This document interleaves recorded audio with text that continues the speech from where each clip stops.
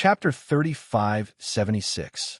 Feng Jiu originally didn't intend to help, but when she saw Song Yiping looking at her pleadingly, she sighed in her heart and said, "For Song Yiping's sake, can your family take out 3,000-year-old medicinal herbs?" Hearing this, the family heads looked at each other in surprise. 3,000-year-old herbs weren't difficult for them, but 1,000-year-old herbs were extremely precious. They hesitated for a moment before one of them asked, "Can it be less?" Up before he could finish, Feng Jiu interrupted. "Four." Hearing this, the patriarch's eyes widened. "Why are there four more? You said 3 just now." Feng Jiu sneered. "You also said it just now. Weren't you hesitating? If you don't want to, then forget it. I don't lack 1,000-year-old herbs." Worried that they would add more if they hesitated, they gritted their teeth and said, "Fine, for it is, but you have to help us deal with this." "Let me take a look first," Feng Jiu said and signaled for Song Yiping to bring Yu Ling to the side to rest. Song Yiping took a glance at them before leading Yu Ling toward a large tree. He placed Yu Ling down under the cover of the large tree before putting a hood over her head. Her entire body was still wrapped in the black cloak, so her face was completely concealed. The family heads discussed for a moment, and each of them sent an elder to retrieve the 1,000-year-old herbs. At this moment, seeing that their family members were still struggling, one of the family heads walked up and asked, "Madam Ling, is there a way to help them recover first?" They were the masters of their respective clans, yet they were actually helpless against these matters. They were truly ashamed. Feng Jiu glanced at them and walked up. She condensed spirit energy on her finger and pointed at their foreheads. In the next moment, smoke rose from their heads. Those people trembled and came back to their senses. "See, why am I covered in injuries? It hurts. Who injured me like this? Who? Who tied us up here? Family head? Patriarch, why are you here?" Those who gradually recovered felt the pain from the wounds on their bodies. They couldn't help but scream and gasp for breath. Then, they saw that their own family's patriarch was actually here. Seeing that they were tied up and didn't untie them, and seeing that there were some corpses on the ground, they were instantly stunned. What's going on? What the hell happened? Who killed these people?" The people from the various clans didn't say anything. The corpses on the ground belonged to all the clans, and the ones who did it were their people. What else could they say? She couldn't say anything. Feng Jiu glanced at them and said casually, "You guys killed them." "Nonsense. How could we attack our own people?" Their faces turned pale in an instant. Even though they tried their best to deny it, they knew that it was true when they saw the expressions of their family heads and the other clans. They were the ones who did it. How could this be? How could this be? Someone murmured, seeing that a family member who was on good terms with them had died just like that, and it was possible that they were the ones who killed him. They couldn't accept it. One of the family heads sighed. "You were possessed by evil and lost your minds. So?" Chapter 3577. Hearing this, those people were startled. They thought for a moment, and one of them said, "I remember that we went over there, and for some reason, we felt that the energy there was very heavy. We wanted to go check it out, but we only felt a chill from the bottom of our feet to the bottom of our hearts. In the end, we didn't know what was going on. It's the same for me. We're all the same." Hearing this, the family heads fell into deep thought. They wanted to go check it out, but they were worried that something might happen. Seeing that Madam Ling was standing to the side and didn't seem to want to go over, they could only wait. At this moment, Feng Jiu came to Song Yiping's side and said to the two of them, "I'll send you off first." As she spoke, she handed the Qinquan pouches containing gold coins to Song Yiping and said, "Take them." Song Yiping was startled. He didn't expect her to give these things to him. Feng Jiu didn't give him time to speak. She stretched out her hand, and a powerful force surged in the air. In the next moment, a vortex appeared beside the tree. "Go in." Feng Jiu glanced at the two of them. Song Yiping immediately helped Yi Ling up from the ground and said to Xian Yuan Mose and Feng Jiu, "Thank you, Master Ling, Madam Ling." With that said, he didn't give his father any time to stop him and immediately jumped into the vortex with Yi Ling. As the vortex disappeared, the two of them also disappeared before everyone's eyes. The moment the two of them disappeared, Yi Ling's brother couldn't help but widen his eyes in shock. At that moment, he seemed to have seen a corner of the cloak being lifted by the vortex. Hidden under the cloak was actually a wisp of silver-white hair. He stood there in a daze, unable to believe his eyes. The person Song Yiping was carrying was his sister Yiling? How was this possible? Wasn't she burned to death? However, for an instant, he recalled the scene when he saw Song Yiping and Yiling that day. This time, Song Yiping didn't react at all when he heard that his sister had been burned to death. So, the person wrapped in the cloak was a woman, and a woman with silver-white hair? Other than his younger sister, Yiling, he believed that no one else could make Yiling do this. Thinking about this, his heart trembled. He was very curious, but he didn't know how to solve it. However, at this moment, he was certain that his sister was alive, and she was with Song Yiping. The spiritual herbs are here. The spiritual herbs are here. A clan elder brought a few guards with him. One of the guards shouted as he walked. The person who arrived first handed over the elixirs to the clan head, and the clan head then gave the 1,000-year-old elixirs to Fengjiu. Madam Ling, please take a look. Fengjiu glanced at the boxes. The patriarch in front of him opened one of the boxes. Inside, it was a stalk of 1,000-year bamboo heartgrass. It could be considered a pretty good spirit herb. She then looked at the other open boxes. They were all okay, so she nodded. With a flick of her sleeve, she put away the boxes that contained the 1,000-year-old spirit herbs. Ours is here. The other clans also came forward with their 1,000-year-old elixirs. Looking at the elixirs in their hands, their hearts couldn't help but ache. Chapter 35:78. Seeing his son being sent away in front of him, the head of the Song family was still in a daze. He did not know when he would return after leaving this time. Head of the Song family, we've brought ours too. The people of the Song family also brought out 4 stalks of spiritual herbs. Although these families were reclusive families, they still had a good foundation. Naturally, they could take out a few stalks of 1,000-year-old spiritual herbs. However, they were precious items after all, so they were reluctant to part with them.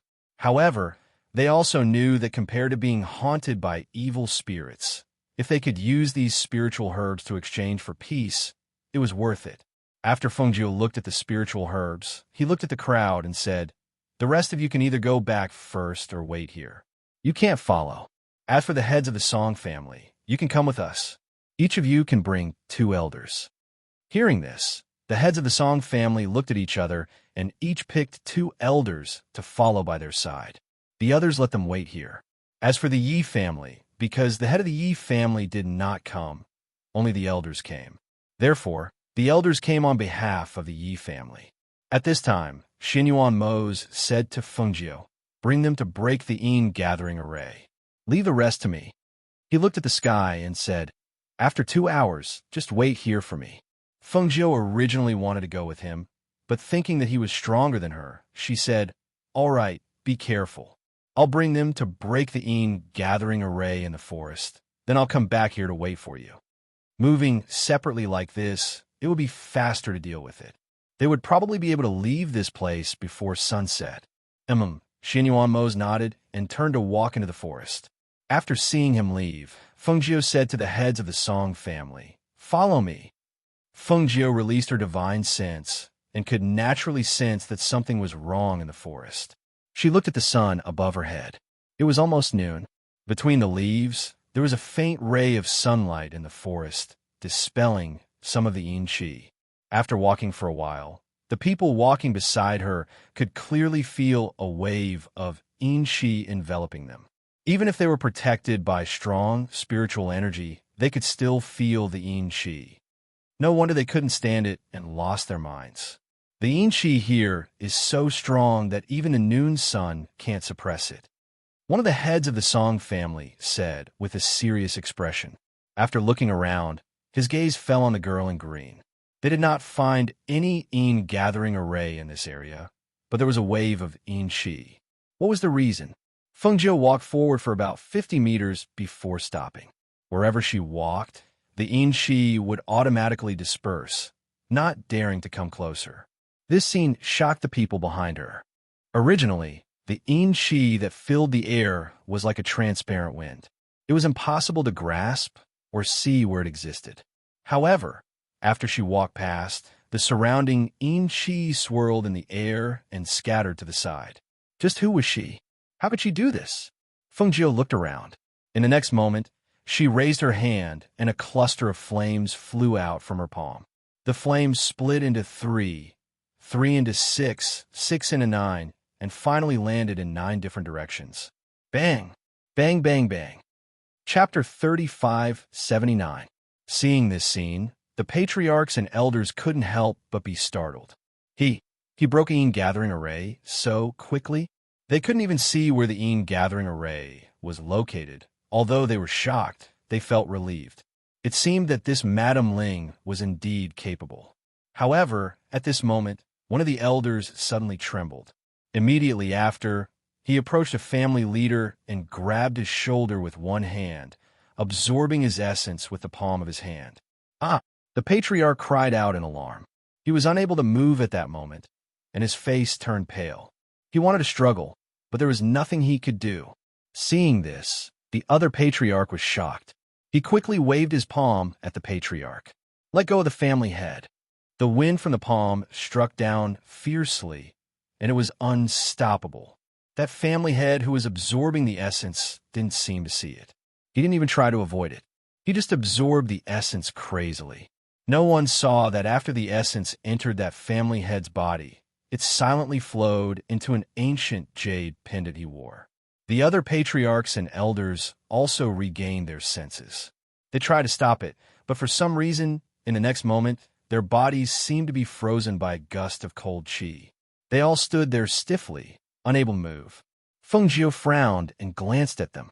Spiritual energy surged from his palm, and he slammed it towards that family head. At the same time, he shouted, "How dare you!" He actually dared to attack people in front of her. This Yin spirit was really audacious. Who? Bang! That family head was shaken off and fell to the ground. He spat out a mouthful of blood. The ancient jade pendant hidden in the front of the family head's clothes floated up by itself. He tried to pull it out, but because the rope tied to the ancient jade was tied with an ancient knot, it couldn't be pulled apart. Instead, it strangled the family head half to death. Hurry up and kill me. That family head's body was cold. His body trembled, and his hair stood on end. He asked Fengjiu for help with a trembling voice. Seeing that none of them could move, a ray of light shot out from her finger. With a whoosh, the rope tied to the jade pendant was cut. In the next moment, the jade pendant was quickly swept away by a gust of Yin Qi. Trying to escape? You can't escape. Fengjiu didn't pay attention to those who couldn't move. Instead, she chased after the Yin spirit. It wasn't until she was far away that those who were shocked by the Yin Qi breathed a sigh of relief and recovered. Let's go and take a look. After they recovered from the shock, they quickly caught up with him. In fact, they knew that Madame Ling had asked them to come because she knew that they didn't believe her, so she wanted them to see with their own eyes the scene of her helping them get rid of the evil spirit. However, they didn't expect that they would all fall at the first Yin gathering array. At this moment, they couldn't help but rejoice. Fortunately, they asked Madame Ling for help. Otherwise, it wouldn't be long before their families would be destroyed here. In front, Fengjiu chased after it and attacked with a stream of air, but the ancient jade dodged it. The ancient jade seemed to have a mind of its own as it frantically fled into the depths of the forest. With a fierce dash, it arrived at a place where Yin gathered. Chapter 3580. Where do you think you're going? Fengjiu shouted coldly. With a flip of her palm, a flame shot out and enveloped the evil spirit that was attached to the ancient jade. The flame burned fiercely, and a shrill and sharp voice sounded at this time. The voice went from high to low until it finally disappeared, and the ancient jade fell to the ground. When the family heads and elders saw this scene, their hearts couldn't help but jump. It was just a flame, but it burned the evil spirit that was so dense with Yin energy. Fengjiu looked around, then looked at the family heads and elders. I'll leave this place to you guys. The array core is here. I'll take care of the front. As soon as she finished speaking, she took a step forward.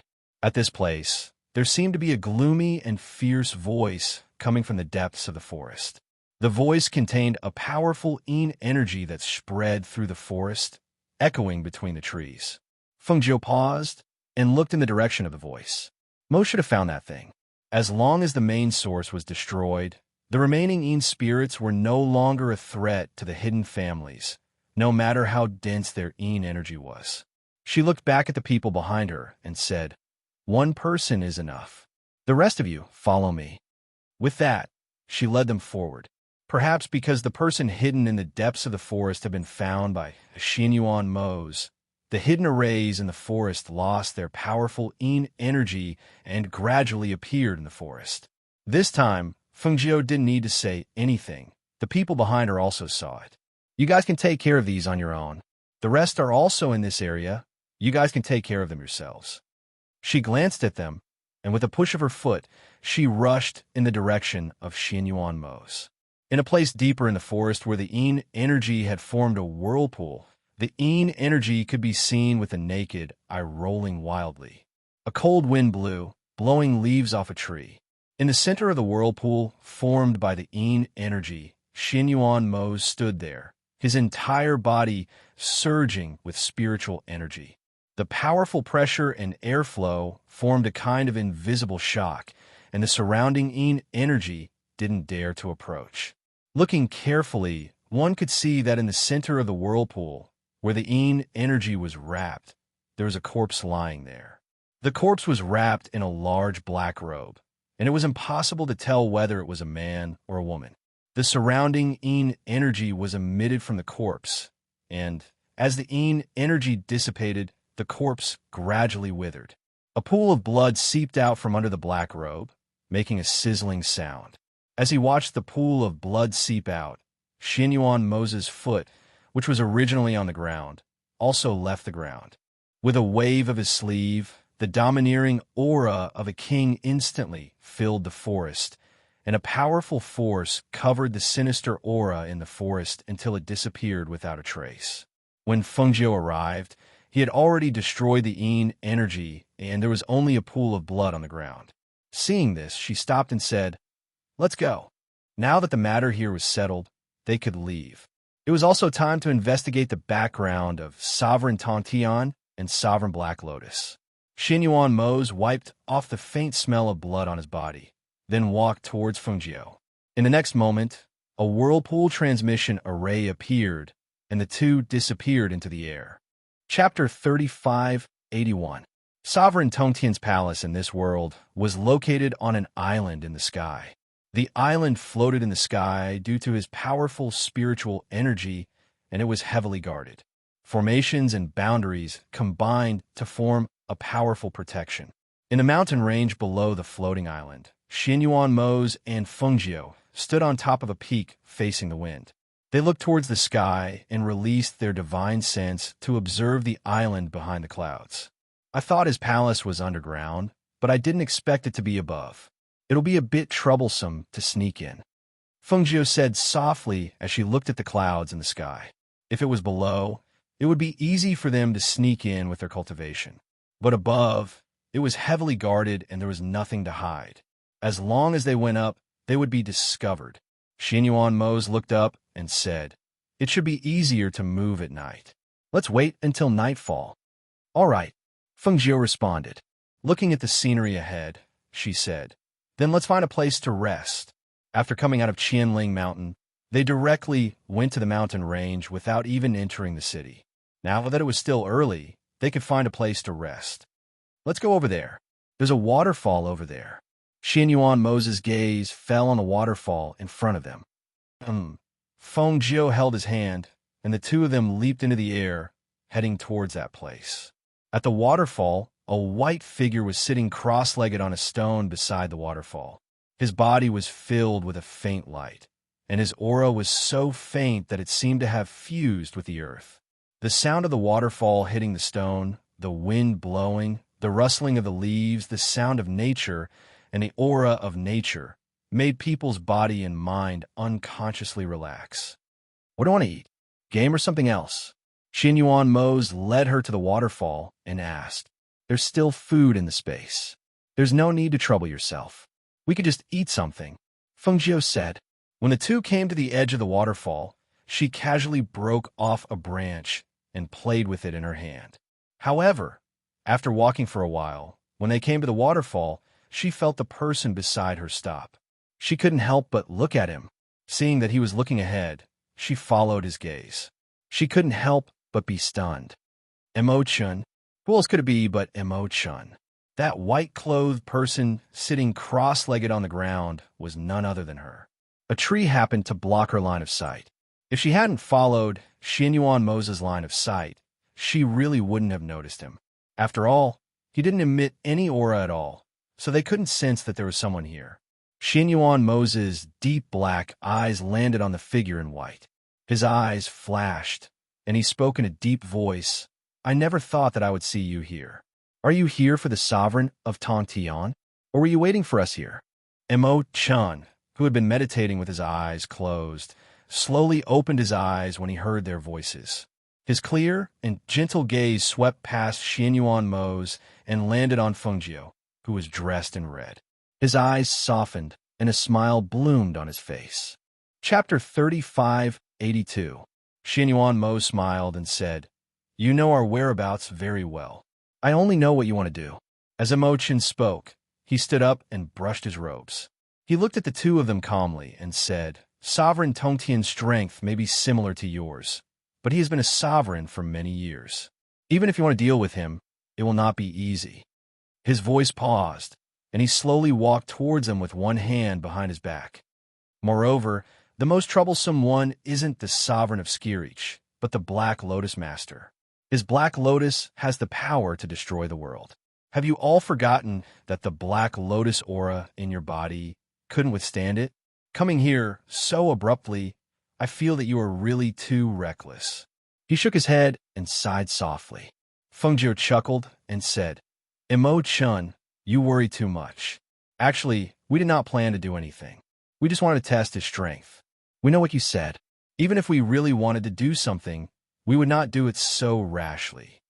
She pulled Xianyuan Mo's to sit on a large rock and took out a few spiritual fruits from her space. She passed two to Xianyuan Mo's and two to Emo-chun.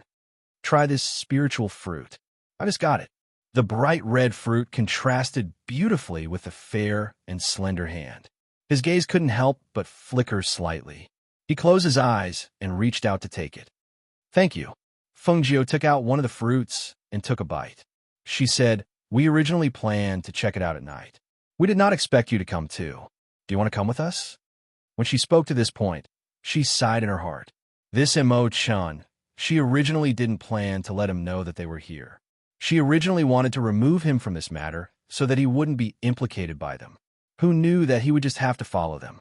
It seemed that even if she wanted to stop him, she wouldn't be able to. The three of them sat by the waterfall and chatted for a while.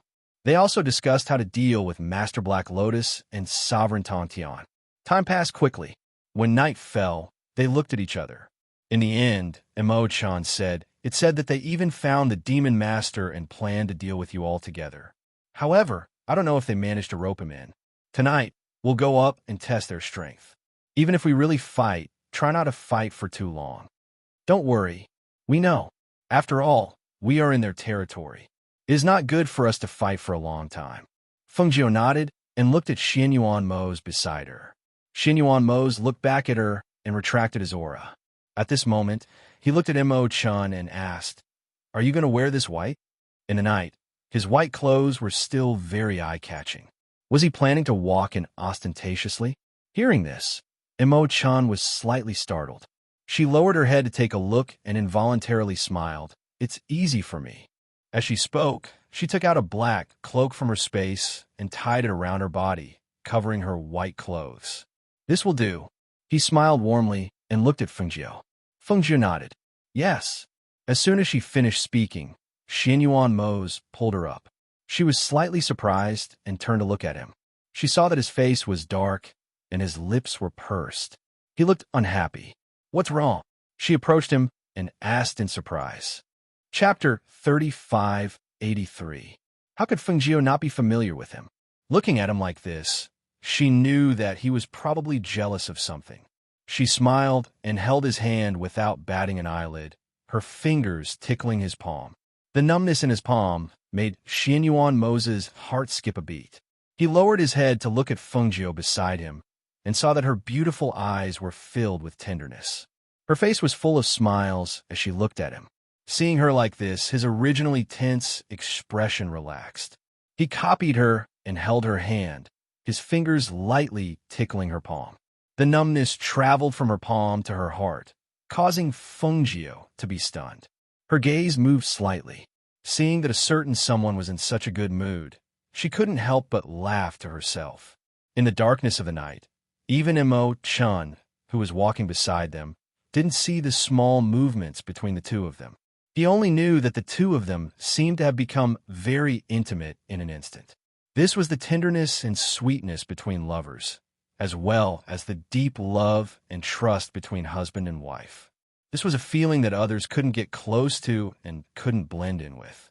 Seeing the two of them like this, he was happy for her. Because he saw that she was happy, saw that she was married to love, and saw that Xianyuan Mo's loved and doted on her. In the depths of his heart, there was also a trace of emptiness. This kind of lonely feeling forced him to suppress it, not letting a single trace of it leak out. The three of them took advantage of the darkness of the night to head towards the sky. They passed through the layers of the sky and quietly approached their destination. The three of them concealed their auras as if they were one with the heavens and earth. In addition, with the cover of the night, they were able to avoid the strict guards and quietly sneak in. Fengjiu gently opened a small opening in the barrier. After the three of them entered, the small opening returned to its original state. There were constant patrols in the night. With a sweep of their divine senses, they sensed that there were many people guarding this place, both in the open and in the dark. Seeing this, Xianyuan Mo's looked at Mo Chan and said, "Let's split up. The three of us will be too conspicuous." Hearing this, Mo Chan nodded. "All right, I'll go over there and take a look." He pointed to the other side as he spoke. In the next moment, his figure flashed in that direction. "Let's go over there," Xianyuan Mo said as he led Fengjiu to the other side. With his hand held, Fengjiu's eyes softened and his heart warmed. It seemed that as long as she was with him, he always liked to hold her hand. Even when they were outside or taking a stroll, he would hold her hand like this. The feeling of his big hand holding her small hand was really warm and very reassuring. Meanwhile, Sovereign Tantian, who was still unaware that Xianyuan Mo's and Fengjiu had already entered the palace, was still discussing matters with the Black Lotus Master. "I heard that they left not long after they got married. I think they should have returned to the upper world. However, the people we sent out to find out have not returned yet. But if we want to make a move, we can choose a time to do so in these few days." As Sovereign Tantian spoke, he drank a cup of wine and continued. "As for the Devil Lord, he said that his injuries have not healed. It seems like he won't be making a move anytime soon. But he thinks that I don't know what he's thinking. I know that he wants to sit back and watch the two of us fight. He wants to see if the two of us can really deal with Xianyuan Mo's and Fengjiu." Chapter 3584. Just as they were discussing when to attack Fengjiu and the others, they suddenly heard a commotion outside. Both of them frowned. Sovereign Tantian glanced at the middle-aged man beside him and said, "Go and see what's going on. Why are they arguing like this?" "Yes." The middle-aged man replied, bowed, and retreated. When he came outside and saw the flames everywhere, he couldn't help but be stunned. He grabbed a guard who was rushing over to put out the fire and asked anxiously, "What's going on? Why is there fire for no reason? What is this place? Why would anyone make such a low-level mistake like a fire? Could it be that someone had sneaked in while they were unprepared? If there was someone, who could it be? We still don't know how the fire started, but it suddenly started in several places. Everyone is already putting out the fire." The person who was held back said hurriedly and then hurried to the place where the fire was burning. Seeing this, the middle-aged man hurriedly lifted the hem of his clothes and quickly walked back. When he entered, he anxiously reported, "Master, the outside is burning. We still don't know if it was man-made or if it was an accident caused by the people below." Hearing this, the two men who were drinking paused. They glanced at each other. Sovereign Tantian said, "Go and investigate." The barrier is not broken. If it wasn't a mistake by the people below, then someone powerful must have entered.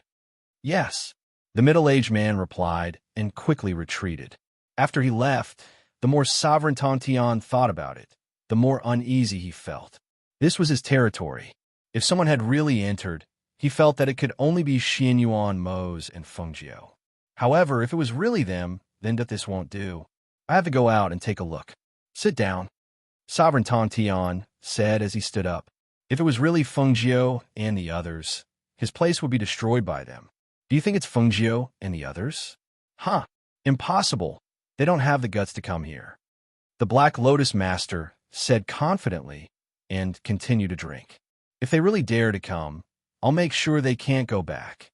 At this moment, Emotion looked at them helplessly from a tree outside. Didn't we say that we were only going to investigate? Why did you light the fire? Fengjiu smiled. Since we're here, we should leave some gifts for them. How could we come and leave quietly? Why aren't you leaving? What else do you want? Emotion looked at the two men and asked. Xianyuan Mose looked at the chaotic crowd and looked as if they were searching for something. He didn't say anything. Fengjiu played with his hair and looked ahead. Naturally, I want to spar with them and test their strength. Speaking of which, I haven't really fought with the Black Lotus Master before. Now that I know he's here, how can I not fight? His strength is not to be underestimated. Emotion wanted to say something, but was interrupted by Fengjiu. So what if it's not to be underestimated? When have I, Fengjiu, ever been afraid of anyone? Why should I delay when I have to face an enemy sooner or later? Besides, I wanted to meet him for a long time. Chapter 3585. Weren't you wondering if it would be me? I'm right here. Her voice was cold and arrogant. It contained a powerful pressure that spread out in the night and clearly spread through the sky. It also caused the guards who were guarding this place to feel the pressure, and they all hugged their heads and cried out. It's Fengjiu. Quickly report to the sovereign. The cries of pain were accompanied by fear. They did not expect the ghost, Dr. Fengjiu, to be here. For a moment, panic and fear filled their hearts, causing them to panic. The sovereign of Tontian, who had just walked out of the palace, was shocked when he heard Fengjiu's voice. His expression changed, and he stopped in his tracks. Fengjiu, she really came. Damn it, why didn't anyone discover her? How could we let her sneak in without anyone noticing? The middle-aged man behind the sovereign of Tongtian laughed bitterly. That was the ghost, Dr. Fengjiu. If she had wanted to sneak in silently, how could they have discovered her? Moreover, even the sovereign himself did not notice her. Inside the palace, the Black Lotus Lord stood up when he heard the commotion outside. He flicked his sleeves and sneered. Fengjiu, I didn't look for you, but you came looking for me. He walked out as soon as he finished speaking. The Black Lotus Lord's voice contained a powerful aura. His words also reached the ears of Fengjiu and the others who were outside. Fengjiu smiled when she heard the Black Lotus Lord's voice. Her eyes shone brightly. Ever since she had advanced to this level, how long had it been since she had met an opponent? Moreover, this opponent was the Black Lotus Lord. She had wanted to meet him for a long time. She wanted to see who would emerge victorious when they fought. They were both godly kings, and both possessed the ancient green lotus and the black lotus. Xianyuan Mose stood beside Fengjiu, his black robes fluttering despite the lack of wind. He looked down and asked Fengjiu, "How confident are you in dealing with the Black Lotus Lord?" "We'll only know after we fight. We have to test his strength," said Fengjiu. He looked at the two people below and said, "Leave the Black Lotus Lord to me. I'll leave Sovereign Tontian to you. Let's test their strength. It'll be good if we can injure them severely." As she spoke, she pursed her lips and smiled. Don't fight for a long time, and don't linger. This battle was mainly to probe their strength. It was impossible to kill all the divine kings in a single battle, but it was not impossible to severely injure them. Seeing how confident she was, Xianyuan Mose's lips curled slightly. All right, he would listen to her. In the next moment, the black figure took a step forward and stood in the air. He looked down at the shocked sovereign below and said, "Last time, you agreed to a battle with me, but in the end, you didn't dare to show up. Today, I'm here. Do you dare to come up here and fight me?" Sovereign Tongtian's face turned red when he was reminded of the past. He was embarrassed and angry. Xianyuan Mose, you've gone too far. How dare you be so arrogant in my territory? Last time, you asked Sovereign Xuanwu and the others to help you. That's why I didn't accept the challenge. Today, you're alone. How can I allow you to be so presumptuous? Chapter 3586. When the guards below heard this, they hurriedly retreated to avoid being affected by the powerful pressure. In a battle between two god kings, if they were not afraid of death, they would only be looking for trouble. Now that they saw their sovereign rise into the air and prepare to fight Xianyuan Mose, the crowd below shouted excitedly, "Sovereign Tong Tian is invincible! Defeat Xianyuan Mose!" The cheers grew louder and louder, and the people below were in high spirits. It was as if they had seen their monarch beat Xianyuan Mose to a pulp. Even at this moment, no one would have thought that their monarch would lose to Xianyuan Mose. Seeing the crowd cheering, Feng Jiu raised his eyebrows and chuckled. "Looks like you all have a lot of free time." With that, he waved his hand, and a fireball flew out from his hand. It split into 9 parts and flew in 9 different directions, burning rapidly. Put out the fire. It's on fire again." Seeing that the fire that had not been put out was burning again, the guards could not care less about cheering. Instead, they quickly poured water to put out the fire, trying their best to save the place where they lived. After all, this was where they lived. If it was burned, then, seeing the chaotic fire below, Sovereign Tontian roared angrily, "Feng Jiu, that's enough." His voice was so loud that it caused the air to tremble. However, just as he roared, a sharp sword energy slashed towards him. The sword energy was as powerful as the mountains and rivers. Sovereign Tontian was so shocked that he quickly flipped in the air and dodged the attack in a sorry state. The chilling aura of the sword slashed past his ear, causing his hairs to stand on end. Abruptly turning his head, he saw Xianyuan Mose, dressed in a black robe, holding a sharp sword with a cold glint in his hand and pointing it at him. "Well done, Xianyuan Mose. You actually attacked me when I was unprepared." Hearing this, Xianyuan Mose glanced at him. He turned the Xianyuan sword in his hand, and a cold light flashed across the blade. In the next moment, his figure flew out. If he wanted to make a move, did he have to inform him first? If he hadn't dodged quickly just now, he would have finished him off with a single strike. Sovereign Tong Tian did not dare to be careless when he saw this. He extended his hand, and a huge blade appeared in his hand. The two figures shot out with lightning speed as the pressure of God Kings radiated from them, enveloping the sky. Clang! Whoosh!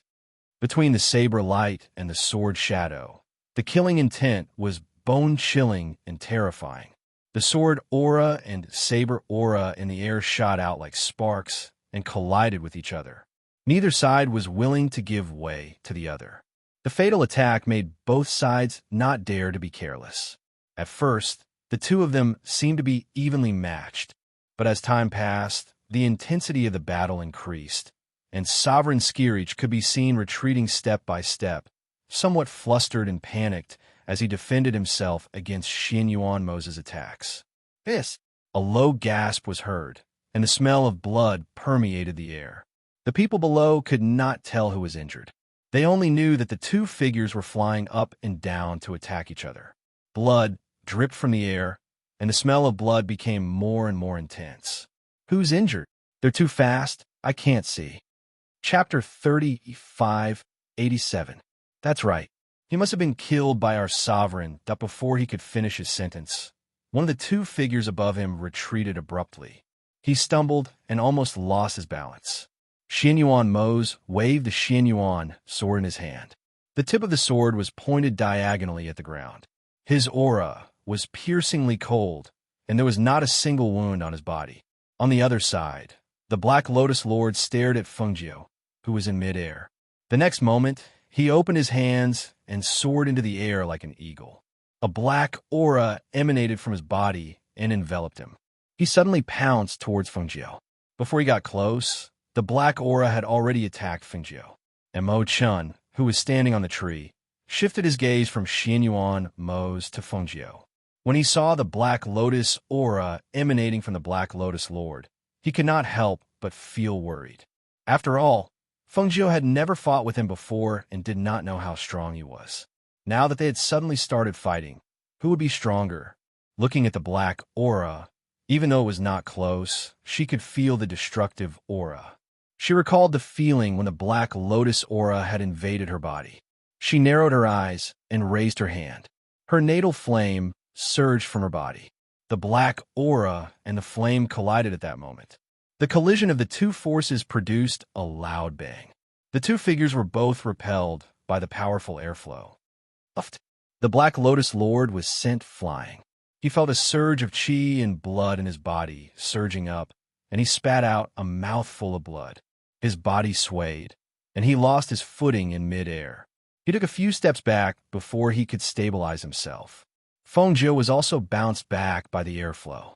The powerful airflow hit her, and the chi and blood in her body surged up, but she swallowed it back down. Xinyuan Mo's heart tightened when he saw that she was repelled. He could not care less about the sovereign of the sky-reaching sect. He immediately came to her side and supported her. "How are you?" he asked in a low voice. Looking at her pale face, he could not hide the worry in his eyes. Fengjiu shook his head and pursed his lips without saying a word.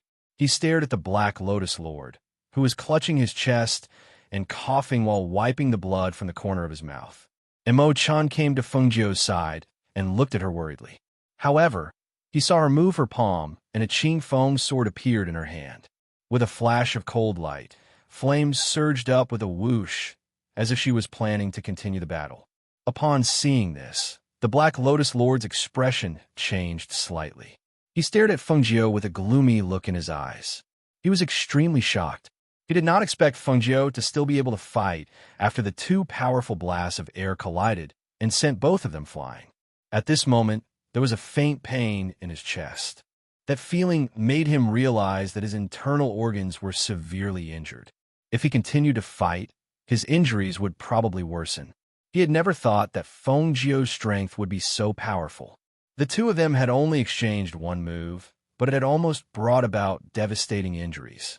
It seemed that if he wanted to attack them, he would have to think about it carefully. Xinyuan Mo reached out and pressed down on her hand that was holding the sword. He said, "Consider this a greeting gift for them. There will be plenty of time in the future. Let's go back." Chapter 35-88. Seeing the three of them leave as if they were invisible, the sovereign of Tongtian clutched the wound on his arm and trembled. It was not because he was afraid, but because he was angry. He was so angry that his entire body was trembling. "Didn't you say that you had enough confidence to deal with Fengjiu and the rest? Why did you lose so miserably tonight? Look at my place. It's on fire everywhere, and they left just like that. We've really lost face." The sovereign of Tongtian said angrily. He glared at the Black Lotus Master and snorted loudly. He turned around and shouted at the middle-aged man behind him. "What are you still looking at? Can't you see that my arm is injured? Hurry up and help me stop the bleeding and apply medicine." The middle-aged man was scolded for no reason, but he did not dare to show any anger. He just nodded and asked the sovereign of Tongtian to return to the palace to apply medicine and bandage his wound. The Black Lotus Master narrowed his eyes and stared in the direction Fengjiu and the rest had left. A murderous look flashed across his bloodthirsty eyes. What a good Fengjiu! The outcome of the battle was decided in just one move. She had won, but it was only a narrow victory. How could he say that she was not injured? That was impossible. Even he was injured so badly because of that one move. Even if she was not as badly injured as him, it was definitely not light. "Fengjiu, we still have a long way to go. One day, I'll settle all the old and new debts with you." The cold voice was drowned out by the sound of the surrounding fire extinguishing. The voice drifted in the air until it disappeared completely. Xinyuan Mo left with Fengjiu in his arms. When they left that place and arrived at the forest below, Fengjiu finally could not hold on any longer and a trace of blood flowed out from her wound. "Are you seriously injured?" Xinyuan Mo frowned and took out a pill from his space and gave it to her. The amount of strength the two of you used in that attack was the same as the rebound force. If you're injured to this extent, the Black Lotus Master must be seriously injured, Emo-chan said. Emo-chan looked at her pale face and said worriedly, "Sit down and rest first." Feng-Jiu swallowed the elixir that Xianyuan Mose passed to him. After recovering for a while, he wiped away the blood at the corner of his mouth and said, "I'm fine. It's just a small injury. Although it's a small injury, it's worth it. At least I know that the strength of the Black Lotus Master is not to be underestimated. Your natal heavenly flame can match his, but if you're not careful, you will be invaded by the black aura. After all, it is not a foolproof plan. If you can mobilize the green lotus chi in your body and use it to suppress the black lotus power, you'll be able to achieve twice the result with half the effort in battle." Emo-chan said slowly. Seeing her resting in Xianyuan Mose's arms, he stood aside quietly. Xianyuan Mose took out a glass of water and passed it to Feng-Jiu. "Have a sip." Feng-Jiu wanted to refuse, but seeing how worried he was, she smiled and took the glass of water. After taking a sip, she passed it back to him and said, "Don't worry. I said it's just a small injury. I'll recover after a night of rest. However, it's a pity that we had to give up such a good opportunity tonight." The two of them were injured to different degrees. If they had taken this opportunity to kill them, it would not have been impossible. However, it was a pity that they had to give up tonight. It would be difficult to have such an opportunity in the future. Thinking of this, she could not help but sigh softly. Chapter 3589. Is it all right for her to rest here tonight? Do we need to find another place for her to rest? Emo-chan asked, his gaze falling on Xianyuan Mose. Xianyuan Mose glanced at Feng-Jiu in his arms and said, "Let's rest here first." Seeing this, Emo-chan said, "Then I'll go and pick up some branches and come back." With that, he left to pick up some branches in the surroundings to prepare a fire. "Don't worry, I'm fine. The green lotus chi in my body can repair itself. I just need to rest for a night," Feng-Jiu said to Xianyuan Mose. She did not move in his arms, only found a comfortable position to close her eyes and prepare to sleep. Xianyuan Mose took out a cloak and covered her body to block the whistling night wind. Looking at the woman nestled in his arms, he gently held her hand with one hand. Emo-chan picked up some branches and came back to light a fire beside them. The burning flames dispelled the coldness of the night and also made the surrounding air a little warmer. He glanced at Feng-Jiu, who was nestled in Xianyuan Mose's arms, then looked away. His gaze fell on the fire, and he said softly, "What do you plan to do next?" Xianyuan Mose lowered his head to look at Feng-Jiu, who was breathing calmly, and reached out to seal her sleeping acupoint. He looked at Emo-chan and saw that he was looking at him with slight surprise. He said, "Help me take care of her. I'll be back before dawn." Hearing this, Emo-chan frowned. "You want to go back?" "That's right," Xianyuan Mose said in a low voice. "Jiu is right. It's a pity to let them go tonight. Earlier, I took her away because I didn't want her to get hurt. Now that I brought her here, with you watching over her, I'm very relieved." He looked up at the sky, and a faint light flashed in his eyes. "I've already injured them tonight. It's indeed a good time to strike again. Furthermore, they definitely won't expect me to return. But if she finds out what you're doing, she'll be very worried. What's more, those two people aren't weak at all. If you go alone and something happens to you, how am I going to explain it to Feng-Jiu?" Emo-chan disagreed. Even though he knew that what he said wasn't unreasonable, he still couldn't agree with what he was doing. "Regardless of whether the matter succeeds or not, I will definitely return before daybreak." He looked at the sleeping Feng-Jiu in his arms and said, "I won't let her worry." As he spoke, he placed a hand on the spatial bracelet on her wrist and called out in a low voice, "Swallow Cloud, come out."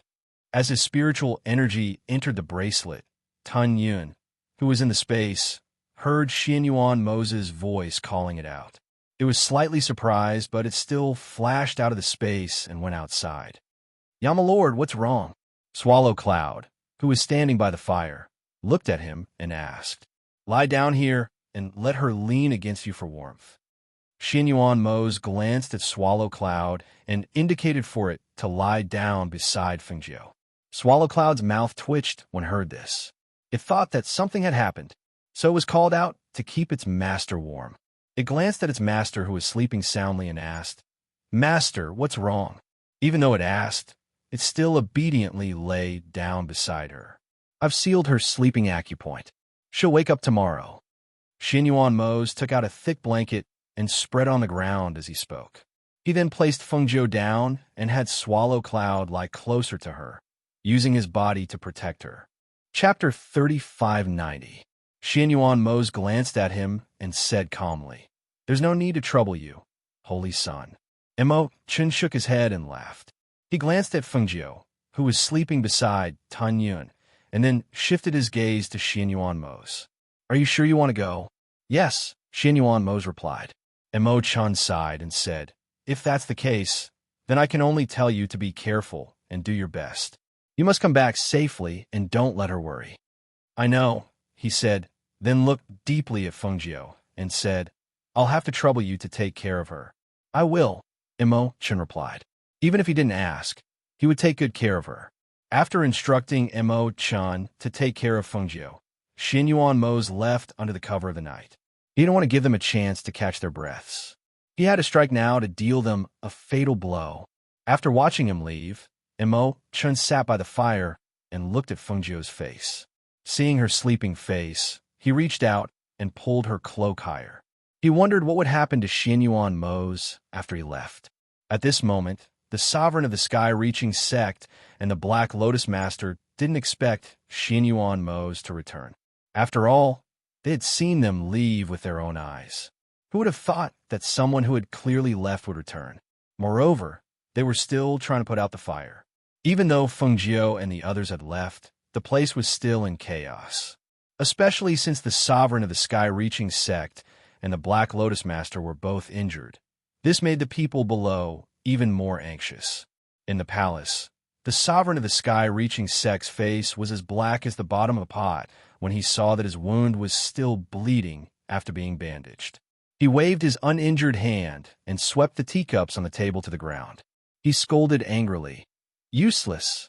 You can't even stop the bleeding from your wound. Get the medicine again." The middle-aged man who was waiting on the side trembled. He quickly took out some medicine and bandaged the wound. Looking at his furious master, the middle-aged man didn't even dare to breathe loudly. The middle-aged man retreated to the side and stood there with his head bowed. At this time, he heard his master's voice and looked up. "What about Monarch Black Lotus?" Sovereign Tong Tian asked in a dark voice. When he thought about how Fengjiu and the others had turned his place into such a mess, he could not suppress the anger in his heart. Who was the one who said that he wanted to teach Fengjiu and Xianyuan Mose a lesson? And the result? Not only was his place destroyed to such an extent, he was even injured. If news of this were to spread, how would he be able to establish himself in this world in the future? When the middle-aged man heard that the question was directed at the Black Lotus Master, he lowered his head and stepped forward. He said softly, "He has returned to the courtyard. He is probably recuperating and recovering from his internal injuries. I saw him clutching his chest. He must have been severely injured. Why didn't Fengjiu just kill him?"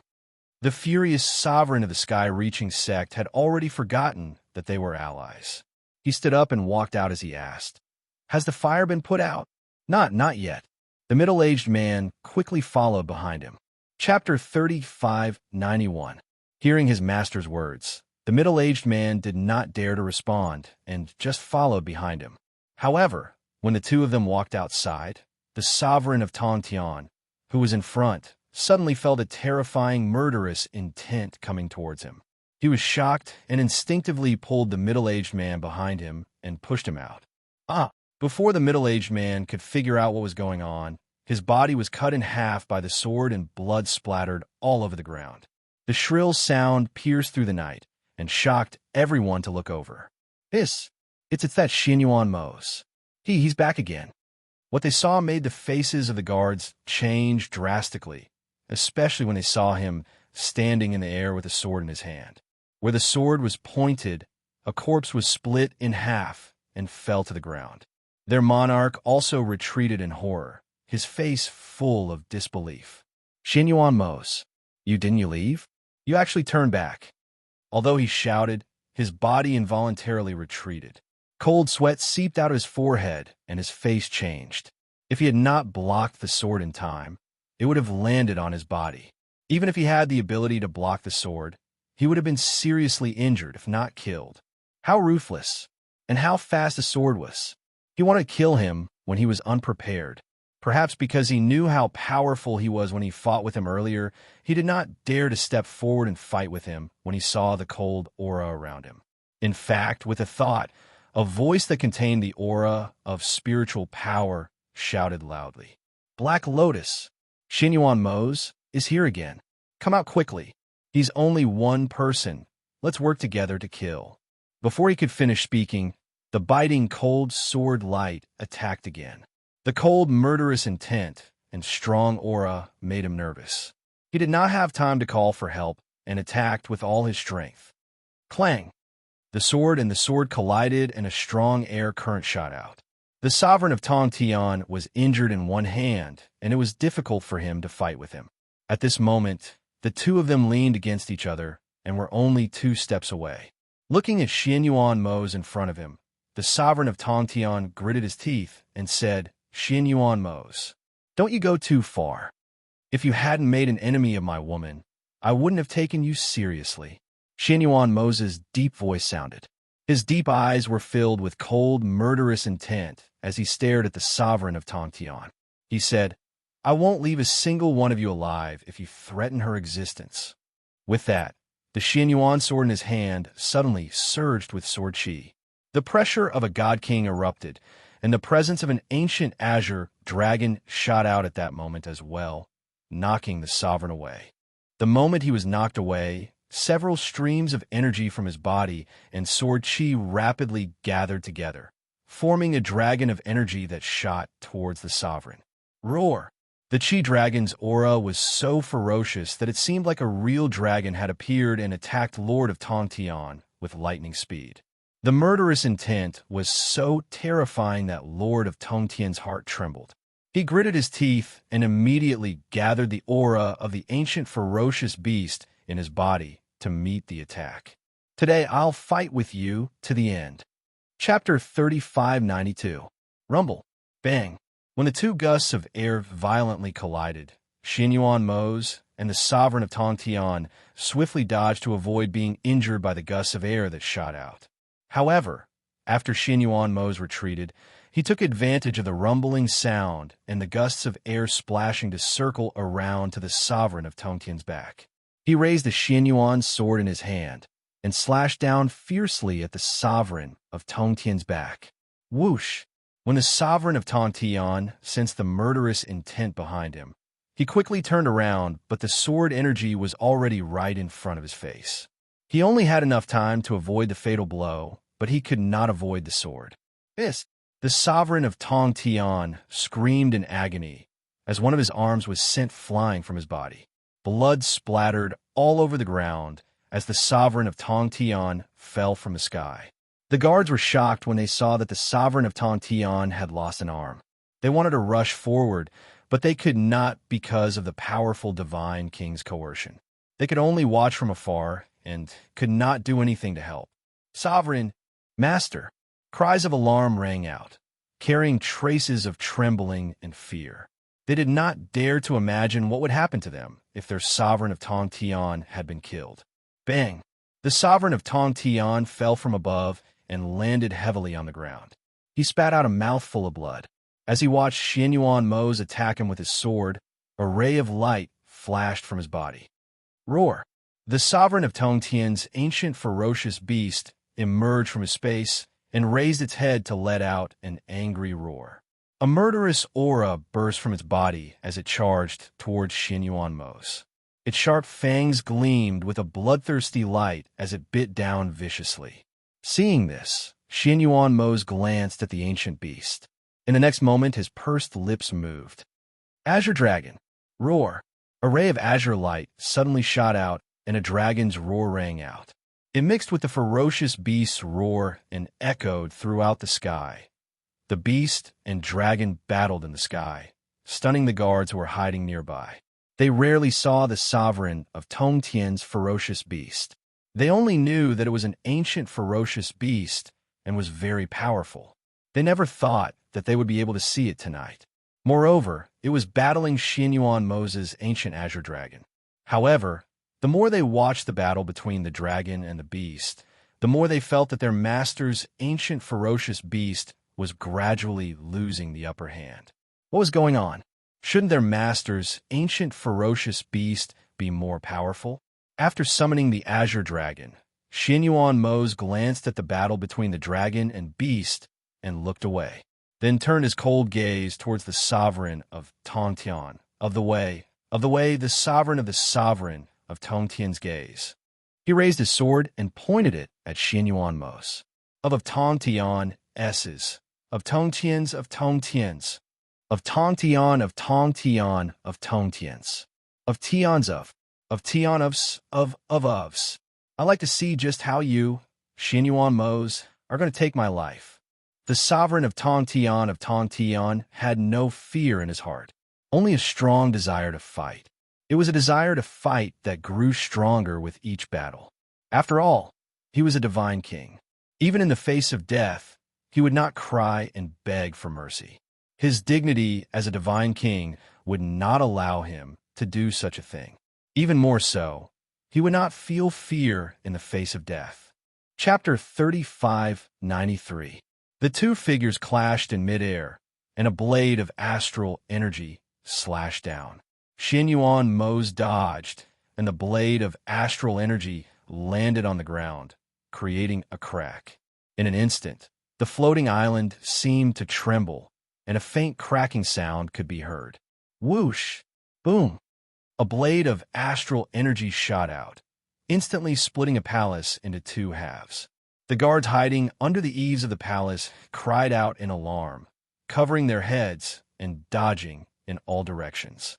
A loud rumbling sound reverberated in the night, and a palace collapsed into two halves. Dust and smoke filled the air, and rocks flew everywhere. In the blink of an eye, the magnificent palace was reduced to a pile of ruins. You broke my arm. You destroyed my palace and home. Xianyuan Mo, today I will not rest until you die. Sovereign Tongtian, who was holding a large blade, said fiercely. A strong fighting spirit and powerful spiritual aura converged into one. He raised his blade and slashed out with a monstrous, murderous aura. It was so cold and bloodthirsty that it made people's hair stand on end. Xianyuan Mo narrowed his eyes, pursed his lips, and did not say a word. However, the spiritual energy in his hand that was holding the Xianyuan sword surged. On the long sword, a frightening flow of spiritual energy formed a blade of astral energy that wrapped around the sharp sword. A black silhouette flashed through the night sky at an extremely fast speed. He leapt into the air and brandished the sword in his hand. The sword split into three, and the sword split into nine. The 9 sword shadows emitted whistling sounds as they met the incoming attack head-on. It was also at that moment that his figure split into two. One of them met the attack head-on, while the other flashed and appeared behind Sovereign Tongtian before anyone could react. I did not want you to live past tonight. A cold voice came from behind Sovereign Tongtian, causing him to feel a chill run down his spine. Just as he turned around, the Xianyuan sword had already pierced through his back. He could even clearly hear the sharp blade piercing his robes, penetrating his body armor, and accurately piercing his nascent soul, destroying his inner core and primordial spirit. Da-da. A shrill scream resounded through the sky at that moment, and the entire sky trembled at this moment. As his inner core, primordial spirit, and nascent soul were destroyed, his spiritual aura was also frantically leaking out. His black hair, which was tied up by his spiritual aura, gradually turned white and dry, and his body rapidly shrank. He looked in disbelief at the figure in front of him that was hit by the blade, and then looked down at the Xianyuan sword that pierced through his body. He opened his mouth, and blood gushed out. Behind him, Xianyuan Mo let out a muffled groan as he watched the spiritual energy in his body explode. A trace of blood seeped out from the corner of his mouth. He raised his hand to wipe the blood from the corner of his mouth, then pulled the Xian Yuan sword back. With a tug of force, the sovereign of Tongtian, who had been stabbed by the Xian Yuan sword, fell from the air and fell downwards. Monarch! Looking at this scene, the people below were so shocked that they were speechless. Their faces were pale because as the spiritual energy in their monarch's bodies dissipated, the ground under their feet was cracking. The entire island was shaking as if it was going to collapse in the next moment. Chapter 3594. His gaze swept past Xianyuan Mo's and landed on the Azure Dragon. The moment Sovereign Tongtian died, his contracted beast also died without putting up a fight. The Azure Dragon that belonged to Xianyuan Mo's soared into the sky, and its roar was so loud that it hurt his ears. At first, he thought that if Xianyuan Mo's was no match for the Sovereign of Heaven Reaching and escaped with serious injuries, then he wouldn't take care of the injured Sovereign of Heaven Reaching. He would just take care of him and take over everything. But now, the Sovereign of Heaven Reaching was the one who was no match for him.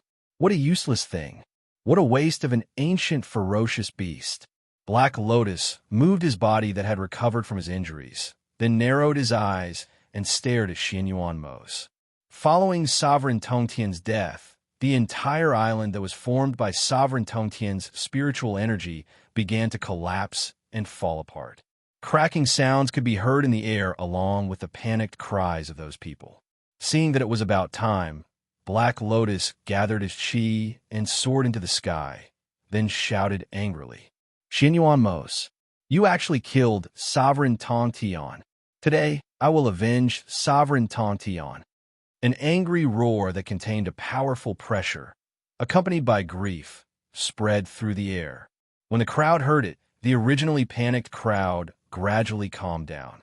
After calming down, what followed was monstrous anger and hatred. Avenge! Kill him and avenge Sovereign Tongtian. Sovereign Tongtian's subordinates were so angry that their eyes turned red. One by one, they soared into the sky to avoid the collapsed island. They watched as their homes cracked open and fell apart. The mountains, palaces, and trees all collapsed. Anger and hatred filled their hearts. Thick battle chi, hatred, and killing intent intertwined and formed a powerful airflow that soared into the sky. Seeing this, Black Lotus Lord was delighted. He immediately raised his voice and said, "Xianyuan Mos has an ancient azure dragon as his spiritual beast. In addition, he is extremely powerful. If you want revenge, lend me all your spiritual energy and battle chi. Let me avenge your Sovereign Tongtian. Kill Xianyuan Mos and offer it to Sovereign Tongtian's spirit." Black Lotus Lord's voice, which contained a powerful aura, sounded like a demon's bewitching voice. The cultivators were filled with anger and murderous intent. At that moment, they lost their rationality and were led by his words. They agreed without thinking carefully. "Please tell us what we should do. How can we lend you our spiritual energy and battle chi? What will happen to us after we lend it to you? Will we lose our spiritual energy?" Some people were worried and asked. Black Lotus Lord raised his head and laughed. "Laugh! Don't worry, I have a cultivation technique that can make use of your strength. To fight, I will return your power. After this is done, I will return the borrowed energy spirit. All your power will be returned to return." Hearing this, the people below no longer had any doubts. Voices of different pitches were filled with excitement as they agreed. "Black Lotus Master, please avenge our monarch. Avenge us." Sovereign Tongtian's subordinates numbered in the thousands. Now that they had gathered together, their shouts became louder and louder. After witnessing the tragic death of their Sovereign Tongtian and the destruction of their homes, everyone's emotions were stirred. Their killing intent and fighting intent soared into the sky, forming a powerful airflow that soared into the night sky. Chapter 3595. The area where Sovereign Tongtian's spiritual energy had enveloped was the clearest. When Sovereign Tongtian died, the experts in that area could feel the change in the aura in the air. They could even feel that the entire world was trembling. In the middle of the night, Those who were sleeping soundly in their rooms felt the world spinning as if the entire sky had collapsed. The items on the cabinets and tables all fell to the ground due to the tremors. Screams and the sound of things falling to the ground broke the silence of the night.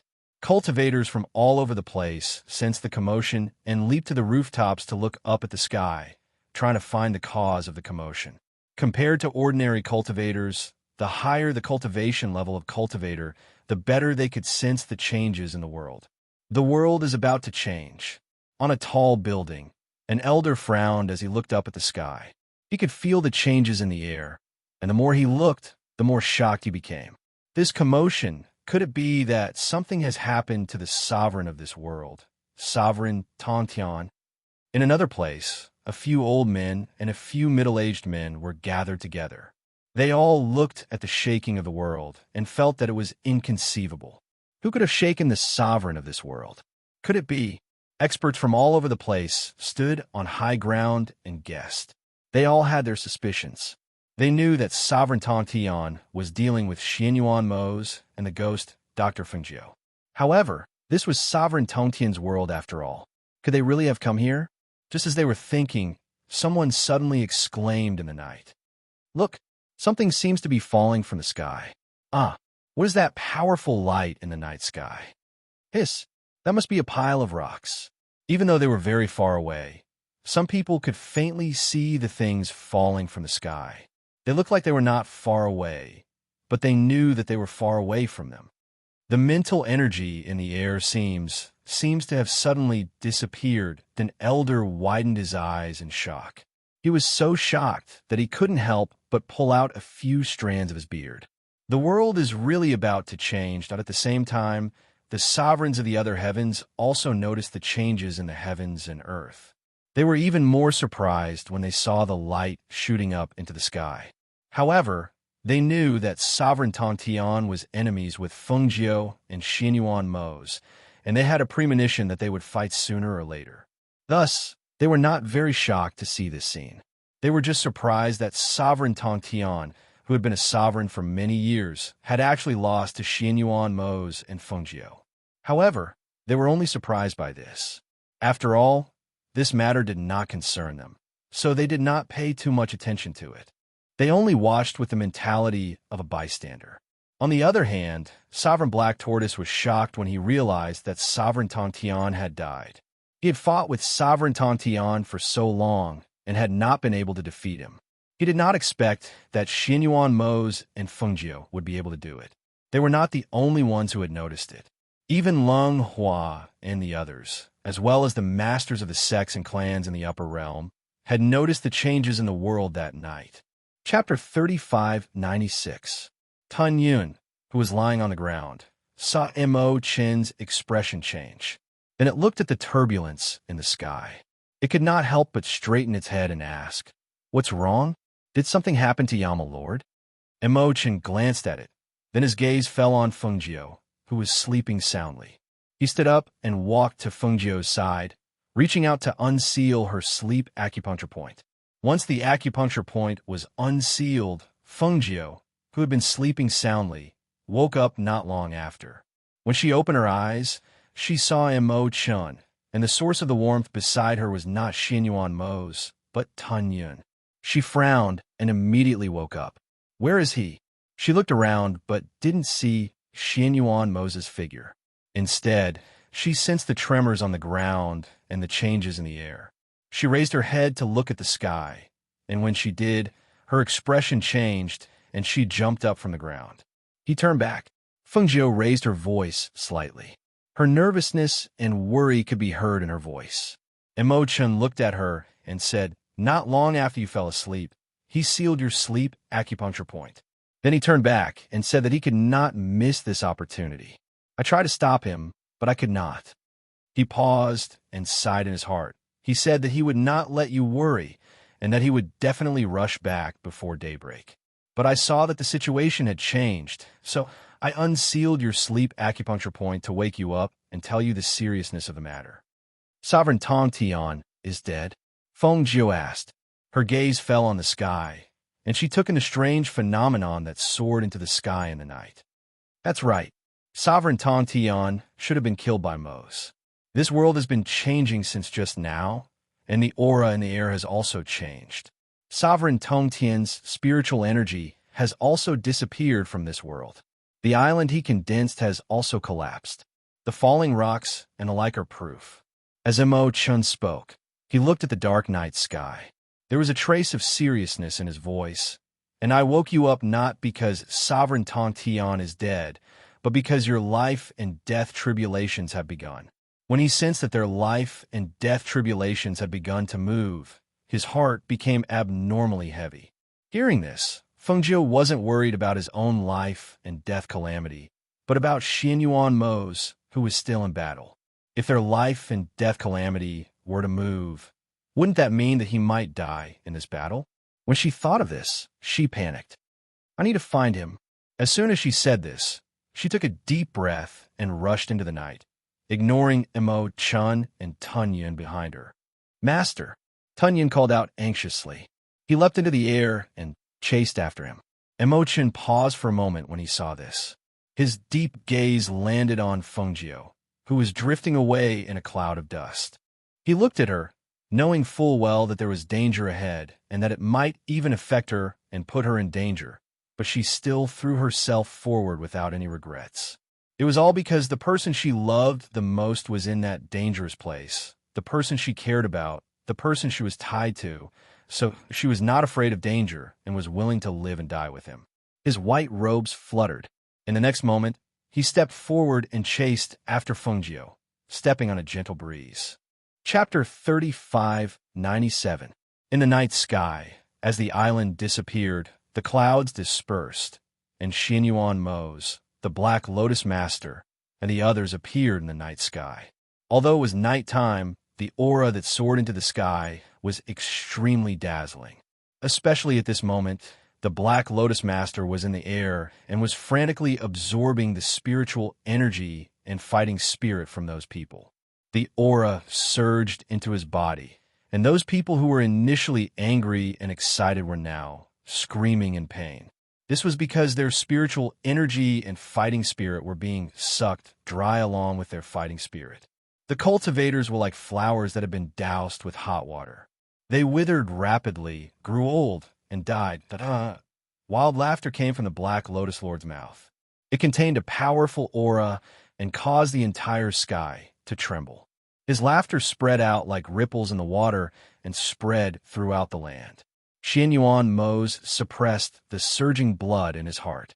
His deep black eyes stared at the Black Lotus Master, who he could not get close to. Even in the dark of the night, he could see the black aura gushing out of the Black Lotus Master's body. In order to kill Sovereign Tong Tian, he had used the doppelganger technique to divert his attention. However, the saber had indeed landed on him. Even though it was his doppelganger, it had still caused him to suffer serious injuries. However, he did not expect the Black Lotus Master to cultivate an evil technique. He had absorbed the spiritual energy and fighting spirit from those cultivators into his body to strengthen his strength. Seeing the Black Lotus Master's strength increase, he knew that he could not continue fighting. Otherwise, he would most likely be defeated by the Black Lotus Master. Then, while the Black Lotus Master was still absorbing those people's energy, he turned around and wanted to leave. However, at this moment, the Black Lotus Master's sinister and murderous voice was heard. "You want to leave? Huh? Do you think you can still leave?" A sinister voice rang out. In the next moment, he raised his hand and a black stream of air shot out like a venomous snake towards Xianyuan Mose. Seeing this, Xianyuan Mose, who had turned around, moved his hand that was holding the Xianyuan sword. A sharp sword chi shot out and dispersed the black aura. However, the aura was like fog. It dispersed and condensed again, coming towards him from all directions. His brows furrowed as he looked at the black aura. He quickly retreated while thinking of a way to deal with it. When his gaze landed on the Black Lotus Lord, his heart skipped a beat. The spiritual energy in his body surged, and he swung the Xianyuan sword. Swish! The sharp chi sword contained a powerful airflow and whizzed out. The sword chi that was visible to the naked eye emitted a cold, killing intent, and chopped down with the force of a thunderbolt. Who? When the sword chi reached the Black Lotus Lord's side, it was blocked by the black aura and could not advance any further. Seeing this, Xianyuan Mose narrowed his eyes and slapped the hilt of the Xianyuan sword with his other hand. A hidden force struck out, and the Xianyuan sword in his hand also attacked with that slap. Swish! The tip of the ancient sword emitted a sharp light. The sword struck out with a force that was too fast for one to cover one's ears. In an instant, it broke through the black aura and headed straight for the Black Lotus Lord. Caught off guard, the Black Lotus Lord abruptly withdrew his cultivation technique and quickly dodged.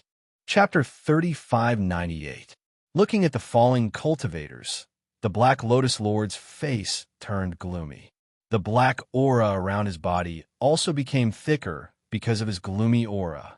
You've ruined my plans. I'll take you as compensation. A sinister voice sounded. His hand surged and two black auras suddenly attacked. The rolling black auras quickly attacked Xianyuan Mose. The Xianyuan sword flew back to Xianyuan Mose's hand after circling once. Looking at the black aura attacking him, he immediately released a powerful aura. This aura blocked the black aura. However, the black aura became thicker and thicker until it completely blocked his line of sight. The Black Lotus Lord revealed a sinister smile. His voice was filled with ruthlessness. "Die! Watch out for your left side." When the Azure Dragon saw this scene in midair, it was so shocked that it hurriedly reminded him. Just as it was about to go forward to help, it saw a red figure sweep over like a ghost. Before the figure came close, a red ribbon had already attacked and wrapped around its master's waist, pulling him back. "Ghost Doctor!" The Azure Dragon saw the person and could not help but call out in surprise. The familiar aura made Xianyuan Mose unable to dodge or break free from the red ribbon around his waist. He retreated and was pulled back by the red ribbon, crashing into Fengjiu's arms. "Are you all right? Are you hurt?" Fengjiu asked nervously, worried that he was injured. Hearing the nervousness and worry in her familiar voice, Xianyuan Mose smiled slightly. His deep eyes were filled with tenderness as he looked at the woman in front of him. "I'm fine. Don't worry. It's good that you're fine. You're too reckless. How could you come here alone? What would I do if something happened to you?" Her worried heart was relieved when she saw that he was fine. However, she was worried again when she smelled the blood on his body. "You're injured? Where are you hurt? Is it serious?" She was so nervous that she did not realize that he was injured.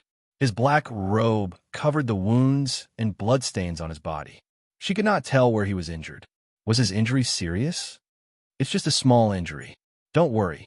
Xianyuan Mose comforted her and protected her behind him. He looked at the Black Lotus Lord in front of him and said to Fengjiu, "He has absorbed the spiritual energy, battle intent, and hatred of thousands of cultivators. Now that his strength has increased greatly, he's not easy to deal with." Fengjiu looked at the Black Lotus Lord, who was surrounded by black aura. She walked out from behind Xianyuan Mose and said, "He can only be dealt with by me. My heavenly fire and the green lotus in my body can restrain his black aura. You go to the side, and don't let." "You." "The side." Xianyuan Mose frowned, but he didn't leave.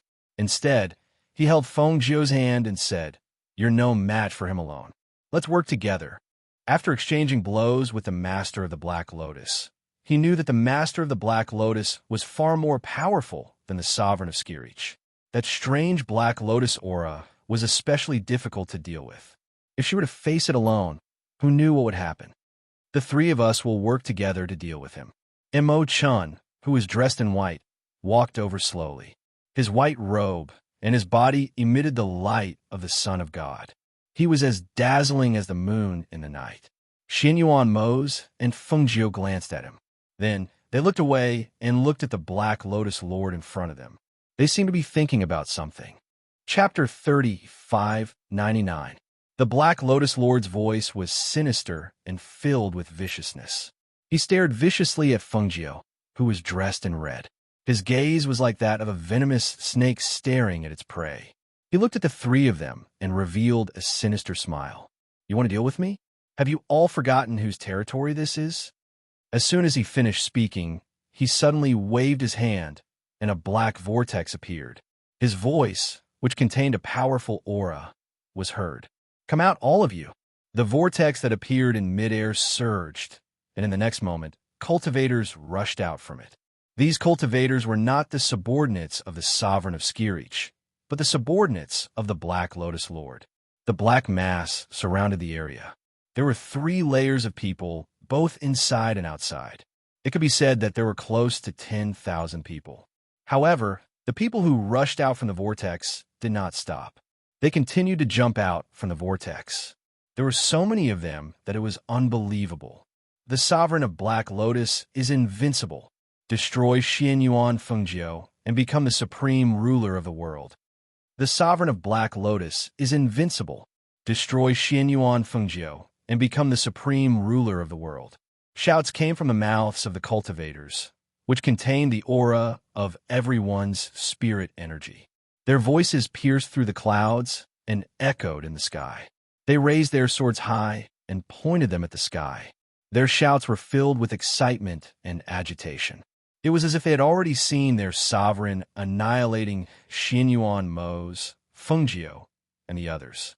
His voice, which was as imposing as mountains and rivers, also entered the ears of all the cultivators in the sky. Hearing the shouts that reverberated in the sky, the Black Lotus Lord narrowed his eyes, and a smile appeared on his face. He was very satisfied with this situation. As the saying goes, 2 fists are no match for 4 hands. Moreover, he did not need to make a move. Just the people under him alone were enough to exhaust the cultivator's strength. With a wave of his hand, the deafening shouts immediately quieted down. The black mass of cultivators all quietly looked at their monarch, waiting for his command. They knew that as long as they destroyed Xianyuan Mo's, Fengjiu, and the others today, their sovereign would become the new sovereign of several realms. Their status would be extraordinary, and their status would rise as well. Xianyuan Mo's, Fengjiu, even if you have great abilities and powerful strength, do you think my subordinates can't exhaust you to death? The Black Lotus Lord said sinisterly. He looked as if he was watching a good show. He stared at them as if he was looking at dead people. In the next moment, he raised his hand and spoke in a voice filled with hostility. Let's go. Kill them for Benjun. The one who takes their heads, I will make him the sovereign of the lower realms. The one who slashes them and makes them bleed, I will make him a respected sovereign. Hearing this, the tens of thousands of cultivators were in an uproar. Thinking of their sovereign's words, no one thought about whether they were strong enough to fight against him. Instead, they thought that since they had so many people, they could exhaust them to death. Thus, as soon as their monarch finished speaking, the tens of thousands of cultivators roared and charged towards them with swords in hand. Kill them. Take their heads. Kill. Kill. Chapter 3600. Xianyuan Mo's, Fengjiu, and Mo Chen's expressions were as calm as water as they watched the dense mass of cultivators pouncing towards them. Mo Chen stood behind Xianyuan Mo's and Fengjiu as he watched quietly. The saint light on his body gradually grew stronger. Xianyuan Mo's glanced at the cultivators. His thin lips moved slightly as he spoke in a low voice filled with pressure. Azure Dragon, wipe them out. Roar. The azure dragon that was hovering in the air raised its head and let out a dragon roar. With a swing of its tail, it swung towards those cultivators. The pressure of an ancient divine beast was also released at this moment, attacking those cultivators. Fengjiu glanced indifferently at the cultivators. Her red lips moved slightly as she spoke in a cold voice. Fire Phoenix. As soon as she spoke, a ray of fire shot out from her body. An extremely beautiful fire phoenix that was covered in raging flames flew into the sky. In an instant, it lit up the entire night sky. The cry of a phoenix rang out as the pressure of an ancient divine beast transformed into waves of attacks towards the cultivators. Tun Yun, who was following behind, had already charged forward to join the chaotic battle as soon as Fengjiu summoned the fire phoenix. Even with the azure dragon, Fire Phoenix, and Tunyon taking care of the cultivators, it was difficult to clear them out in a short period of time due to the sheer number of cultivators. In addition, the cultivators under the Black Lotus Master were all covered in a black destructive aura. The aura was so strong that it formed a protective barrier around them. It allowed them to fight with all their might without fearing the pressure of an ancient divine beast. Seeing this, she frowned and said, "There's something strange about the aura of those people." Under normal circumstances, even if the opponent's cultivation was very strong, it would be very difficult for them to withstand the pressure of an ancient divine beast. Moreover, two ancient divine beasts had appeared at the same time. However, these people were actually able to stand under such pressure and use the aura in their bodies to fight. Needless to say, she was very shocked. Xinyuan Mose also frowned, as if he could not understand how they could withstand the pressure of an ancient divine beast. And Mo Chun stared at those people for a while and said, "These people all have the aura of the Black Lotus of Destruction on their bodies." Moreover, the Black Lotus Master left a strand of divine consciousness on them. It is the aura of the Black Lotus of Destruction and that strand of divine consciousness that allows them to withstand the pressure of the ancient divine beast. He paused and said, "He must have been prepared to use these people to exhaust your physical strength and spiritual aura so that he can kill you in one move." Hearing this, Fengjiu narrowed her eyes and said, "If that's the case, then it seems that we have to find help." After a long battle, they were not sure if they could still fight against the Black Lotus Master. However, since that was the case, she could call for help. Hearing this, Xinyuan Mose glanced at her. Emotion looked at her and asked in surprise, "Who else can you call for help here?" Feng Jiu curled the corners of her lips, and her brows were filled with confidence. Mo Chun, don't forget that Mo Zhe and I are both sovereigns. Our mental strength covers both territories. How difficult would it be for us to call for help? Chapter 36:01. In the name of Feng Jiu, I request the assistance of all the experts. A cold voice that contained the pressure of a divine king spread out at that moment. Every word that came out of her mouth was condensed from the aura of spiritual energy. Every word grew larger and larger, and along with the powerful aura, they pierced through the sky one by one and spread out into the world. This scene shocked Xinyuan Mose and Mo Chun. This secret reading technique could pierce through the heavens and earth, spreading to every corner of the heavens and earth. It was said that it had been lost for many years. They never thought that they would see it in Feng Jiu's hands today. A white light gradually appeared in the east. The first rays of dawn dispelled the darkness of the night and brought light. At the same time, in various places in the upper realm, a black vortex transmission formation appeared in the sky. Feng Jiu's words were also transmitted from one of the vortexes. In the name of Feng Jiu, I request the assistance of all the experts. This sentence contained the spirit and might of a ruler of the heavens and earth. The clear and cold voice clearly reached the ears of all the experts. The moment they heard Feng Jiu's voice, all the experts who had received Feng Jiu's help were shocked and stood up abruptly. "It's the ghost, Dr. Feng Jiu. It's Feng Jiu. It's Feng Jiu's voice. The ghost doctor is requesting our help." All the experts stared at the vortex transmission formation in the sky with shining eyes. After handing over the matters of their clans, sects, and schools, they all rose into the sky and flew towards the vortex transmission formation in the sky. Voices that contained powerful spiritual energy were also transmitted from the experts' mouths. "The ghost doctor is in trouble. We will not shirk our duty. Feng Jiu is called. We will do our best to help. We will not shirk our duty. We will not shirk our duty. We will not shirk our duty." A sonorous and powerful voice resounded through the sky. Whether it was those who had received Feng Jiu's help, those who were acquainted with her, or those who had only heard of her name but had never seen her before, all of them soared into the sky at this moment and flew towards the teleportation vortex. Everyone heard Feng Jiu's voice. Lung Hua, Lung Shui, and the others naturally heard their master's voice as well. They looked at the whirlpool in the sky and saw the cultivators rushing towards the whirlpool one by one without hesitation, disappearing into the whirlpool in an instant. With a single order, all the heroes of the world surged forth. Master is truly worthy of being the Phoenix Master of the world.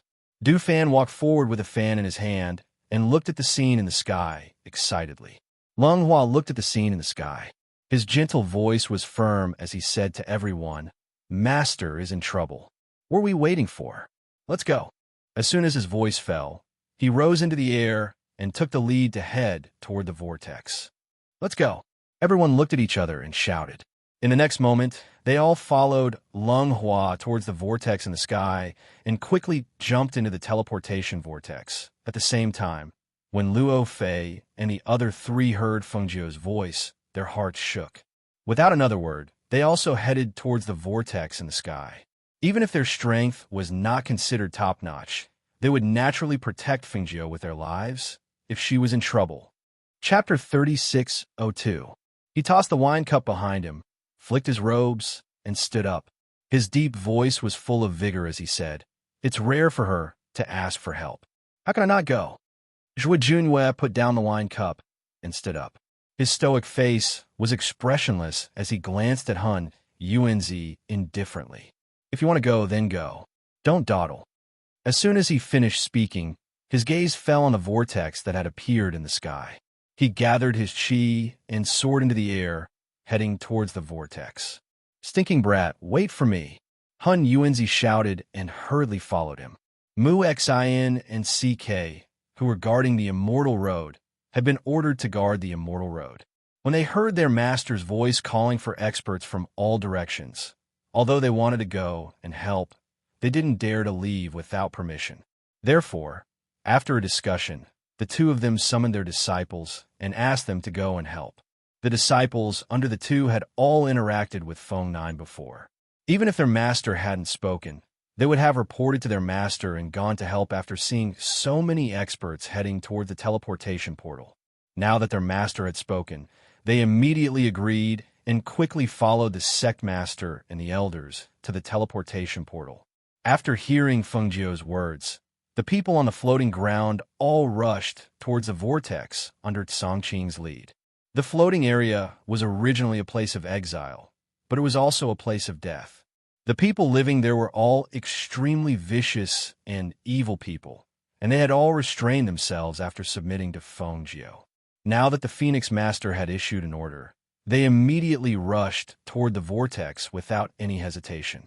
In the sky, the experts who had passed through the vortex all reported their names when they came out of the teleportation vortex, and then quickly joined the battle. Xinyuan Mo's and Mo Chen's eyes flashed as they looked at the experts who had appeared from the teleportation vortex. Although they were shocked, they also felt that it was normal for the experts from all directions to rush over once Feng Jiu gave the order. This was because she wasn't just anyone. She was the ghost Dr. Feng Jiu, the Phoenix Master of the world. Seeing the thousands of practitioners coming out of the teleportation vortex because of Feng Jiu's words, the smile on the Black Lotus Master's face gradually disappeared and became extremely gloomy. This scene allowed him to see how Feng Jiu had won the hearts of all the heroes in the world. This scene allowed him to see how all the heroes respected Feng Jiu. These experts from all directions rushed over to help just because of her one word and command. It was all because of the ghost, Dr. Feng Jiu. At this moment, he finally understood why she dared to be so arrogant and confident. She was able to summon so many heroes just by using the name of Feng Jiu. Since Feng Jiu has summoned me, I have come to help as well. A deep voice came from the sky. The Black Tortoise Sovereign led his elite guards over from the vortex. With a wave of his hand, they quickly joined the battle. Seeing this, the Black Lotus Master could no longer remain calm. Seeing that the situation was gradually leaning towards Feng Jiu, he no longer waited. Instead, the aura of the Black Lotus of Destruction surged from his body. Feng Jiu, so what if you have the help of all the heroes? Today, the ancient green lotus in your body, as well as the lives of all of you, are mine. Chapter 36:03. The black airflow rolled forward like thick smoke and quickly swept towards Fengjiu, Xianyuan Mose, and Mo Chun. The three of them did not dare to be careless when facing Lord Black Lotus. They quickly gathered their chi and flew in another direction. They were all experts who had reached the level of supreme gods. Moreover, they possessed an ancient aura. If they were to fight with Master Black Lotus, the airflow would be able to injure the people who had come to help. Therefore, they all pulled away from Master Black Lotus and lured him to a place further away from Master Black Lotus. Xianyuan Mose held the Xianyuan sword in his hand. Fengjiu held the Qing Feng sword in his hand, and Mo Chun held a long sword that shone with a cold light. The three of them surrounded Lord Black Lotus from 3 different directions and attacked him from 3 different directions. Every attack carried fatal killing intent as they attacked Lord Black Lotus from 3 different directions. Saber light and sword shadows flashed, and a sharp sword chi whizzed through the air. The sword chi was so sharp that it seemed as though it could split the entire world apart. Fengjiu's flames and Xianyuan Mose's wind blades complemented each other and formed a destructive flaming airflow that whizzed towards Lord Black Lotus. Seeing the destructive flaming airflow whizzing towards him, Lord Black Lotus immediately threw out the long sword in his hand. The black long sword instantly transformed into countless identical black swords and formed a sword formation that rotated in front of him. As the countless black long swords rotated, the airflow in the air was sucked into a ball and violently attacked the flaming airflow in front of him. Boom! The 2 powerful airflows collided with a loud bang, accompanied by countless sparks and black smoke in the sky. Raging flames burned and soared into the sky. The black smoke was like a mushroom cloud, surging layer by layer. It was also very terrifying. The powerful airflow also surged with the collision of the 2 airflows. Even the cultivators who were fighting in the sky hundreds of miles away were affected by the powerful airflow because they couldn't retreat in time and were sent flying. Puff! Blood-curdling screams could be heard in the sky along with the sound of blood spurting out. However, Xianyuan Mose and Fengjiu didn't have the time to care about those people at all. The 2 of them rushed forward fiercely, and their 2 swords were filled with murderous intent as they charged towards the Black Lotus Lord.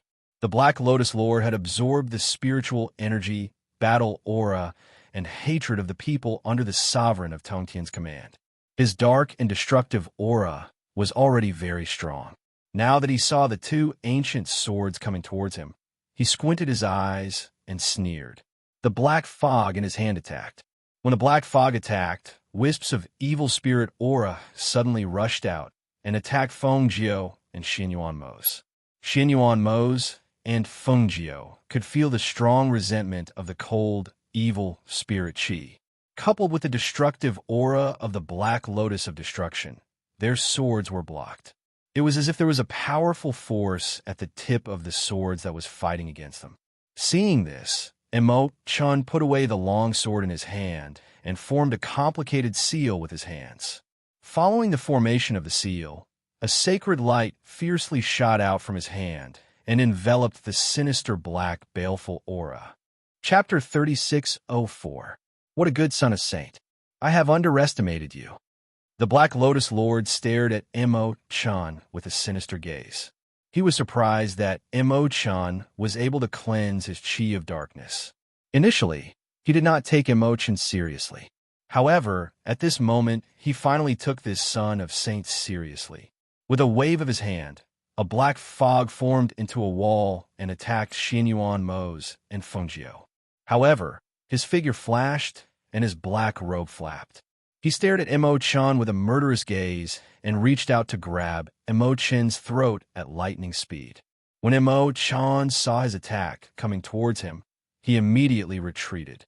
Due to his opponent's speed being extremely fast, he was already right in front of Mo Chun's eyes. When Mo Chun's hand moved towards Mo Chun's throat, killing intent gushed forth. Mo Chun immediately extended his hand, and a long sword appeared in his hand. He gripped it tightly and switched from defense to offense. He had cultivated in the Saint Temple for a few years, and his strength had increased greatly. Although he was now at the level of a divine king, he was still capable of fighting against the Black Lotus Lord. In particular, the saint technique that he cultivated could restrain the source of darkness. Naturally, he was not afraid of the Black Lotus Lord's attack. Moreover, Xianyuan Mose and Fengjie were here. He was not fighting alone. After exchanging a few blows with Mo Chun, the Black Lotus Lord was shocked. He did not expect that the Son of Saint's saint technique would not be affected by his chi of Black Lotus. He wanted to get rid of Mo Chun first before dealing with Fengjie and Xianyuan Mose. However, he did not expect Mo Chun to be more difficult to deal with than he had imagined. Thinking of this, he was moved. Since that was the case, he could only choose another person to deal with. Xianyuan Mose was injured earlier and had fought with him for so long. Even if Fengjie and the others were here, Fengjie's mind would definitely be in chaos if Xianyuan Mose attacked him first and got rid of him. At that time, he would take the opportunity to kill Mo Chun and take the green lotus in her body with half the effort. After making up his mind, he pretended to attack Mo Chun, but at the same time, he diverted some of his attention to Xianyuan Mose and Fengjie. When he saw that they were blocked by the black air, he immediately flipped his palm, and a gust of wind suddenly struck towards Mo Chun. The attack was fast and powerful. Although he did not use the chi of Black Lotus, Mo Chun, who could not dodge in time, was sent flying. The moment Mo Chun was sent flying, the blood in his body surged, and he spat out a mouthful of blood. His body was unsteady as he retreated. When he saw the Black Lotus Lord circling around the black fog and attacking Fengjie, he could not help but be shocked. He hurriedly shouted a warning. "Fengjie, be careful." However, at that moment, after Fengjie dispersed the black fog around him, he saw the Black Lotus Lord's attack coming towards him. Just as he was about to meet the attack, a strange smile appeared on his face. He dodged to the side, flipped his palm, and condensed a long sword. He attacked Xianyuan Mose at a speed that was too fast to be heard. Mose! Fengjie was shocked. He gathered all his spiritual power and rushed towards Xianyuan Mose. He wanted to protect Xianyuan Mose before the Black Lotus Lord's sword could reach him. "Ajio!" Xianyuan Mose shouted. He saw the black fog gradually condensing behind Fengjie. The Black Lotus Lord, who was holding a long sword, stared at Fengjie with a sinister smile. He raised the long sword in his hand and attacked Fengjie. Chapter 36:05. Swoosh! Swoosh! The two sword chis that carried the aura of death slashed towards them. However, at that moment, Mo Chun was so shocked that his heart sank as though it had fallen into an ice cellar. He stared blankly at the two sword chis that carried the aura of death as they slashed towards the flames and split them apart. However, Fengjie and Xianyuan Mose were nowhere to be seen. At that moment, his heart seemed to have stopped beating. It was only when he saw a flash of light and saw Fengjie and Xianyuan Mose appear on the other side of the flames that his heart started beating faster, and he heaved a sigh of relief. It was good that they were fine. He thought. Fengjie pulled Xianyuan Mose a few meters back and steadied himself. Just now, when she used the flames to protect him, she pulled him into the space to avoid the two fatal attacks. She really didn't dare to imagine what would happen if there was no space for them to dodge at that moment. What would happen if the two deadly sword chi landed on their bodies? She took a deep breath and exhaled slowly. She glanced at the gloomy Black Lotus Master, then looked at Xianyuan Mose and asked, "How are you?" "I'm fine."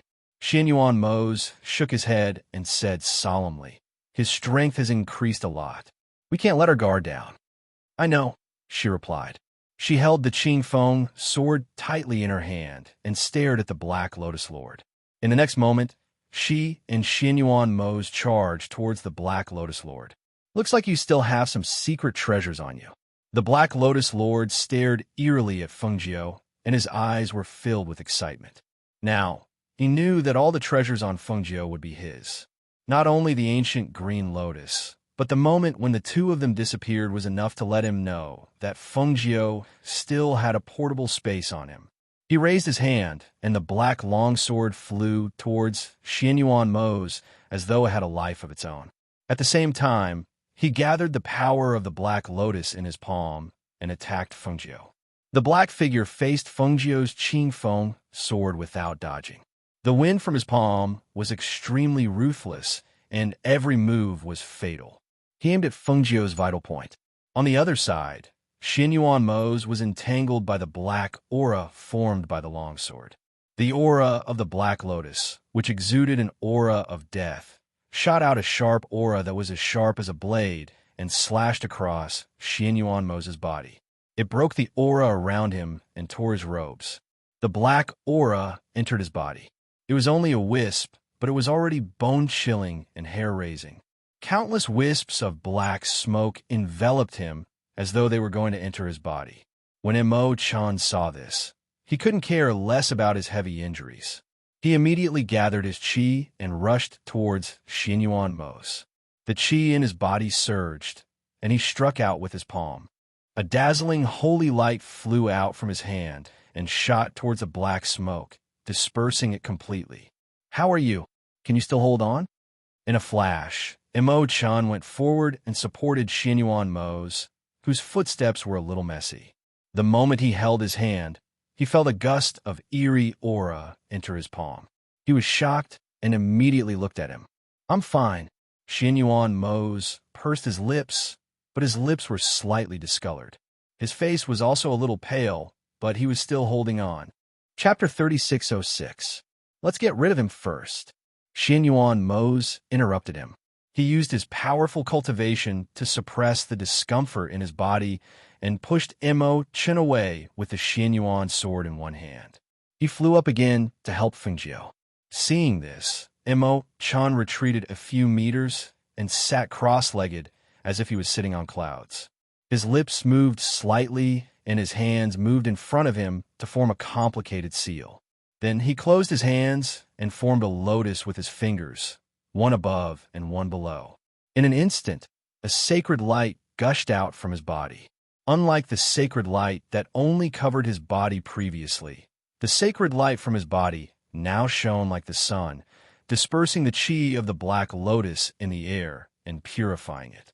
With the help of Mo Chan's sacred power, the Black Lotus Lord's strength was gradually weakened. Sensing this, Xianyuan Mo's and Fengjiu joined forces to kill him, not giving him a chance to breathe. The dark force that was originally devouring them was now gradually weakened by the holy light. The Black Lotus Lord narrowed his eyes and glanced at Mo Chan, then at Xianyuan Mo's and Fengjiu. His gaze went past them and landed on the cultivators from both sides who were fighting in the distance. He knew that if he didn't annihilate them today, then it would be very difficult for him to have the opportunity to take their lives in the future. Especially if he lost this battle, then Xianyuan Mo's and Fengjiu's reputation would resound throughout the 9 heavens. By then, he could imagine what would happen to him. Thinking of this, he narrowed his sinister eyes and fixed them on Xianyuan Mo's and Fengjiu. No matter what price he had to pay, he would not let these two live today. Immediately, he retreated abruptly and opened his arms. In the next moment, as he formed a seal with both hands, a black lotus the size of a fist floated from the top of his head. This is the Black Lotus of Destruction.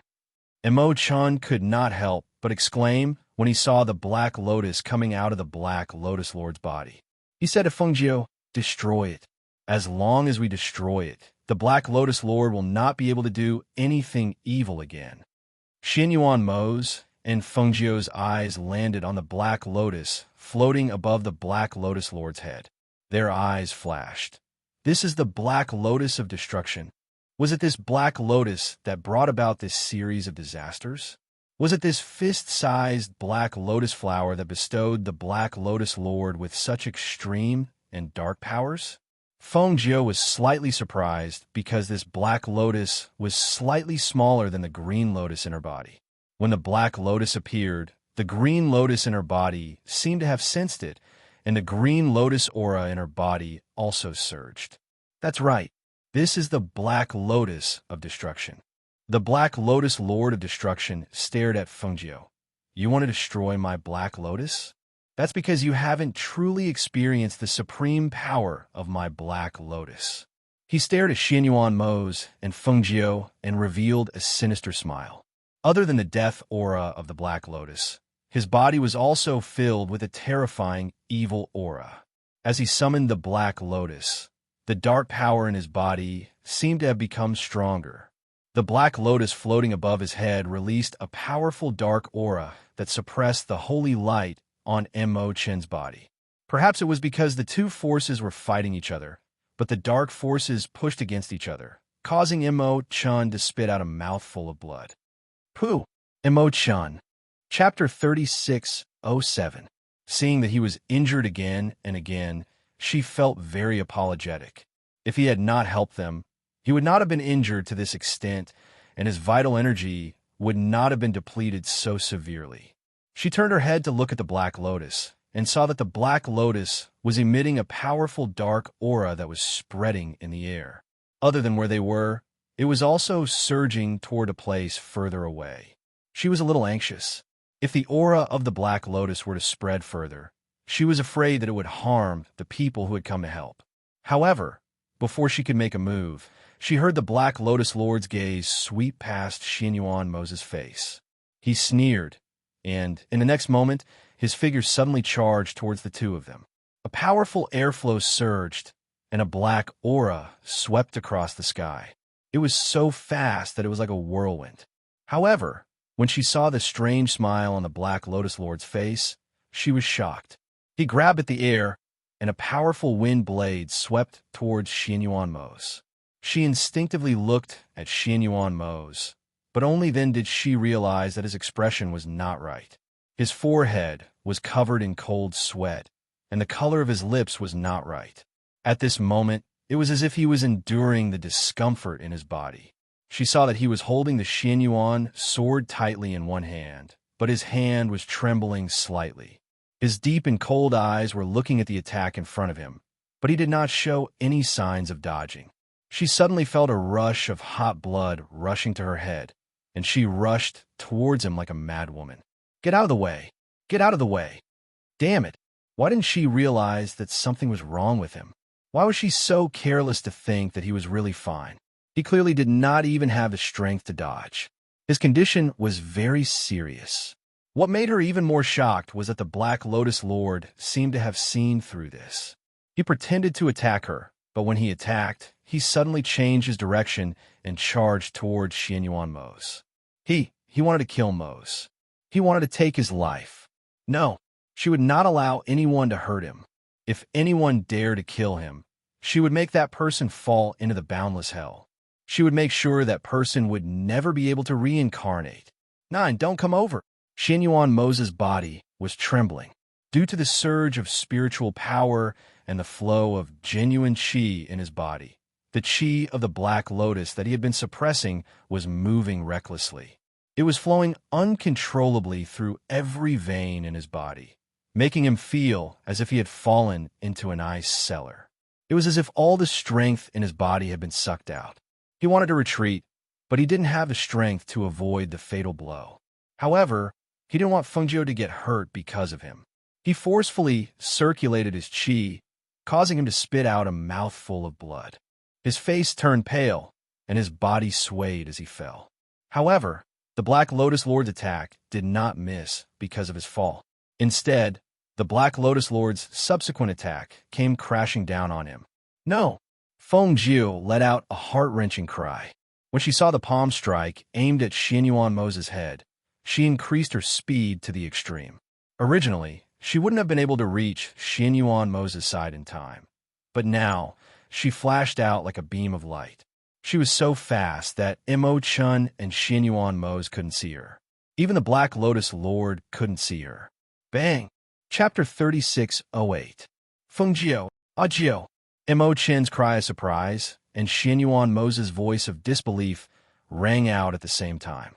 The two of them only saw a red figure fly out like a kite with a broken string. A mouthful of blood spurted out from her mouth and formed an arc in the air before splashing down.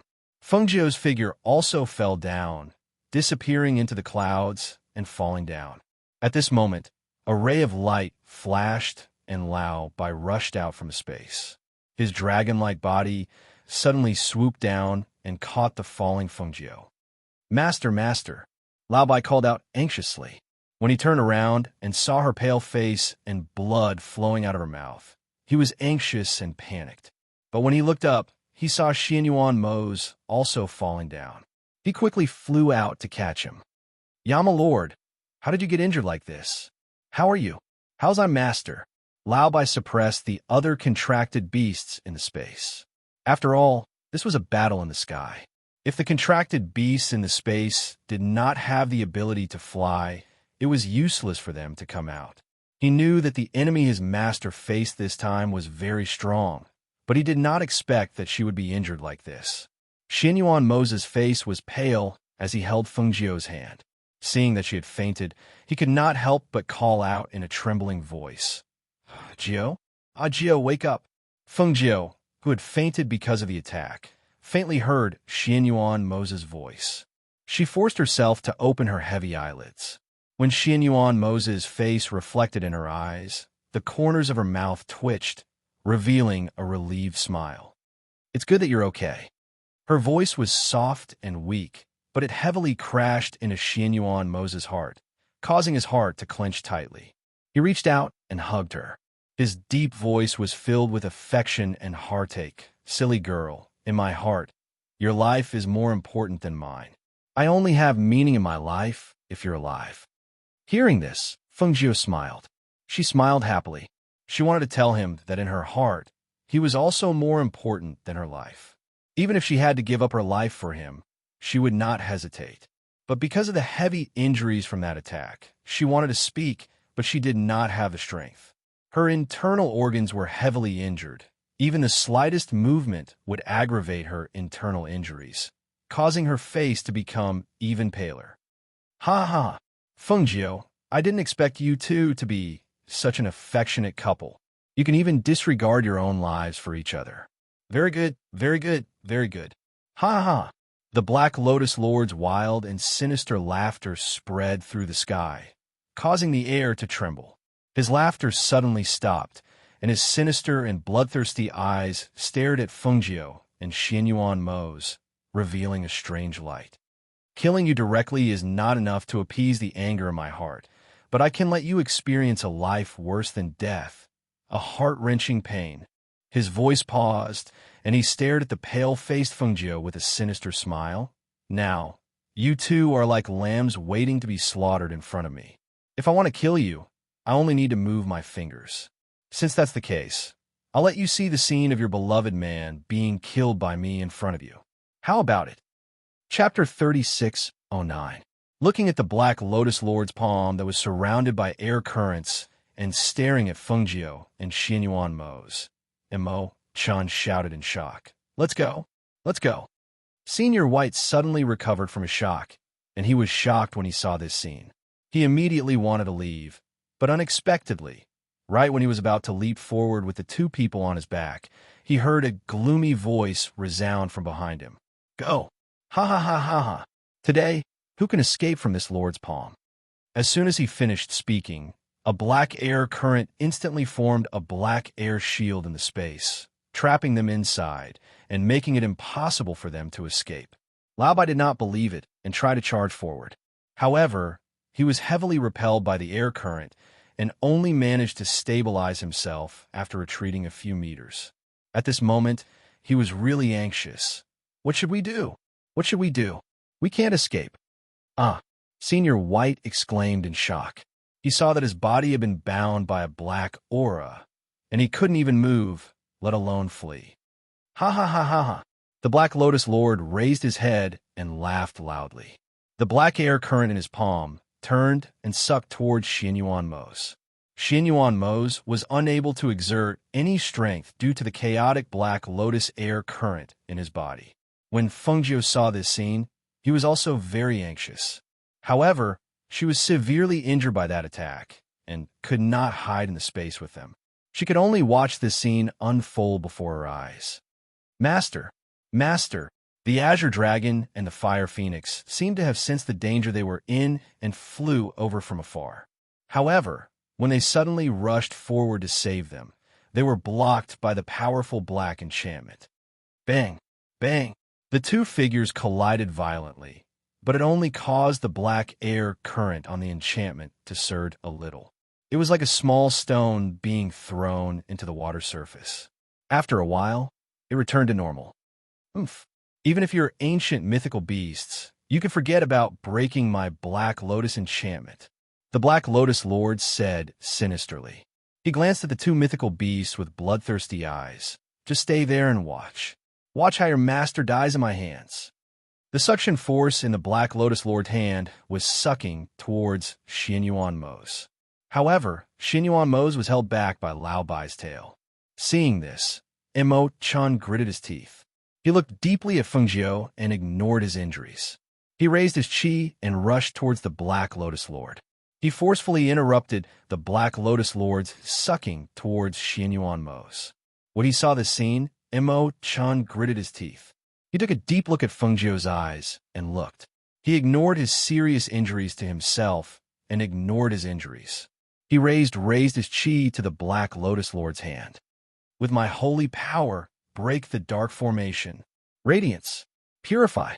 You're in the way. The Black Lotus Lord's bloodthirsty voice could be heard. He gathered the power of darkness in his hand. He no longer aimed it at Xianyuan Mo's and Feng Jiu. Instead, he aimed it at Mo Chun, who was dressed in white, who was standing in front of him. Powerful holy light radiated from Mo Chun's body and gradually weakened the Black Lotus enchantment.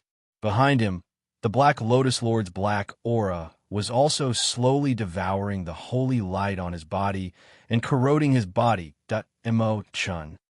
Chapter 36:10. Xianyuan Mo's pursed his lips. His heart felt as if it had been struck by a heavy object, stirring up waves of shock. He looked at this scene in shock.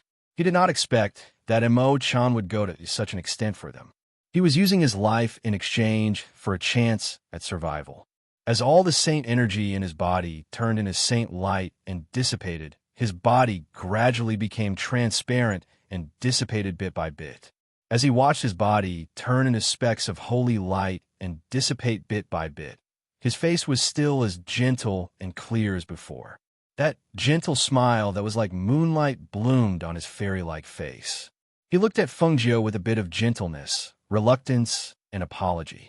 The longing in his eyes, the yearning in his eyes, and the deep affection that had been hidden in the depths of his heart finally revealed itself at the moment when his life was about to fade away. That look, which seemed to have been 1,000 years old, fiercely crashed into Feng Jiu's heart. She looked at him in a daze, her eyes filled with disbelief. That familiar look, that look that had been hidden in the depths of her memory, that look that seemed to have happened 1,000 years ago, at this moment, appeared clearly in her eyes, once again reflected in her eyes that this is impossible, that as she mumbled these words, it was as if a storm was raging in her heart. Shock, astonishment, disbelief, and disbelief filled her heart at that moment. However, when she saw Mo Chun's final glance before her life was about to fade away, she felt her mind go blank. A tear fell silently from the corner of her eye. She opened her mouth and moved her lips. Then, a single word came out of her mouth in a soft and inaudible voice. Chun. Mo Chun used up all his vital energy and saint energy. His body gradually dissipated from the bottom to the top, turning into spots of saint light. His gaze had not left Feng Jiu since just now. At this moment, when he saw the drop of terror in her eyes, saw her moving her lips, and the inaudible word that came out of her mouth, his gaze softened.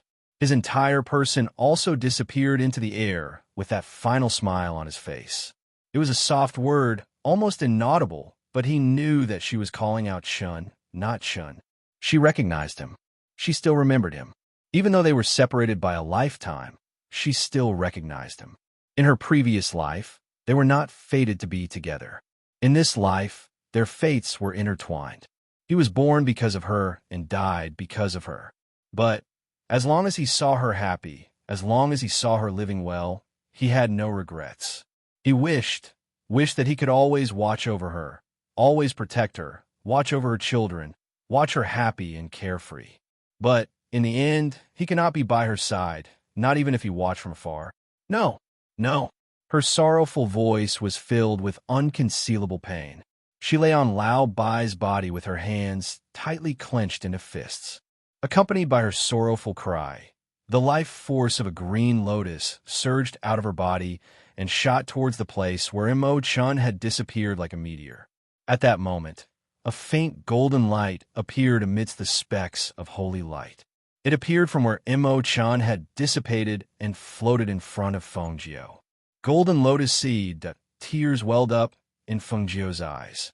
Her vision blurred as she looked at the lotus seed that was emitting a golden light. This golden lotus seed was the one she had given to Mo Chun. Chapter 36:11. Xinyuan Mose watched as Mo Chun disappeared into the air, leaving only a golden lotus seed in Feng Jiao's hand.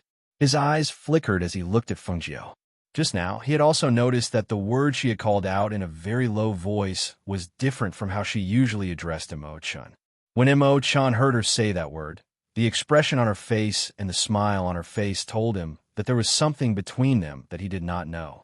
At that moment, he thought of something that Feng Jiao had mentioned before.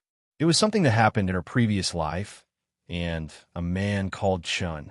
Seeing her so sad and sorrowful, his heart ached. If he was stronger, perhaps he would not have to face such a scene of life and death. He watched as Mo Chun's vital energy dissipated, and he used his saint power to break the boundary of the Black Lotus. He watched as the Fire Phoenix and the Green Dragon attacked the Black Lotus Lord and opened a door for them to live.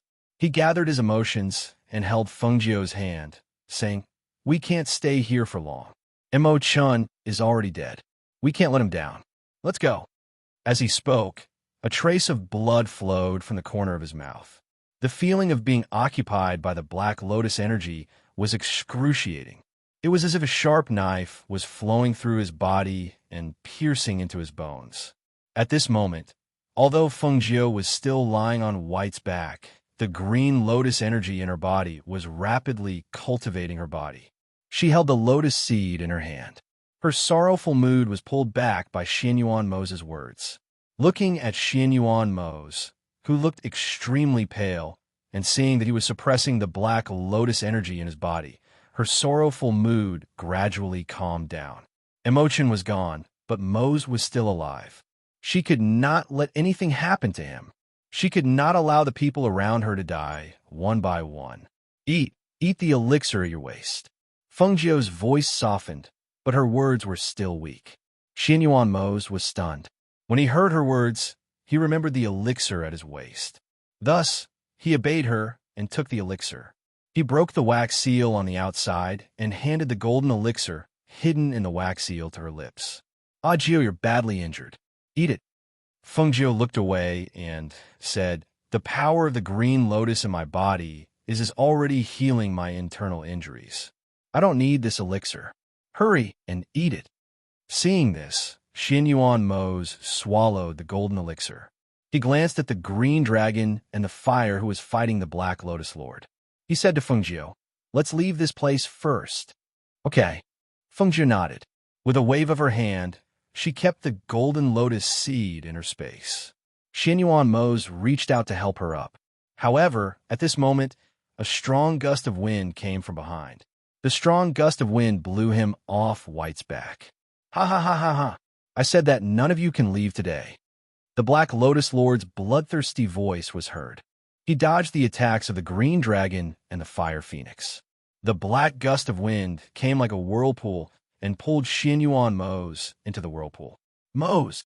Chapter 36:12. "No! Come back! Mose, come back!" Her voice was filled with panic. She wanted to pull Xinyuan Mose back, but the black air current had swept him away. Lao Bai was also afraid of the chi of the Black Lotus, so he quickly brought her away from the black vortex. He was afraid that she would be sucked in as well. The Azure Dragon and the Fire Phoenix were shocked. They did not expect the Black Lotus Lord to be able to take advantage of that moment to sweep Yama Lord into the black vortex. They felt a chill in their hearts when they thought of how terrifying the Black Lotus Lord was. If anything happened to him, they did not dare to imagine what would happen to Feng Jiao Ha ha ha ha. Fengjiu, just wait and see. Watch how your beloved man dies in this monarch's hands. The Black Lotus Lord mobilized the chi of the Black Lotus. The Black Lotus spun above his head, and the black chi it emitted grew stronger and stronger. Xianyuan Mose, on the other hand, did not make a sound. He was wrapped in the black whirlpool and did not see anything. If he dies, I want you to be buried with him. Your soul will never be able to enter the cycle of reincarnation. You will never be able to reincarnate. Fengjiu's cold voice sounded like a ghost. It was so cold that it pierced the bones of the Black Lotus Lord. His words were like an oath. The coldness and murderous intent in his words shocked the Black Lotus Lord. His heart trembled involuntarily at that moment. However, when he calmed himself down and saw Fengjiu lying on the back of the contracted beast, he sneered. You want me to be buried with him? You want my soul to never be able to enter the cycle of reincarnation and never be able to reincarnate? With your current strength? What a fool's dream. He snorted coldly and narrowed his eyes. He condensed an air blade in his palm and slammed it towards the vortex. No one heard Xianyuan Mose's voice. Instead, the azure dragon roared because of this attack.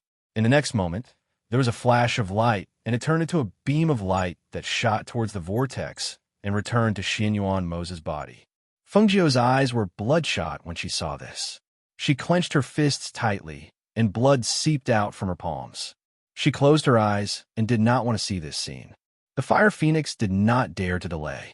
She attacked the Black Lotus Lord with flames and flapped her wings in an attempt to disperse the vortex.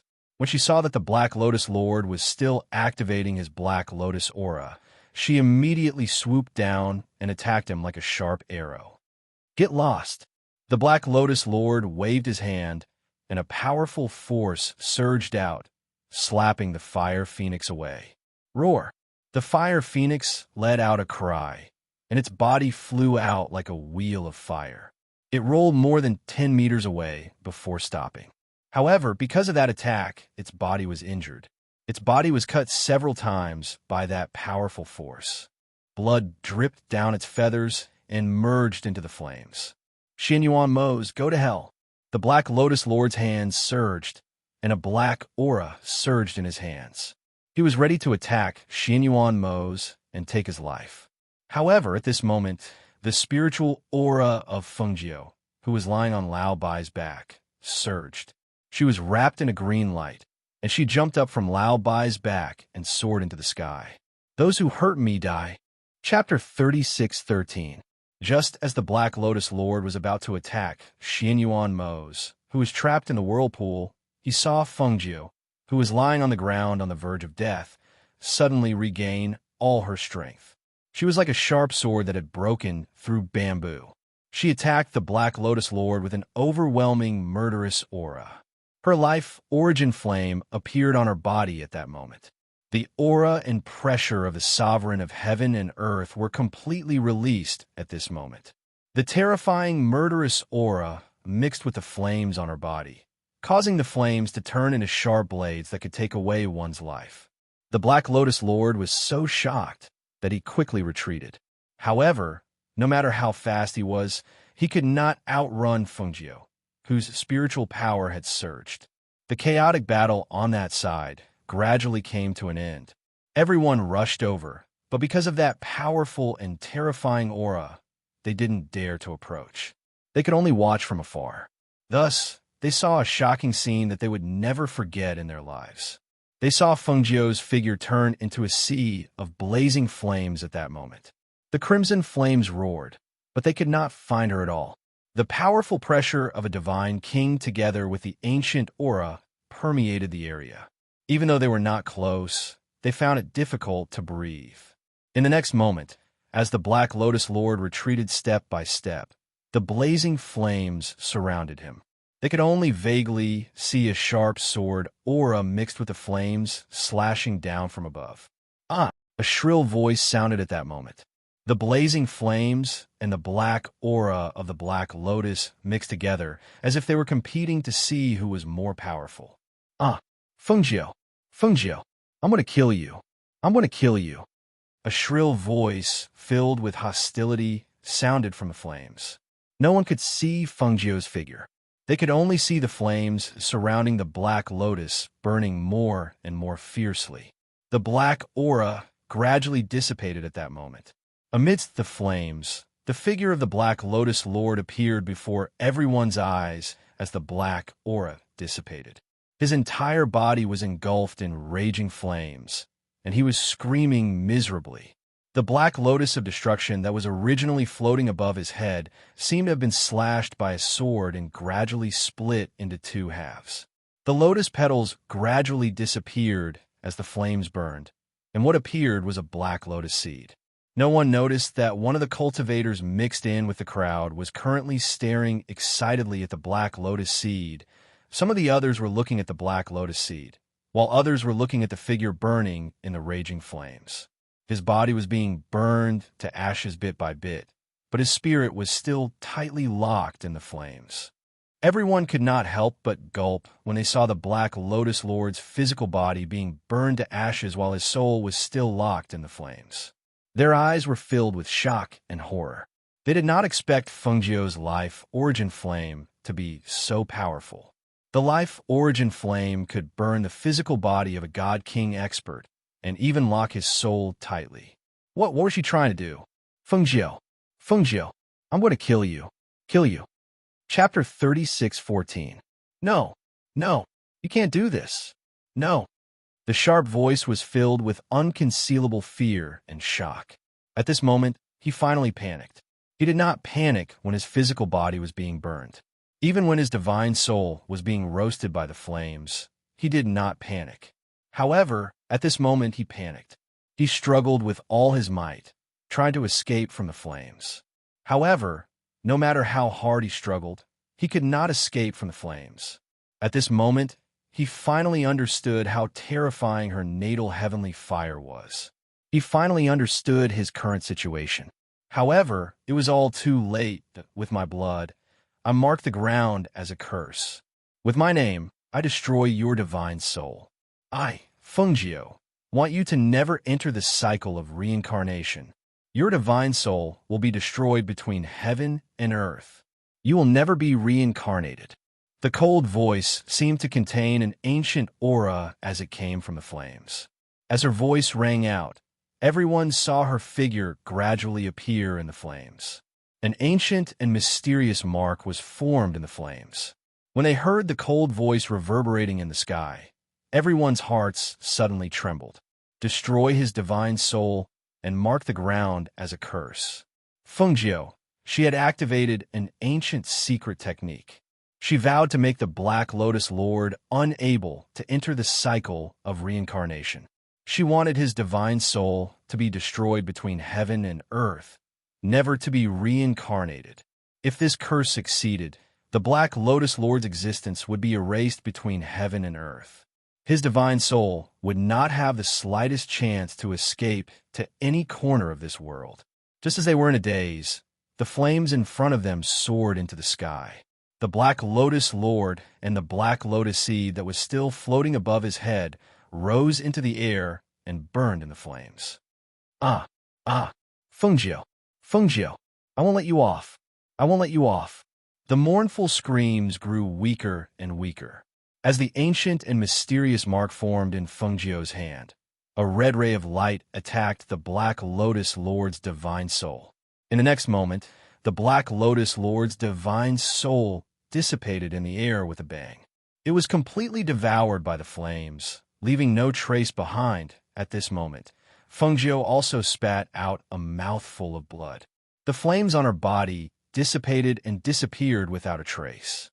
Her strength was also slowly dropping from the godly king rank.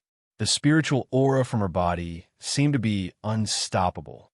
Master! Fengjiu! Ghost doctor! Cries of alarm rang out. When everyone saw that Fengjiu's strength had plummeted, they all turned pale with fright and quickly rushed forward. Huafeng, who was in the air, cried out in alarm and quickly flew forward to catch her falling body. However, she turned around and ignored her plummeting cultivation. Her red figure flew to the other side. Fengjiu caught the falling Xianyuan Mose. Her heart ached when she saw his sleeping face. She ignored her own body and placed her hand on Xianyuan Mo's wrist. When she checked his condition, tears fell from her eyes. "Zay, wake up. Don't sleep anymore." Chapter 36:15.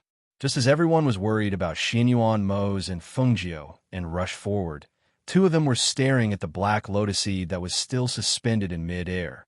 The Black Lotus Lord's soul had been destroyed, and the Black Lotus seed had become an ownerless item. The two of them took advantage of the fact that everyone's attention was on Fengjiu and Xianyuan Mo's and rushed toward the Black Lotus seed. Both of them sensed the other's surprise and attacked at the same time. The slender one was obviously weaker than the other.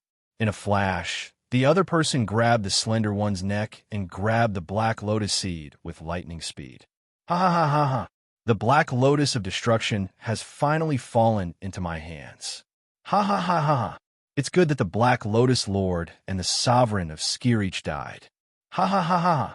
He lifted his head and laughed loudly. It was wanton and cold. His robe was lifted up, revealing the black robe underneath. He held the Black Lotus seed in one hand and strangled the person in his hand with the other. That person struggled, and the black cloak covering her head fell down, revealing her original face. This person was Yun Shueshin. Let go of me. Yun Shueshin struggled and grabbed the demon lord's hand that was strangling her neck. Her face was flushed red because she could not breathe. However, with her strength, how could she be a match for the demon lord? She could not escape from the demon lord's grip. Oh no, the demon lord has taken the Black Lotus. Everyone was shocked. Only now did they see that the Black Lotus seed was in the demon master's hand. No one would have thought that the demon master would be so bold as to mix in with them. Moreover, he had restrained his demonic aura so that no one could detect his existence. Everyone's hearts sank when they thought of the destructive power and damage that the Black Lotus had caused. We can't let the Black Lotus seed fall into the demon lord's hands. Quickly get the Black Lotus seed back. It was unknown who shouted, but everyone immediately rushed forward and surrounded the demon master. However, the demon master sneered sinisterly, and his gaze landed on Fengjiu, who was staring at the unconscious Xianyuan Mo's. "Fengjiu, we'll meet again in the future." A black vortex appeared behind him and sucked him in. In the blink of an eye, he disappeared from everyone's sight. Fengjiu did not look at the demon lord. Her eyes were fixed on Xianyuan Mo's, as if Xianyuan Mo's was the only one left in the world. No one could attract her attention, and nothing could attract her attention. In her eyes, there was only him who was still alive. Everyone turned to look at Fengjiu, only to see her spitting out a mouthful of blood. Finally, she couldn't hold on any longer and fell to the ground. "Master! Fengjiu! Master!" Leng Hua and the others were in a mess, and hurriedly rushed forward to catch her and Xianyuan Mo's. Fan Lin hurriedly rushed to Fengjiu and Xianyuan Mo's side, and after checking their pulse, his expression changed drastically. "Quick, bring Master and the others back." Seeing them leave quickly, the Fire Phoenix turned into a ray of light and returned to Fengjiu's body. Everyone followed. Chapter 36:16. Half a month later, at the Feng Manor in 100 River City. "How is it? Is Master feeling better today? When will she wake up?" Du Fan and the others were gathered in the courtyard. When they saw Fan Lin come out of Master's room, they hurriedly went forward to ask him. Fan Lin looked at everyone with a solemn expression and didn't say anything for a while. "How is Master? Say something. How is Fengjiu? When will she wake up?" Everyone asked anxiously. At this time, Guanxilin brought Feng Sanyuan and Feng Xiao into the courtyard. When they saw them, everyone was about to greet them, but they were stopped by Feng Sanyuan. He was travel-worn and his face was full of anxiety. It was obvious that he had rushed here in a hurry. He strode forward and asked, "How is Feng girl? Where is she? And Moze, how is he? Are they all okay?"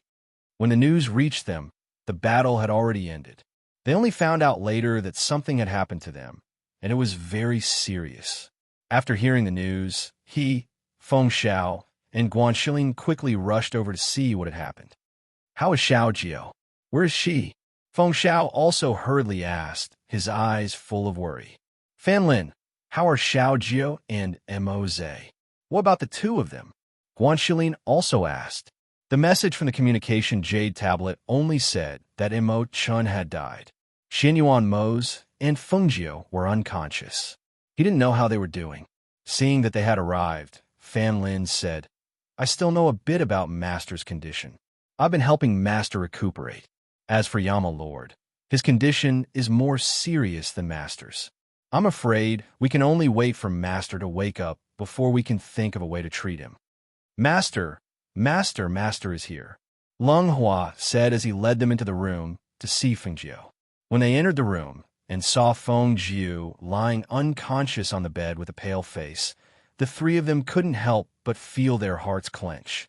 Feng Senyuan's eyes were filled with tears. He walked to the bedside and held Feng Jiao's hand. He choked with sobs as he called out, Feng girl, grandfather has come to see you. Looking at his weak granddaughter lying on the bed, looking at her pale and bloodless face, seeing that she no longer called him grandfather with a smile like she used to, Feng Senyuan shed tears of heartache. This child had shouldered so many responsibilities with her slender and tender shoulders. Step by step, she had reached her current position.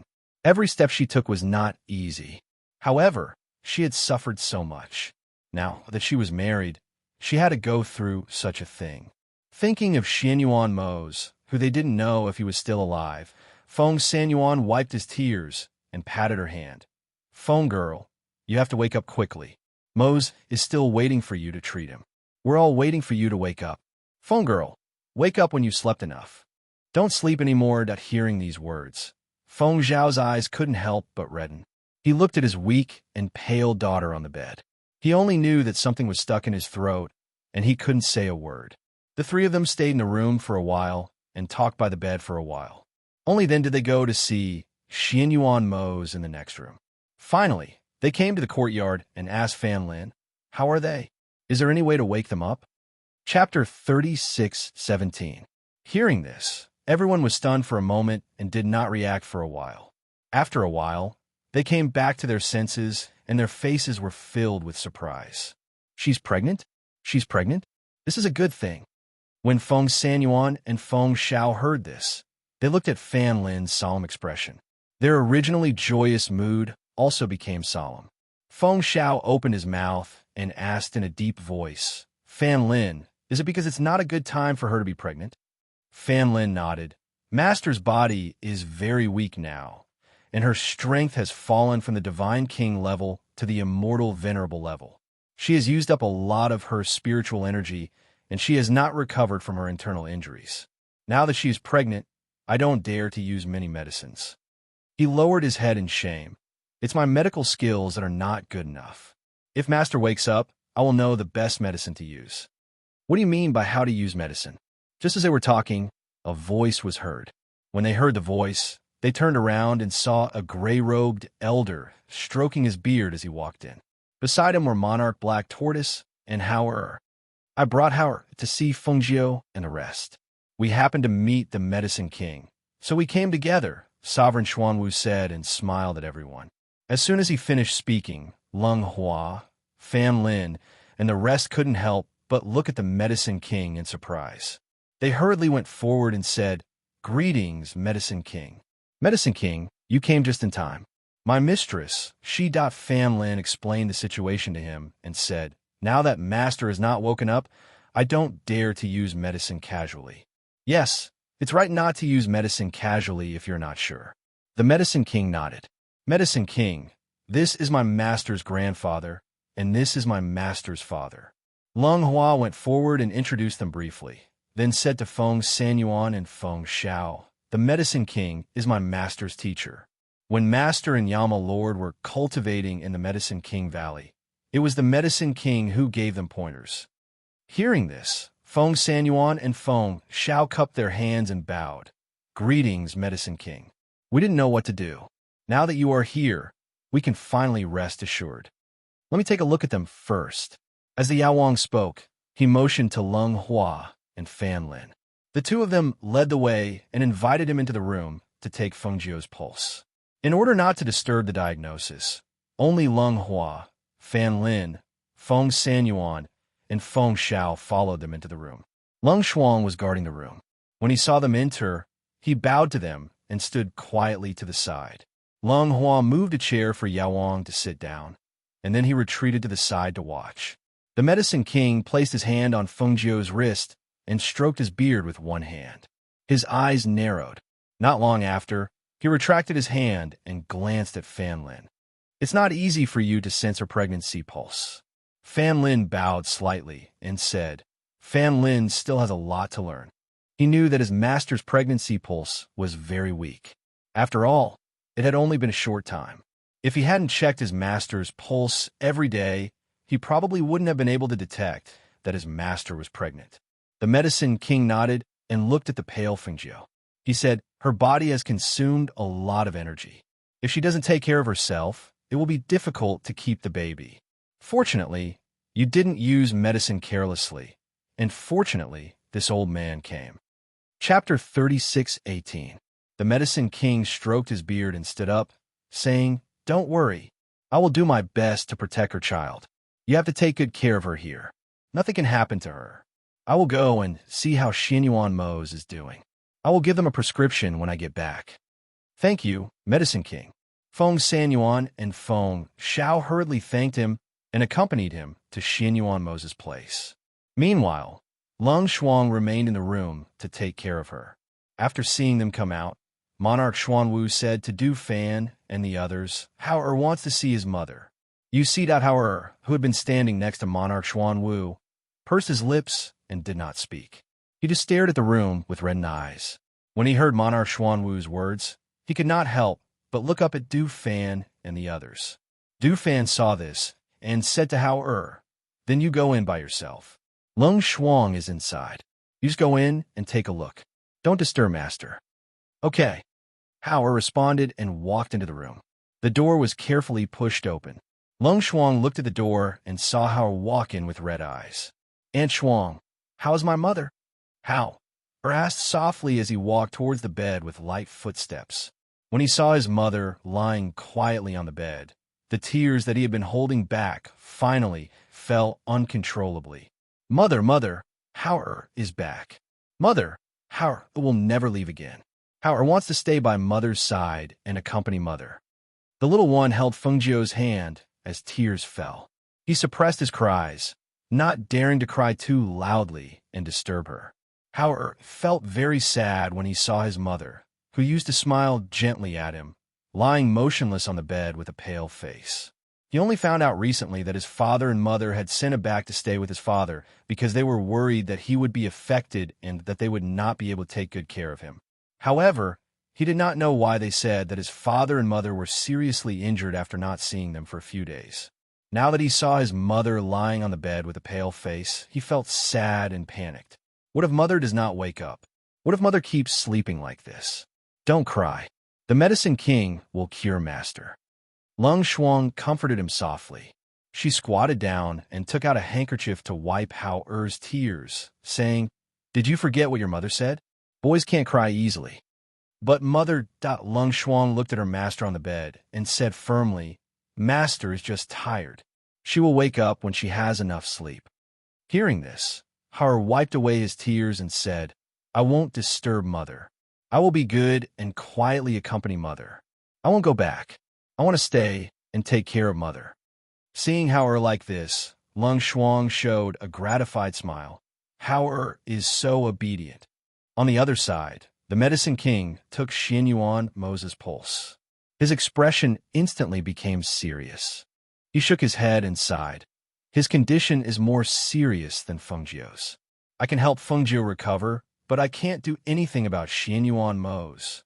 Hearing this, Feng Sanyuan, Feng Xiao, and the others' hearts became heavy. They all knew how much the two of them valued each other. No matter what happened to one of them, the other was afraid. Chapter 36:19. The King of Medicine sighed softly. He shook his head and stood up. His condition is complicated. Other than his internal injuries, the most serious and difficult thing to deal with is the Black Lotus Qi. The bone-chilling Black Lotus Qi has taken over his main meridians. Now his meridians are all filled with that qi. It will be difficult to get rid of it. He stroked his beard and continued. But speaking of which, his situation is rather strange. The Black Lotus Chi is so powerful that even if he's a god king, he'll probably struggle to resist it, especially after he's so heavily injured. It's impossible for him to survive, but his meridians are fine. The Black Lotus Chi is unable to invade his meridians, so he's only unconscious now. He hasn't died yet. Hearing this, Fan Lin said, when Master caught the Yama Lord, he did not care about his own body and transferred life to the Yama Lord. These days, I've been checking on the Yama Lord's body every day. I feel that it is the life of the Green Lotus that is protecting the Yama Lord's heart meridians. And that's right, his heart is indeed surrounded by vitality. That should be the vitality of the ancient Green Lotus. Aside from that, the reason why he's still alive is probably because he took some life-saving pill. As the Medicine King spoke, he glanced to Xianyuan Mose, who was lying on the bed. With his condition, we will have to wait for Fengjiu to wake up and treat him himself. Her medical skills are above mine. Her medicinal skills are also better than mine. Let's treat Fengjiu first. As he spoke, he walked out and called, Fan Lin, come with me. After I prescribe the medicine, you will boil it yourself. Yes, Fan Lin replied. After bowing to Feng Sanyuan and the others, he hurriedly followed the King of Medicine out. Not long after the King of Medicine and Fan Lin left, Howard came over. Once he entered the room, Howard bowed to the two of them. Great-grandfather, grandfather, Howard is here to see father. Go! Feng Xiao gestured for him to step forward. Howard walked up to the bedside and looked at the unconscious Xianyuan Mose. He called out softly, Father, Howard is back. Howard just want to see Mother, but she didn't wake up. Annie Shuang said that Mother is tired and will wake up when she has a good rest. Father, are you tired too? Will you wake up after you've rested enough? Hearing the child's words, Feng Xiao couldn't help but wipe away his tears. He walked forward and patted Howard's shoulder. Let's go. Grandpa will take you out. Let's not disturb your father's rest. He will wake up when he's done resting. Yes, Grandpa. Howard will be obedient. Howard will also help take care of father and mother. He raised his little face and looked at Feng Xiao seriously as he spoke. The little person's eyes were red because he had cried earlier. Howard is so obedient. Feng Xiao patted his head in relief and exchanged glances with his father. Then he said to Hui Lang, who was standing guard by the bedside, take good care of Mose. He will definitely wake up. With that, they took the child and walked out. Hui Lang stood quietly by the bedside. He didn't have his usual vigor. If he didn't speak, he would be like air. When he heard Feng Xiao's words, he lowered his head slightly. After they left, he quietly wiped away the tears at the corners of his eyes. Chapter 36:20. With the Medicine King here, Fan Lin, who didn't dare to use medicine recklessly, finally let out a sigh of relief. After the Medicine King gave the prescription, he prepared the medicine and personally went to brew it. After the Medicine King told Fan Lin some things to pay attention to, he had them arrange for a quiet place to prepare some medicine for Fengjiu. In the evening, when Fan Lin delivered the medicine to the courtyard, it was taken by Feng Sanyuan. This is for Feng Girl to drink. Feng Sanyuan sniffed it and felt an unpleasant smell enter his nose. He couldn't help but frown. This is the medicine brewed according to the Medicine King's prescription. It's for Master to drink. Fan Lin said. Seeing that he was about to drink it, he couldn't help but quickly stop him.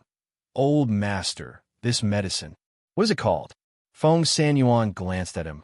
I'll taste it to see if it's bitter or not. Feng Girl doesn't like to drink this kind of medicine the most. As he spoke, he took a sip.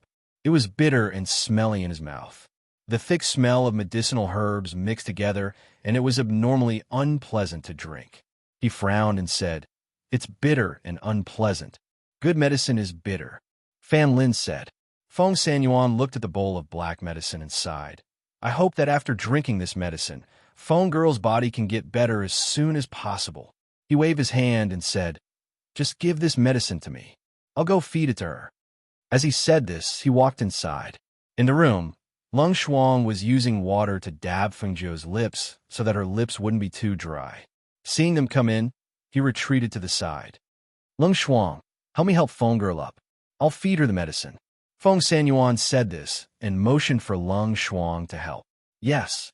Lung Shuang responded and carefully helped Feng Jiu up, letting her lean on her body. Lung Shuang then took out a handkerchief and wrapped it around Feng Jiu's neck to prevent the medicine from staining her clothes. Feng Jiu blew on the medicine in the bowl 3 times to cool it down. When he felt that the temperature was not too hot, he scooped a spoonful and brought it to Feng Jiu's lips. Little Feng, drink the medicine. Although it's bitter and smells bad, it's medicine prescribed by the Medicine King. It's good for your body. As he muttered, he fed her the medicine. However, because she was not surprised, she did not swallow the medicine. Instead, it flowed out from the corner of her mouth. Feng Senyuan's heart ached when he saw this, and he said, "Come, drink a little more. Drink as much as you can." He patiently fed her half a bowl of medicine, and in the end, only half of it would enter her mouth. Putting the bowl to the side, Feng Sanyuan said to Lung Shuang, "Later, help Feng Girl wipe her body and turn her back. She's been lying here for so long, she can't not move. It's not good for her blood circulation. Also, she's pregnant now, so you have to be careful when taking care of her." Yes, Lung Shuang understands. Lung Shuang responded and gently helped her master lie down. After sending them out, she called Qin Xian and Bai Qing Cheng in to help. 2 days later, the Medicine King brought the refined medicine to Feng Jiu's courtyard. He fed the medicine to Feng Jiu and then told Fan Lin, Lung Hua, and the others, "You guys watch over her. After half a day, check her pulse and check her body's condition. I'm going back to rest first. If she wakes up, inform me immediately." Okay. Lung Hua and Fan Lin responded and had people send him to the courtyard to rest. The 2 of them stayed here. Every once in a while, Fan Lin would go in to check Feng Jiu's pulse. Chapter 36:21. Lung Shuang had fallen asleep by the side of the bed. She did not know that the eyelashes of the person on the bed had fluttered slightly. The room was silent. Only the chirping of the birds on the branches outside could be heard. Feng Jiu felt as if all the strength in her body had been sucked out. Her body was so weak that she could not move. Her eyelids were so heavy that she could not open them. She felt that her body was weak and that her injuries had not yet healed. She used her divine sense to check the condition of the green lotus in her body. She saw that the originally blooming green lotus had closed up. The green petals were all folded up like a flower bud. The light was also very weak, as if it had been severely depleted. That's right. She remembered now. When she saw Mo Zay's condition, she was worried and did not care about her own body to transfer life force to Mo Zay. That life force was the life force of the green lotus. Now that he had used up so much of it, it was no wonder that his body had not recovered from the injuries that could be healed by the green lotus life force. However, although the blooming green lotus had turned into a flower bud, although the spiritual energy in her body had been severely depleted, although she was now lying on the bed, unable to move, she did not regret it all. As long as she could protect Mo Zay and give him a chance to live, she would not regret it even if she had to exchange her life for it. Thinking of Xianyuan Mo's, who she did not know about, and thinking of Mo Chun, who had disappeared from the world to protect her, she knew that she could not continue sleeping. She had to wake up and open her eyes. The belief in her heart was firm. With her firm will and belief, she slowly opened her heavy eyelids and struggled to open her eyes. Sensing that there was someone by the bed, she moved slightly. Just as she was about to speak, she saw Lung Shuang, who had been lying on the bed, suddenly raise her head. When she saw that she had woken up, her face was filled with surprise and excitement. "Master, master, you're awake." Lung Shuang was pleasantly surprised to see Feng Jiu open her eyes. Her heart was filled with joy. She quickly stood up and asked, "Master, are you thirsty? Do you want to drink water? Are you hungry? I'll get someone to bring some porridge over." "Zay, how is he?" Feng Jiu moved his lips and asked weakly. Hearing her ask about the Yama Lord, Lung Shuang didn't know how to answer. Now that mistress's body was so weak, and she had just woken up, if she knew that the Yama Lord's condition was not good, wouldn't she be agitated? Would it affect his body again? Just as he was hesitating and thinking about what to say, he heard Fan Lin and Lung Hua's voices from outside. Is Master awake? Let's go in and take a look. Not long after, two people walked in from outside. The others were worried that it would not be good if too many people rushed in, so they could only wait outside. Another person remembered the Medicine King's words and hurriedly went to inform the Medicine King, asking him to come over and take a look at their master. When Feng Sanyuan and Feng Xiao heard the news that Feng Jiu had woken up, they hurriedly rushed over. Little Hao was practicing his swordsmanship in the courtyard early in the morning. When he heard that his mother had woken up, he immediately put away his sword and quickly ran to Feng Jiu's courtyard. After the time it takes to burn a stick of incense. How is it? Medicine King, how is her body? Feng Sanyuan looked at the Medicine King, who had taken her pulse, and asked. Chapter 36:22. Hearing the Medicine King's words, Feng Jiu's eyes were filled with worry as she asked, Has Master gone to see Mose? How is he? Hearing this, the Medicine King paused for a moment and said, His condition is not good. Moreover, there is nothing I can do about his condition. I can only wait for you to recover before I see if you can cure him. Feng Jiu's heart sank. She reached out to Lung Shuang and said, Help me up. Although Lung Shuang was worried about her health, he still carefully helped her up. Feng Sanyuan stepped forward and said, Little Feng, you have to be more careful. Don't be too emotional. You are pregnant with Moses' child now. You must take good care of the child. Feng Jiu, who was helped up by Lung Shuang, was startled when she heard this. She looked at the Medicine King and saw the Medicine King nodding at her. Seeing this, she couldn't help but feel an inexplicable feeling in her heart. She was pregnant? She was pregnant with Moses' child? She gently stroked her flat stomach. She thought that if Mose knew that she was pregnant with his child, he would be very happy, right? Thinking of this, she couldn't help but smile. However, in the next moment, she thought of her current condition and hurriedly asked the Medicine King, Master, is my child unstable? It's all right. I have been helping you nurse your body these past few days. Your child is fine now. However, it's better not to be too emotional. After all, you have only been pregnant for a short period of time, and your body has not fully recovered. Hearing this, Feng Jiu's anxious heart finally relaxed. Yes, I understand. I will be careful. Little Feng, your body is still weak. Don't walk on the ground. Come, grandfather will carry you to see Mose. Feng Sanyuan said, and helped her put on her coat by the bedside. Then, he went forward and carried her. Thank you, grandfather. Feng Jiu smiled faintly. She reached out and hugged him, leaning into his embrace. She knew that she had made grandfather and the others worried this time. Silly girl, you are grandfather's granddaughter. What are you thanking me for? Have you forgotten that grandfather often carried you like this when you were young and carried you everywhere to play? Feng Sanyuan said with a smile. Then, he carried her out. Feng Jiu leaned into his embrace and thought of the memories in her mind. Yes, even if the little girl in her memories was not her, the happy memories of the little girl had always remained in her mind. She had inherited everything from the little girl. So naturally, she could feel the familial love and warmth that came from her family. Feng Xiao watched as his father carried his daughter out. He couldn't help but wipe his tears and follow him out. It's good that she woke up. There was hope. Xiao Jiu, this child, had gone through too many hardships. When they arrived at the room next door, Feng Sanyuan carefully placed her on the bed.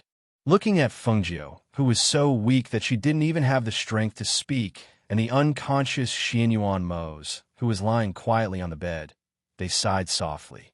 They gestured for everyone to leave, leaving only Lung Shuang by her side to look after her.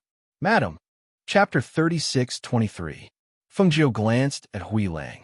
Seeing his haggard expression and red eyes, she softly said, You can go out. Go back and rest.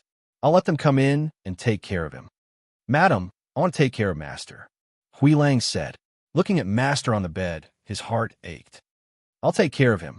It's not a matter of a day or two. Go. Feng Jiu's gaze fell on Xianyuan Mose. She didn't look at Hui Lang again. Hui Lang wanted to say something, but Lung Shuang said, Master has just woken up. His body is still weak. Don't let him speak too much. It's too tiring. Hearing this, Hui Lang lowered his head and nodded. After looking at the two of them, he walked out. He thought that he would go back to tidy up and rest for a while before coming back. You said that I've been asleep for half a month? Feng Jiu asked Lung Shuang softly. Yes, Master has been unconscious for half a month. Lung Shuang replied. So he's been sleeping like this all this time? He hasn't woken up yet. Feng Jiu held Xianyuan Mo's hand with one hand and gently stroked his face with the other. Lung Shuang paused for a moment and said, Yes, Fan Lin and Yao Wang didn't dare to use medicine. However, they both said that the Yama Lord's body was protected by vitality. As long as Master wakes up, the Yama Lord will also wake up. Feng Jiu put her hand on Xianyuan Mo's pulse. Her heart sank when she felt his pulse. She didn't think that with the vitality of the blue lotus protecting his body, his condition would still be so serious. It was also fortunate that she had allowed him to take that medicinal pill that day.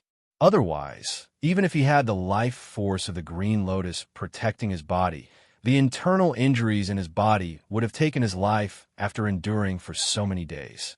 She took out a pill from her space and stuffed it into Xianyuan Mo's mouth. Looking at the unconscious Xianyuan Mo's and thinking about Mo Chun, who had already disappeared from the world, Feng Jiu's heart ached. He asked, Have you sent anyone to Mo Chen's home? Lung Hua and Du Fan have already been there, Lung Hua said. Hearing that, Feng Jiu closed her eyes and didn't say anything. She just sat there quietly. After a while, she lay down beside Xianyuan Mo's and said, You can leave now. I'll stay here with him. Yes, Lung Hua replied, but didn't leave. Instead, he helped Feng Jiu cover with a blanket before walking out and closing the door. Seeing that Lung Hua was the only one who came out, the people outside were surprised. Didn't I tell you to stay inside with her? Why did you come out? Master is resting inside. Let me out, Lung Shuang said and turned around to take a look. Hearing this, everyone fell silent. Feng Sanyuan and Feng Shao looked at each other and told Lung Hua to take care of them before leaving first. Howard, who hadn't been able to say anything, wanted to follow them in. However, hearing that his mother was already resting inside, he didn't disturb her. However, he didn't leave either. Instead, he sat in the courtyard and waited. From time to time, he would look at the tightly shut door. In the room, Feng Jiu reached out and hugged Xianyuan Mo's waist. She buried her face in his chest and said softly, Mose, I'm pregnant. Are you happy? I'm pregnant with our child. Tell me, will it be a boy or a girl? Chapter 36:24. Feng Jiu's body gradually recovered after a few days of recuperation. However, her original strength of a divine king had plummeted to that of a venerable immortal. Her current strength was even lower than the people around her. Moreover, the green lotus in her body seemed to have fallen into a deep slumber. The green lotus was unable to supply her with vitality and was unable to heal her internal injuries. These few days, her body was nursed back to health by the king of medicine. Originally, she was unable to stand up and speak weakly. Now, she had recovered to almost 70%, which made everyone very happy. Mother, the weather is very good today. How accompany Mother for a walk outside. Hao walked in and came to Feng Jiu, who was sitting on the bed and reading a book. Hearing this, Feng Jiu glanced at the weather outside, closed the book in her hand, and put it aside. She revealed a smile and said, Okay, go ask Lung Hua and Du Fan to come in. Ask them to help your father outside to bask in the sun. Hao responded and quickly walked out. Not long after, Lung Hua and Du Fan came in and bowed to Feng Jiu. Master, prepare a soft bed outside and help him out to bask in the sun. Feng Jiu instructed as she got out of bed. Before her feet touched the ground, she saw a small figure running up to her. Mother, put on your shoes. Hao clumsily squatted on the ground and helped her put on her shoes. Feng Jiu looked at this scene and felt a surge of warmth in her heart. She smiled gently and reached out to touch Howard's head. Howard is so obedient. Leave it. Mother can put it on herself. Howard has to take care of Mother. The young voice was firm. Because he had never helped anyone put on their shoes, he was a little clumsy, It took him a while to help her put on her shoes. However, before Fengjiu could say anything, he ran to the side and brought a coat for Fengjiu. Mother, it's sunny and windy outside. You have to put on your coat. Don't catch a cold. He knew that his mother was pregnant with a baby and that her body was still very weak, so he had to take good care of her. Seeing this, Fengjiu reached out to take it, put on his coat, and then held his hand as they walked out. After Du Fan and Leng Hua helped Xin Yuan Mose to the soft couch outside, they retreated out of the courtyard. In the courtyard, there was only Fengjiu, Xin Yuan Mose, and Hao Er lying on the soft couch. Even Leng Shuang and the others had retreated outside. Under the warm sun, Fengjiu fed Xin Yuan Mose a bottle of nutrient solution. Looking at his thin face, she couldn't help but feel distressed. Even with the nutrient solution providing the nutrients his body needed, he was still gradually losing weight. However, right now, she could only save his life, but she couldn't wake him up. When she was poisoned by the Black Lotus energy, it was Mo Chun who saved her. Now that Mo Chun was gone, the Green Lotus in her body was also in a deep sleep. How could she get rid of the Black Lotus energy in his body and wake him up? Until now, she still had no clue. After feeding him the nutrient solution, Fengjiu took one of his hands and gently squeezed it, moving his tendons, meridians, and blood. Hao, who was sitting obediently on the chair, saw this and tilted his head to ask, "Mother, what can you do by squeezing father's hand like this?" Chapter 36:25. Fengjiu smiled as she watched his small hands gently pinch Moses' arms. There are many acupuncture points in the human body, and the same goes for the arms. Look, you have to pinch like this to feel the tendons and veins under the skin. Fengjiu taught him as she said, "You don't have to use too much strength, but you can't use too little either. Moderate strength is the most suitable. If you pinch this place, the arm will instantly become numb and droop powerlessly." Hao listened attentively as he watched, memorizing her words in his heart. After moving his hands and tendons, Fengjiu gently turned Xin Yuan Mose over so that he was lying on his side. She bent her palms slightly and gently patted his back. She didn't use much strength, but it was enough to move the blood on his back. Like here, the acupuncture points here are like this. Fengjiu taught how to recognize the acupuncture points while patting Xin Yuan Mose's back. After a long while, she looked at Hao who was listening attentively and asked, "Do you remember?" Hao nodded. I remember." Fengjiu helped Xin Yuan Mose lie down and helped him massage his legs and soles. She also explained some of the acupuncture points on the human body to how in the courtyard there was a peaceful atmosphere, except for Xin Yuan Mose, who had been sleeping all this time, who hadn't woken up. Outside the courtyard, they looked at the scene in the courtyard and withdrew their gazes. They looked at each other and didn't say anything. They just waited quietly. In the evening, Fengjiu, Feng Sanyuan, Feng Shao, and Guan Shilin were eating in the courtyard. They helped her put food in her bowl from time to time. She looked at the small mountain of food and smiled. "I can't eat so much. You guys eat. You don't have to keep putting food in my bowl. Then drink a bowl of chicken soup. This is nourishing black spirit chicken. It's very good for the body," Feng Sanyuan said as he scooped a bowl of chicken soup for her. Seeing this, Fengjiu drank the chicken soup and said to them, "Grandfather, father, you've been here for a few days. Now that I've woken up, you don't have to worry anymore. You're gone.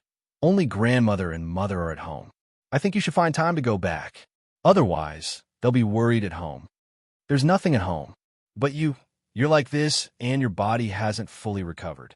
We'll be worried even if we go back." Feng Sanyuan. Originally, your mother and mother, they wanted to come, but they were afraid that they would cry and affect your body. So they didn't. You're getting better these few days. I've already sent the news. You're well. You retest now. There. This. Xiao Jio's body was getting better, but Mo Zhe's body. Fengjiu smiled. She knew what they were worried about, but she was worried about them being separated from their family. What's more, her body was fine now. It was time for them to go home and be with their family. At least, if something really happened, they would be there. Actually, I want you to go back. I want you to go to Mo Zhe's father and tell him about this. She paused and said, Mo's situation is like this now. The people below haven't told him about this yet, but he'll know about this sooner or later. Compared to letting others go, I think it's more appropriate for you guys to go. Chapter 36:26. All right, since that's the case, we'll make a trip there. However, your body, don't worry, grandfather. I'll take good care of myself. Feng Jiu smiled slightly, telling them not to worry. Thus, after the meal, Feng Sanyuan and Feng Xiao went back to make preparations. They planned to leave at night when no one was paying attention. As the night deepened, Feng Jiu leaned against the head of the bed in the room. She glanced at Xinyuan Mose, who was lying on the bed, then continued to flip through the books in her hands. Although she was anxious to find a way to wake him up, she also knew that her body could not be exhausted. Thus, after flipping through the books for a while, she lay down beside him and leaned against him to sleep. After a few days, as her body gradually recovered, the Medicine King came to the courtyard. He looked at Feng Jiu and said, Your body is getting better, and the fetus is stable. There's nothing else for me to do here, so I'll go back first. His voice paused. Then he said, I'll go back to look through the books for Mose. If I find a way, I'll let you know. Many thanks, Master. Feng Jiu thanked him and personally went out, saying, If there's a chance in the future, I'll return to the valley to see Master. All right, you should take care of the things at hand first. There's no need to worry about your master. He waved his hand and walked out without saying anything else. Feng Jiu watched him leave, then returned to the courtyard. When she arrived, she called Lung Hua and Du Fan over. Master. The two bowed and stood in front of her. Have you found any news about the Devil Master and Yin Xuexin? She asked, her gaze falling on the two of them. Hearing this, Du Fan said, I've already sent people to investigate, but there's still no news about them. Moreover, there's been no movement from the demonic cultivators in various places recently. It's as if they're all lying in ambush. Master, when I saw the Devil Master that day, his cultivation wasn't considered strong. Moreover, he was seriously injured by you before. Even if he obtained the Black Lotus seed, the ancient Black Lotus is only a lotus seed now. It's difficult for the Devil Master to have the same power as the Black Lotus Master. Therefore, I think that after he obtained the Black Lotus seed, he should be thinking about how to refine and possess it. He shouldn't dare to make us his enemy for the time being. Lung Hua calmly analyzed the matter. In his opinion, even if the Black Lotus seed fell into the hands of the Devil Master, it was only a lotus seed now, so it didn't have much power. In addition, the Devil Master's cultivation was weaker than their master's. Even if their master's cultivation had plummeted to a mortal venerable, there were still many people around them who were comparable to the Devil Master. Sovereign Tong Tian was dead, and the Black Lotus Master was also destroyed between heaven and earth. The Devil Master alone wouldn't dare to make a move against them at this time. Feng Jiu listened and narrowed her eyes. She picked up the teacup on the table and took a sip of tea. She said slowly, You're right. He won't dare to make any moves for the time being. However, now that the Black Lotus has fallen into his hands, he won't be able to rest easy if he doesn't destroy or take it back. She paused and continued. Continue the investigation. Investigate both openly and secretly. Don't let go of any chance. Don't alert the enemy even if you find out. Yes, the two of them answered. Go and call Hauer here. She waved her hand and dismissed them. Chapter 36:27. Mother. How? Came to her side and called out to her. Feng Jiu reached out to hold his hand and pulled him into her arms. Then she said softly, How Mother will send you back to your father's place, okay? Hauer's body stiffened when he heard this. His eyes immediately turned red. He lowered his head and didn't say anything, but his little mouth was pursed with grievance. Feng Jiu turned him around and made him face her. Mother, does Mother not like Hauer anymore? He raised his head and asked with tears in his eyes. He was sad and heartbroken, but when he thought of how his mother didn't like boys crying, he forced his tears back. Feng Jiu was startled when she heard this. She smiled and reached out to rub his head. Silly child, what nonsense are you talking about? How could Mother not want Hauer? How could Mother not like Hauer? You'll always be Mother's good son. Mother likes you the most. But mother wants to drive, how away. He pursed his little mouth and looked at her with grievance. Feng Jiu revealed a gentle smile. Mother doesn't want to drive, how away. Mother has to take care of your father, and I'm afraid I can't take care of you. Moreover, mother has to find a way to treat your father. I probably won't stay here for long. Now that my strength has fallen to the level of an immortal venerable, I'm worried that I can't protect Hao. That's why I want Hao to go back to your father's place. You can cultivate properly there, with your biological parents taking care of you. Mother doesn't have to worry about Hao. His mood improved when he heard this. He was already sensible. As long as she explained it clearly, he would understand.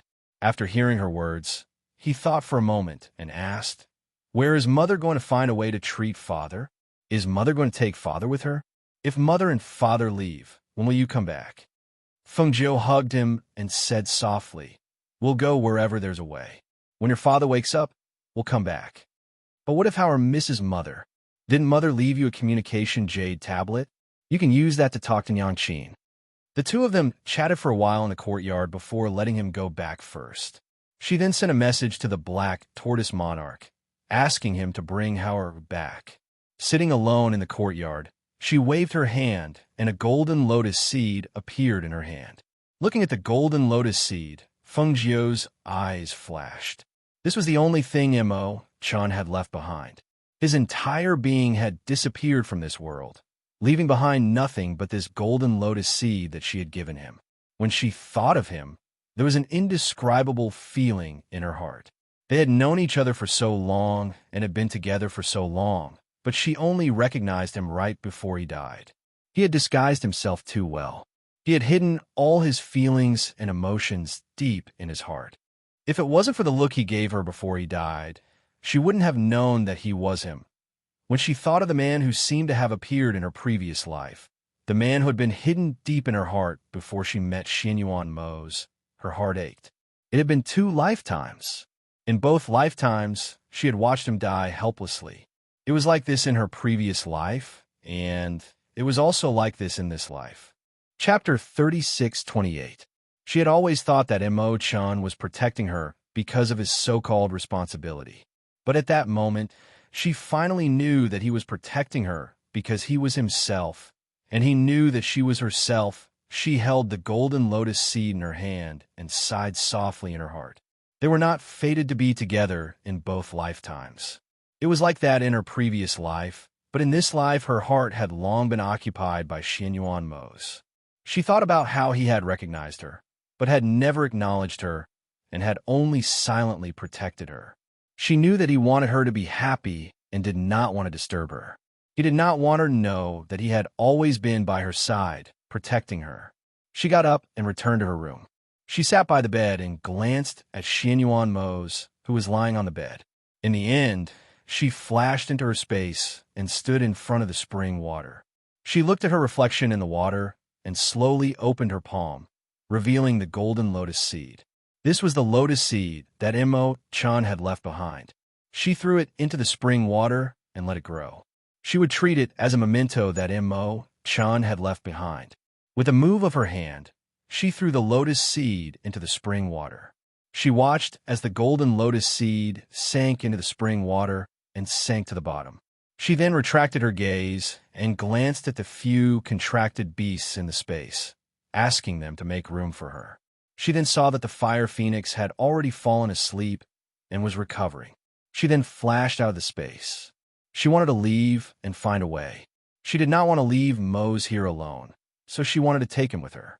The space was the best place to stay. The next day, Long Shuang and the others who heard that she was leaving couldn't help but feel anxious. Du Fan stood in front of Feng Jiu and said anxiously, "Master, even if your body has recovered, you can't lack people by your side. Even if you're going to leave, you should at least take us with you. Otherwise, how can we be at ease if you leave alone?" Feng Jiu ate 2 mouthfuls of bird's nest before saying, "I'm not going alone. I'm going to take Mose with me." It would have been better if she didn't say anything. Now that she did, everyone's faces were overflowing with worry. "Mistress, now that you are pregnant, how can you take care of the Yama Lord? What's more, you haven't even passed the first 3 months of pregnancy. so it's not suitable for you to be too tired. Master, even if you want to go out, please wait until the fetus has stabilized in the first 3 months. Fan Lin said worriedly. When they heard that their master was going to leave with the Yama Lord and not them, everyone could not sit still. Master, if you're going out, please take us with you. Lung Shuang and Lung Hua knelt down. Seeing them kneel, Du Fan and the others also knelt down and begged, Master, please take us with you. Feng Jiu, who was eating the bird's nest, looked at them and was stunned. He frowned and said, What are you doing? Get up. Master, let's go with you. Let us follow you and serve you, Master. Master, let us stay by your side and serve you. If you leave and don't take us with you, what's the point of us staying here? That's right, madam. You're pregnant with the little master now. If Master knows that we let you go alone without anyone by your side to take care of you, Master will be very angry. Chapter 36:29. Master, please take us with you. Master, please let us serve you by your side. Master, please after please, and worried gazes fell on her. Seeing them like this, Feng Jiu sighed softly. Get up, all of you. I haven't decided yet. I just mentioned it. Why are you so nervous? Hearing this, everyone looked at each other but did not get up. They continued to kneel in front of her. Seeing this, Feng Jiu looked at them and said softly, It's not impossible to take you with me, but you have to arrange everything. Hearing this, everyone's eyes lit up and they quickly stood up. Master, don't worry. We will arrange everything. The old man and the others left with Guan Shilin. The Medicine King also left. Hun Yuanzi, Luo Fei, and the others also left one after another. Now, only the Phoenix Guards and those who had always been by their master's side were left in the manor. In addition, they heard their master say that he was going to send to the Black Tortoise Sovereign. In this way, they only needed to arrange some other things, and then they could leave without worry. Feng Jiu waved his hand and said, Go. Arrange everything at hand. Also, Qin Xin and Qing Chen go to the city to buy some daily necessities. After a few days, when everything is ready, we can leave together. Yes. Everyone looked at each other and smiled. They immediately moved quickly, leaving only Lung Hua, Lung Shuang, and Hui Lang to accompany them in the courtyard. At noon, the Black Tortoise Sovereign came to the Feng Manor. When he entered the courtyard and saw Feng Jiu, he smiled. I haven't seen you for a few days. The ghost doctor has recovered very quickly. It seems that your body is fine. Feng Jiu smiled and invited him to sit. I've been recuperating during this time. I haven't thanked the sovereign for the precious herbs you sent. You and I don't need to thank each other. The Black Tortoise Sovereign waved his hand and smiled. I'm very happy to see you recover. I just don't know how the Yama Lord is doing. Is there any improvement? Feng Jiu sipped his tea and said softly, Other than wanting to go back with you, Monarch, I also have something to ask you. Hearing this, the Black Tortoise Monarch was slightly surprised and asked, What do you mean by that? After that battle, I think you know that I have the ancient green lotus in my body, Feng Jiu said directly, looking at King Black Tortoise. Monarch Black Tortoise nodded. I know, and I'm not the only one who knows. I'm guessing that all the other experts know about the ancient green lotus in your body. After all, the battle caused a huge commotion. Even though the other monarchs didn't do anything, they were still paying attention to it. Although I've always said that I have the ancient green lotus in my body, it should be the chaotic green lotus. Feng Jiu said slowly, looking at Monarch Black Tortoise, who was slightly surprised.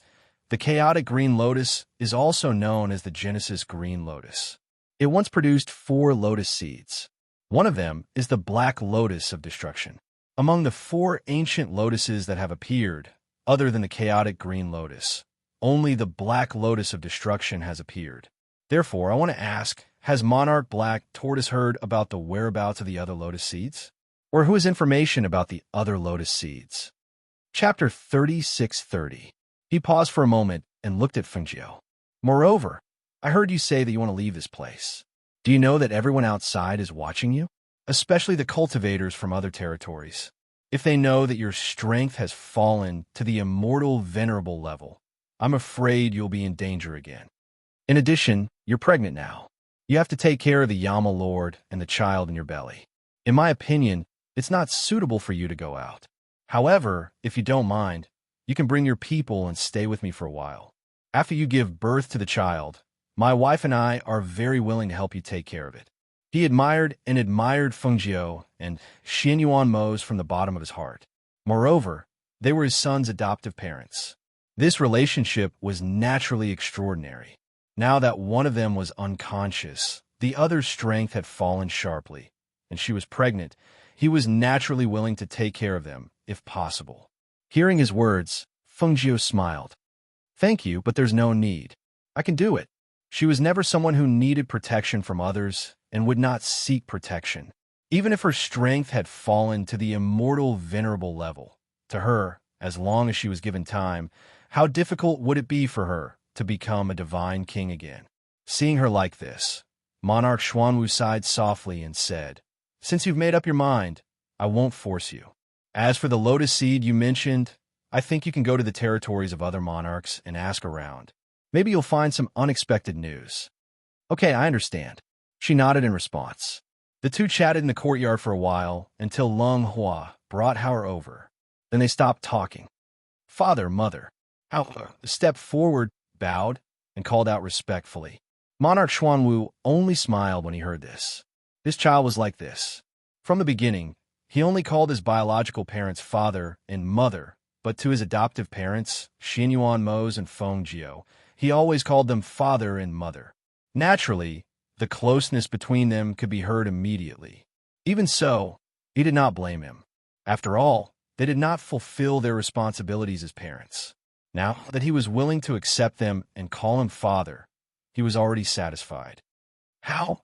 Do you know that your mother wants you to go back with your father?"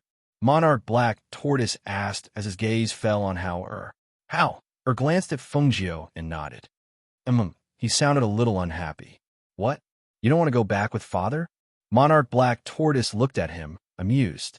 How? Lowered his head and didn't say anything. He didn't want to go back.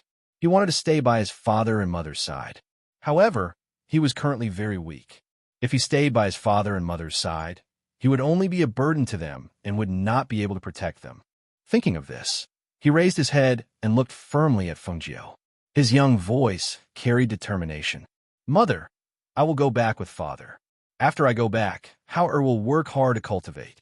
Hauer will become very strong. In the future, Hauer will protect father and mother.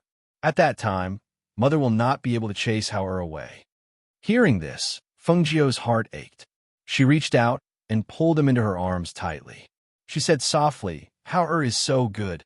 Hauer will listen to your father and mother when you go back. Mother will wait for Hauer to become strong." Chapter 36-31. Feng Jiao took out a bottle of pills from the space and handed it to him. Hauer, this is a pill that can help you improve your strength, but it's not for you to use now. You have to know that if you don't rely on pills to advance, your foundation will be more stable and there will be more room for improvement in the future. There are 2 pills in here. Don't take them before you reach the Golden Elixir Realm. After you reach the Golden Elixir Realm, you can do as you see fit or ask your father. There's also this bottle. Feng Jiao took out another bottle and said, "This is a life-saving medicinal pill that can treat internal injuries. No matter how serious your internal injuries are, as long as you take one, it can save your life. Keep it with you just in case." Hearing this, Hauer reached out and took it. Looking at the 2 bottles of pills, he thought of the pills in his space and said, "Mother, I still have the pills you gave me before." "It's okay. Keep these too." Feng Jiao smiled and rubbed his head. Seeing this, Hauer put away the pills. After they talked for a while in the courtyard, Feng Jiao sent them away. After they left, she returned to the room to help Xian Yuan Mo's massage his tendons and veins, moving his blood and qi while talking to him. "Hauer is gone. I asked the Black Tortoise Monarch to come and take him away. Letting him return to his biological parents is the best for him." Feng Jiao's voice came out softly, as if she was chatting with Xian Yuan Mo's.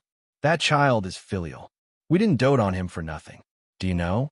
He said that he will work hard to cultivate when he goes back. When he becomes stronger in the future, he will protect us." Feng couldn't help but smile. I've already asked Lung Hua and the others to make the arrangements. We'll leave in a few days. I'll take you around. If we can find the whereabouts of the ancient golden lotus, maybe I can help you get rid of the black aura in your body. It's just I don't know where to look for it, but I think we should go behind the waterfall we found last time and take a look. We don't know which monarch's world is there, but maybe the ancient golden lotus we are looking for will be there. She muttered until she was tired. Tired. She lay down next to him and fell asleep with him in her arms. Early in the morning 2 days later, before the sun had even risen, Feng Jiu left the Feng Manor with Lung Hua and the others. They left quietly, without alerting anyone. No one knew that they had left. After a few days, they arrived at the area where Sovereign Tong Tian had been. The purple gold spirit deer carriage was slowly moving along the mountain path. In addition to the few people following beside the spirit deer carriage, there was also Ying Yi and the others guarding in the dark. Lung Shuang and Qin Xin, who were also sitting in the carriage, saw that their master's face was a little pale. They couldn't help but say, "Master, why don't we rest for a while? You'll feel better." Feng Nine leaned against the soft couch and responded. Lung Hua, who was driving the carriage outside, stopped the spirit deer carriage. He jumped off the carriage first, and by Qin Sheng, who was sitting outside, got off the carriage and opened the curtain to let Feng Nine come down. "Master, be careful. I'll support you," Qin Xin said, and carefully helped Feng Jiu out of the carriage. Chapter 36-32. Feng Jiu came to the grass and sat down. She looked at the open space in the mountains and smelled the fresh smell of grass and trees in the air. Her chest, which was originally a little stuffy, gradually relaxed. She took a few sips of water from Lung Shuang and took out some spiritual fruits from the space. She handed them to everyone and said, "Share these to moisten your throats." Yes. Qin Xin took the spiritual fruits and distributed them to everyone. There were more than a dozen people in their group. It was not a small number, but it was not a large number either. However, each of them was very powerful. As long as they were not up against people like the sovereign, no one could do anything to them. As they were traveling in a low-key manner, their cultivations were also concealed. At first glance, they looked just like ordinary guards. However, what was different from ordinary guards was that each of them had an outstanding temperament, and their appearances were all top-notch. Dufan looked at the land and said, "Master, since the death of the sovereign of Skirich, no one has taken over his land. Now that the spiritual power that shrouded this land has dissipated, it can be said that this land is ownerless." Feng Jiu ate a spiritual fruit and looked at the land. She said softly, "This land is not ownerless. It's just that at this time, people from all over the world are watching quietly. No one dares to take over this land." Her eyes moved slightly, and she said slowly, "The sovereign of Skirich and the Black Lotus Lord died in our hands. Those people know very well who this land belongs to. If they dare to take over this land, it's obvious that they want to be enemies with us. I think at present, if there's no sufficient benefit, they won't take the risk of being enemies with us to take over this land." Hearing this, everyone's eyes lit up. In other words, this land also belongs to Master? They had not thought of this at first. They had only thought that since their master's strength had plummeted, the Lord of Hell was still unconscious, and the sovereign of this world had already fallen. It was strange that no one dared to take over this place after such a long time. After their master's reminder, they had thought of this. It wasn't that no one wanted it, but that no one dared to. On the mountain road, the faint sound of carriages could be heard from afar. The people guarding Fengjiu looked in that direction and saw several carriages coming from not far away. Because they were running very fast, the hooves of the horses raised a lot of dust on the mountain road. Seeing people passing by, Luo Yu pulled the spirit deer carriage to the side so as not to block those people passing by. The others stood around Fengjiu, blocking her from the passers-by. Perhaps it was because they didn't expect to see a carriage stopping on this mountain path. But in the carriage in front, a woman lifted the curtain and looked out. When she saw a group of handsome men standing together, as if they were blocking something, the woman couldn't help but be curious. However, no matter how she looked, she couldn't see what those men were guarding. When the carriage passed by the spirit deer, her eyes lit up and she couldn't help but exclaim, "Purple gold spirit deer. So beautiful. Stop, stop the carriage." The woman patted the carriage to stop, her eyes fixed on the spirit deer carriage. When she saw the low-key but luxurious purple gold spirit deer carriage, she couldn't help but look at those men. "This purple gold spirit deer carriage is yours." Chapter 36-33. "Shauna, what's wrong?" The middle-aged man's voice came out as he looked outside. However, when he saw the scene outside the carriage, his eyes couldn't help but narrow, especially when he saw his daughter walking towards the purple gold spirit deer and reaching out to touch it. He immediately shouted, "Shauna, stop!" His heart skipped a beat. He quickly got off the carriage and pulled his daughter back to the side of the carriage. His dignified eyes were filled with fierceness as he stared at her. "Back to the carriage. Father, look, those are the purple gold spirit deer."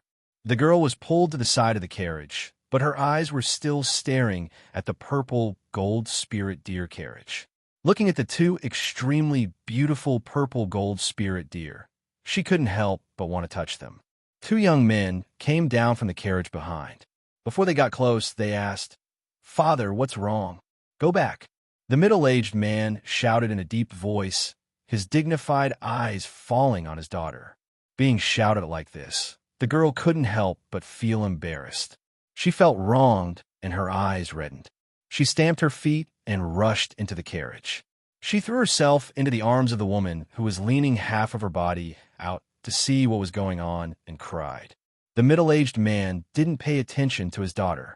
Instead, he took a deep breath and looked at Du Fan and the others in front of him. He cautiously cupped his hands and said apologetically, "I'm really sorry. My daughter is rude and has disturbed everyone." Du Fan held a fan in his hand and fanned himself with a friendly smile on his face. It's fine. We still have to hurry on, so we'll take our leave first." The middle-aged man cupped his hands again and said, even though he looked at the other side with a smile, he didn't feel the slightest bit of friendliness and gentleness. There was only a sense of horror that made people's hair stand on end. "Please," Du Fan said, and looked at them with a smile. The middle-aged man didn't dare to stay for long. He ordered his two sons, who were standing not far away, "Go back to the carriage. We'll continue on our way." His warning gaze fell on them. The two didn't dare to ask any more questions. After answering, they glanced at the others and walked back to the carriage. The group of people sat in the carriage and left just like that, not daring to stay for even a moment. From beginning to end, none of them saw who the person behind the group of men was. After watching those people leave, the smile on Du Fan's face gradually disappeared, and a cold light flashed in his eyes. He snorted and put away the fan in his hand. If that woman had dared to touch his master's purple gold spirit deer, her hands would have been gone. However, the middle-aged man was tactful. "Master, are you hungry? Do you want to eat something?" Lung Shuang asked. He was worried that she would not be able to eat something good on the way. After all, she was eating alone now, and the child in her belly also needed to be nourished. "I don't have much of an appetite, and I don't feel like eating." "Don't bother. Let's go after a short rest," Fengzhou said as he rested his chin on his hand and looked ahead, enjoying the cool breeze. On the other side, after a long distance, the carriage slowly slowed down. The two men in the back came to the front carriage and heard their sister crying inside. They lifted the curtain and asked, "Father, what happened just now? Why is sister crying like this?" Chapter 36-34. "Don't cry anymore." His voice was filled with anger. He slammed his hand on the small table in the carriage, scaring the woman who was crying in the woman's arms. She stopped crying and didn't dare to cry again. The two brothers standing beside the carriage couldn't help but look at each other when they saw this. "All right, let's talk nicely. The child isn't insensible," the woman said as she looked at the middle-aged man and patted her daughter in her arms. "Don't cry. Your father must have his reasons for scolding you. When you're outside, you have to be careful. You were too foolish just now." The girl bit her lip and didn't speak. She just lowered her head. If I didn't stop her, I don't even know where her hands would be. The middle-aged man frowned and glanced at his daughter. Hearing this, everyone was shocked. "What? How could that be? I just wanted to touch the purple gold spirit deer. The girl whispered. Her eyes were full of disapproval, thinking that her father was making a fuss over nothing. How could that be? The middle-aged man saw his daughter's expression and knew what she was thinking. His face darkened. Do you think that an ordinary person can own a purple gold spirit deer? Do you think that an ordinary person has unfathomable strength as an attendant? Do you think that the man holding the fan and talking to you with narrowed eyes was really kind to you? Oomph. He snorted heavily and said resentfully, If I didn't stop you from getting close to the purple gold spirit deer, your hands would have been cut off by the man holding the fan. Hearing this, the girl was terrified and in disbelief. The two men standing beside the carriage were also shocked. Their expressions became serious. Father, if we leave now, they won't care about little sister's previous rudeness, right? The middle-aged man was silent for a while. They probably won't. If they care about it, they probably won't let us go. He looked at them and said, When you're outside, you have to be careful and modest. You have to know that people don't blame you for being polite. You have to think twice before you act, lest you get into trouble. Yes, we will follow Father's instructions. The two men cupped their hands and replied. The middle-aged man then looked at his daughter, who had her head lowered. He frowned and said to his wife, When we go back, you will personally teach her the rules. She is not allowed to go out for 3 months.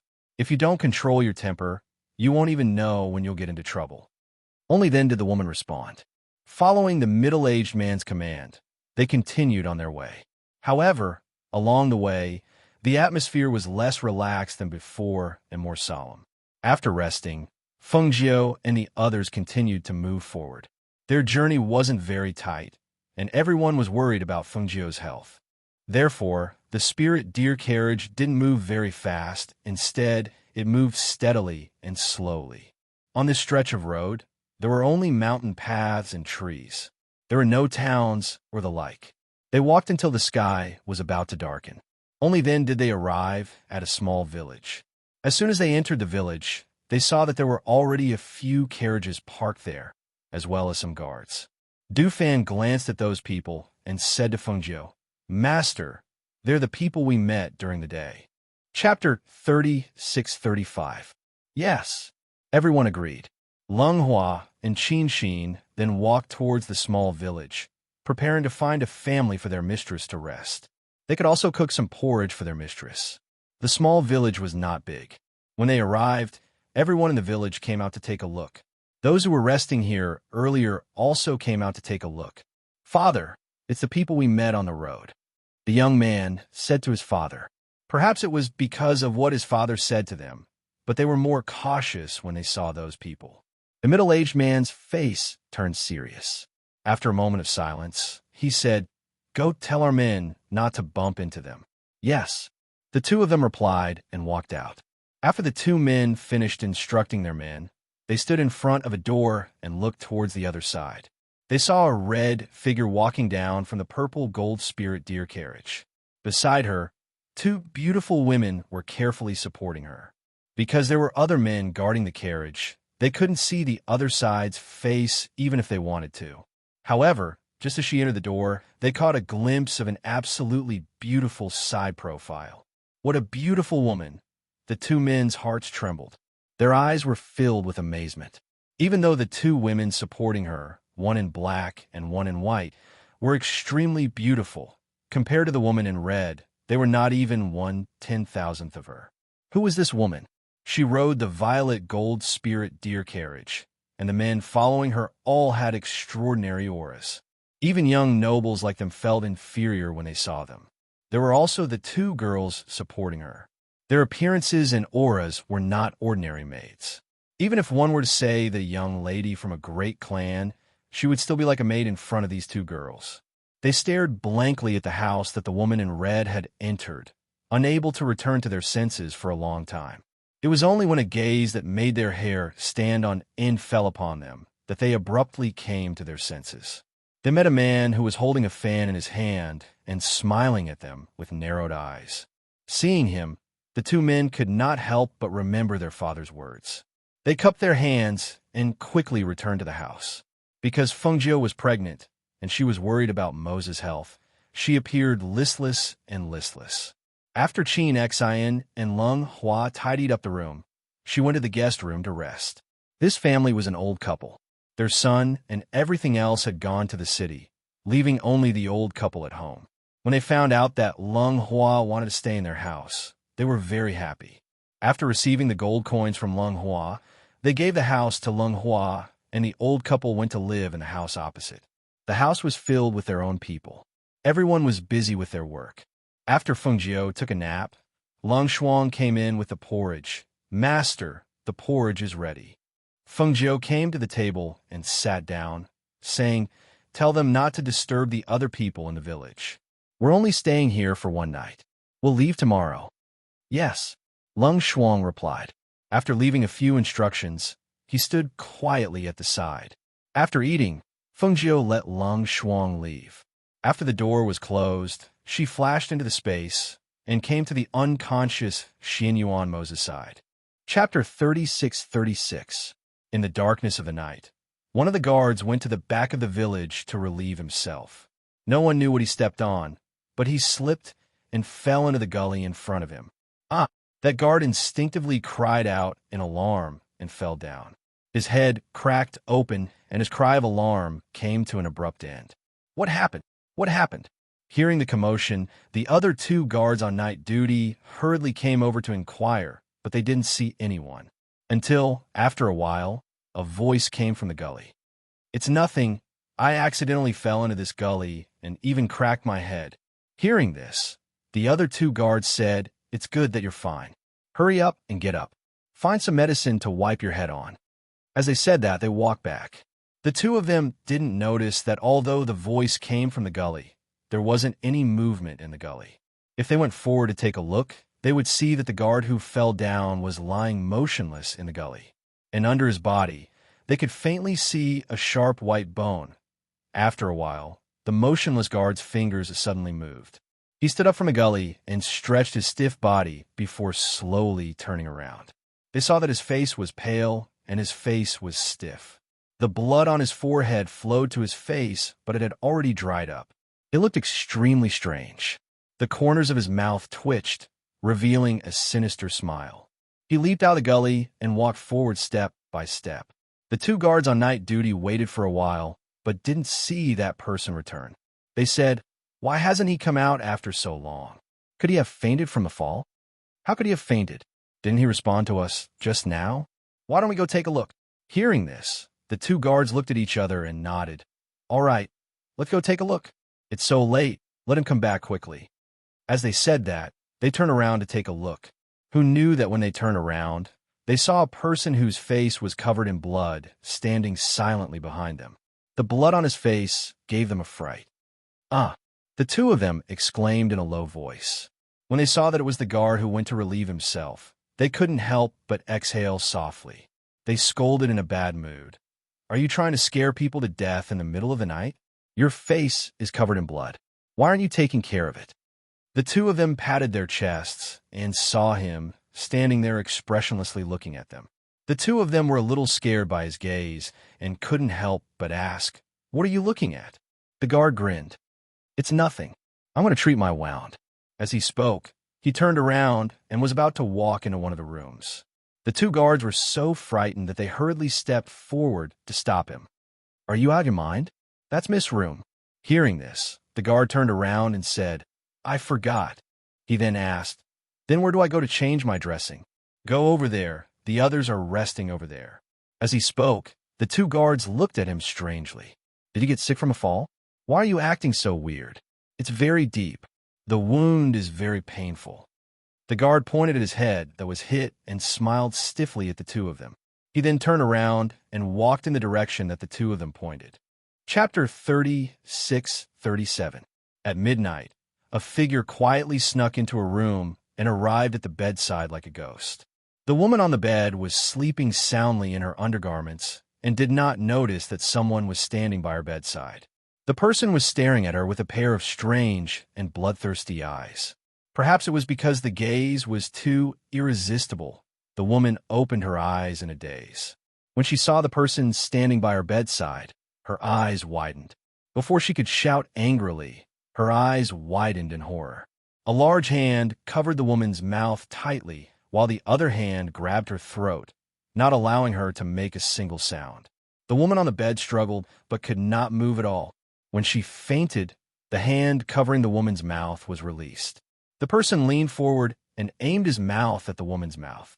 An endless stream of the woman's pure blood essence was sucked out of the woman's mouth and into the person's mouth. After a long time, the woman who had just fainted gradually breathed weakly. Her entire body seemed to have been sucked dry until she stopped breathing. The person who was sucking the woman's blood essence was like a beast that had eaten its fill. He licked his lips in satisfaction and stared at the dead woman on the bed before leaving silently. The person's figure was hidden in the darkness of the night. He walked like a ghost, and no one noticed him. He wandered for a while, and his gaze fell on the house about 50 meters in front of him. His originally bloodthirsty eyes became empty as he stared in that direction. He wanted to get closer, but stopped after approaching a certain distance. This was because he sensed a dangerous aura in that place. The aura there was very dangerous, and he did not dare to approach. Although he did not know what was there, his intuition told him that he did not dare to take the risk. Hence, after wandering around for a while, he gradually walked into the darkness of the night. When he reached the weeds in the darkness of the night, the originally walking figure fell down, just like that. A ghost floated out from the fallen body and into the darkness of the night. The next morning, a sharp and frightened voice cut through the tranquility of the morning and caused everything to become chaotic. The village wasn't big to begin with. That sharp and frightened voice startled the villagers to come out to see what was going on. When a middle-aged man who had just woken up and was eating breakfast heard the sharp cry, his hand suddenly trembled, and the bowl in his hand fell to the ground with a clang, shattering into pieces. He stood up abruptly and strode outside. When he arrived at the room where his daughter was sleeping, he asked before entering the room, "Madam, what happened?" He asked as he entered the house, followed by his two sons who had hurried over without even washing up. However, when they followed their father into the house, they saw that their mother had fainted on the ground. "Madam, mother!" The three of them were shocked and hurriedly strode forward to help her up. They pinched her philtrum and took out medicine to wake her up. After a long while, the woman who had fainted due to the huge impact slowly woke up. However, her face was pale and tears fell down her cheeks. "Shauna, my daughter." Woo-woo. Chapter 36-38. The coarse hemp bed curtains covered the scene on the bed, but he could vaguely see a figure lying motionless on the bed. His heart sank, and his body trembled slightly. When the two brothers saw this, one of them supported their mother while the other wanted to lift the bed curtains. However, he was stopped by the middle-aged man just as he took a step forward. "Father." The man turned around and looked at him. "Let me do it." The middle-aged man's voice was slightly hoarse. If one listened carefully, they could even hear a slight tremble in his voice. However, he still stopped his son from going forward and walked forward with heavy steps. He raised his hand to lift the bed curtains, but he felt that the bed curtains were as heavy as 1,000 pounds. "Father." The man saw this and called out again. The middle-aged man took a deep breath and lifted the bed curtains. However, the moment he lifted the bed curtains and saw the scene on the bed, his entire body jerked back and he almost fell to the ground. "Father." The man quickly went forward to support him, but when he saw the scene on the bed, he could not help but gasp and cry out in grief, "Sister, sister, oh, my daughter." When the woman saw the scene on the bed again, she could not recover from the shock and fainted again. The middle-aged man looked at the scene on the bed with a pale face. He only felt his vision darken, and he almost fainted from the strong impact. However, he knew that he could not. Who was it that killed his daughter? He wanted to find the culprit. Investigate. Investigate for me. Find the murderer. Tear him to pieces. The grief-stricken and furious middle-aged man ordered coldly with bloodshot eyes. As a father, how could he remain calm after seeing his daughter die so tragically? On the other side, Feng Jiu was woken up by the noise and did not continue to sleep. Instead, she got up and washed up. After a nap, she felt much more refreshed and comfortable. Master, I've made bird's nest porridge. Lung Shuang brought her a bowl of bird's nest porridge and placed it on the table. Feng Jiu walked slowly to the table and sat down. While eating the porridge, he asked, "It's so early in the morning. Did something happen in the village?" In her opinion, there shouldn't be anything happening in such a peaceful little mountain village. Why did she hear that shrill and frightened voice so early in the morning? Lung Hua has already asked around. You should be back soon. Lung Shuang had just finished speaking when she saw her younger brother walk in from outside. Master, Lung Hua bowed and called out. What's going on in the village? Feng Jiu asked. It's the people we met yesterday. I heard that the middle-aged man's daughter was killed. Lung Hua said. Feng Jiu raised his eyebrows. Killed? Just her? So far, I've only heard that one of them died. They're currently investigating. They're guarding the road out of the village. Lung Hua couldn't help but laugh when he said this. Were they suspecting them? Feng Jiu smiled when he heard this and said, It seems that we're being suspected. That's right.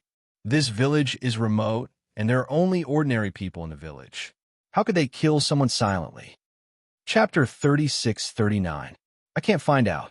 They're guarding the place so tightly that no one is allowed to get close. Lung Hua said. As soon as he finished speaking, an angry voice came from outside. Is it you? Just because my sister offended you yesterday, you're going to kill her? You're so cruel. Why don't you kill us as well? Hearing the angry voice outside, Feng Jiu raised her eyebrows and stood up, saying, Let's go. Let's go out and take a look. Seeing that she was clearly curious about this matter, Lung Hua and Lung Shuang looked at each other, then followed her outside. At this time, a man outside was cursing at Du Fan. If it weren't for the two guards holding him back, he would have stepped forward and attacked. Du Fan, on the other hand, only had a smile on his face as he stared at the man. The fan in his hand was fanning himself from time to time. If it weren't for his master's orders not to cause trouble in this village, he would have kicked this man out of the village for daring to point at his nose and scold him. Master! Seeing his master come out from the corner of his eye, Du Fan hurriedly put away the fan in his hand and took a step back. When the man saw the beautiful woman in red come out, he couldn't continue his cursing and his face turned red. At this time, the middle-aged man heard the commotion and rushed over. When he found out that his son had run over to those people and cursed, his heart suddenly sank. He had already lost a daughter, and he didn't want anything to happen to his son. Iya, is this how your father taught you? Why haven't you apologized to these people yet? The middle-aged man shouted in a low voice. It had only been a morning, but he looked haggard and tired. Father, there's no one else in this village. If it wasn't them, who else could it be? The man was unwilling to apologize. In his heart, he was certain that it was them. Apart from them, there were only ordinary people in this village. How could they have killed his sister? Although the middle-aged man was grieving over the loss of his daughter, he hadn't lost his mind. These people's strength was unfathomable, and each of them had an extraordinary bearing. Although he had his suspicions, he didn't dare to jump to conclusions without evidence. Did you see us do it? Du Fan squinted his eyes and stared at the man. Or is it just your guess? There's no one else here, so apart from you, it must be us? What kind of twisted logic is that? He paused, then snorted. If we wanted to kill you, we wouldn't have to go through so much trouble. As soon as he said that, a wave of pressure came out, and the man immediately knelt down with a plop. There was mud, sand, and stones on the ground. When a man suddenly knelt down heavily, his knees knocked into the sand and stones. He immediately let out a low cry and sucked in a breath of cold air. Young master, please be merciful. It's my son's recklessness. The middle-aged man quickly pleaded. Feng Jiu raised his hand, and Du Fan withdrew his pressure. The man only felt the pressure on his body disappear, and he couldn't help but gasp for breath. His face was pale, and his forehead was covered in cold sweat. Too strong. That pressure made him unable to resist at all. Who exactly were these people? Chapter 36-40. You don't suspect us anymore? Feng Jiu raised his eyebrows as he asked. He felt that the middle-aged man was quite a character for being able to remain so calm in such a situation. I wouldn't dare. The middle-aged man lowered his head as he spoke. He already knew how powerful the other party was. Even though he had never fought with them, he knew that the woman in red was clearly the leader of these unfathomable people. How could he dare to make presumptuous guesses? Feng Jiu stepped forward. His voice carried a hint of carelessness as he said, "Your daughter's death is indeed unrelated to us. Just as my men said, if they wanted to take your lives, it would be a piece of cake. They wouldn't have gone through so much trouble." As she spoke, she stopped in front of the middle-aged man and said, "However, I am curious. This small village seems to be quite peaceful. How could there be a murder? And how could it be linked to us and cause you to suspect us?" Hearing this, the middle-aged man was slightly startled. He couldn't help but raise his head to look at her. Meeting her cold and indifferent gaze, he hesitated for a moment before saying, "I have already asked my men to check if there were any strangers entering or leaving the village last night. Perhaps there will be news in a while. If you don't mind, I can help you take a look," Feng Jiu said. Hearing this, the middle-aged man was startled. After a slight pause, he cupped his hands and said, "Thank you." As he spoke, he gestured for them to follow. "The others don't need to follow." Feng Jiu turned to look at Du Fan and the others. "Yes," they replied and gestured to Lung Hua and Lung Shuang to follow. The two nodded slightly and followed Feng Jiu to a nearby house with the middle-aged man. After entering the house, the middle-aged man hesitated for a moment before saying, "My daughter died in extreme pain. Madam, please don't be frightened." Feng Jiu smiled slightly. "There aren't many things that can scare me." The middle-aged man came to the bedside and looked at his daughter, who was already dressed neatly on the bed. His eyes were full of grief. When the guard came to the door in the morning, there was no response, so my wife came to the door personally, who knew that when she opened the door and came to the bedside, she was already dead. His voice paused slightly, choking with sobs. Judging from the degree of rigidity of her body, she should have been killed in the middle of the night last night. There are no wounds on her body, only the strangulation marks on her neck, but her spiritual aura is completely gone. Feng Jiu stood by the bed and watched. Her gaze moved from the woman's hand to her neck. She saw that there was a dark red bruise there. It was obvious that she had been pinched by her hand. However, after a cursory glance, she knew that the mark on her neck was not the fatal one. His gaze fell on the woman's face, and he carefully sized her up. Then, he slowly opened his mouth and said, "She wasn't strangled to death. Instead, her essence and blood were sucked dry." Hearing this, the middle-aged man was stunned. What? His essence, qi, and blood were sucked dry? This is impossible. If his vital energy and blood were sucked dry and he died, then I'm afraid only a layer of skin and bones would be left. How could? You don't believe me? Try cutting her finger and see if there's any blood," Feng Jiu said and turned to leave. Chapter 36:41. Following the appearance of the small wound, her body quickly withered like a withered flower, leaving only a layer of skin wrapped around her bones. She no longer looked the same as when she was alive. Looking at this scene, the middle-aged man took a step back in shock.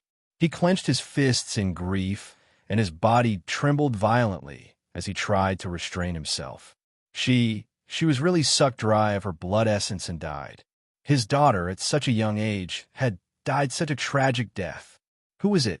Who was it that killed his daughter so cruelly? The rage in his body surged, mixing with the grief and sorrow. A sturdy man squatted down and wept silently. "Father." The man stood by the door and looked at his father, who was crying silently. His heart ached.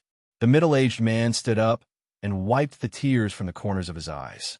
He walked out and saw the woman in red sitting outside drinking tea. He walked forward and knelt down with a plop. "Madam, please help me. Help me find the murderer who killed my daughter." He clasped his fists and begged because he knew that it would be difficult to find the murderer with their strength alone. However, the woman in red in front of him was mysterious and had many experts around her. She could see the cause of his daughter's death at a glance. Perhaps only she could help him find the murderer. Feng Jiu drank her tea with an indifferent expression. She didn't say anything for a long time. She let the middle-aged man kneel and didn't ask him to get up. After a while, she finished the tea in her hand and said, I don't like to meddle in other people's business. I came to take a look because I was a little curious. Now that my curiosity is over, I have no interest in meddling. She had indeed come to take a look out of curiosity. After all, who could kill someone silently in such a place? However, after seeing the dead woman, she knew a thing or two. Now that her curiosity was gone, she could not be bothered to meddle in other people's business. Madam, my abilities are limited, but I only have one daughter. Now that she has died here, and even implicated you, madam, you'll be suspected. Please help me, madam. I will be eternally grateful. He continued to plead, not getting up. Madam, I'm sorry. It was my fault. I'll kowtow to everyone and apologize. Please help my Sioux family find the culprit.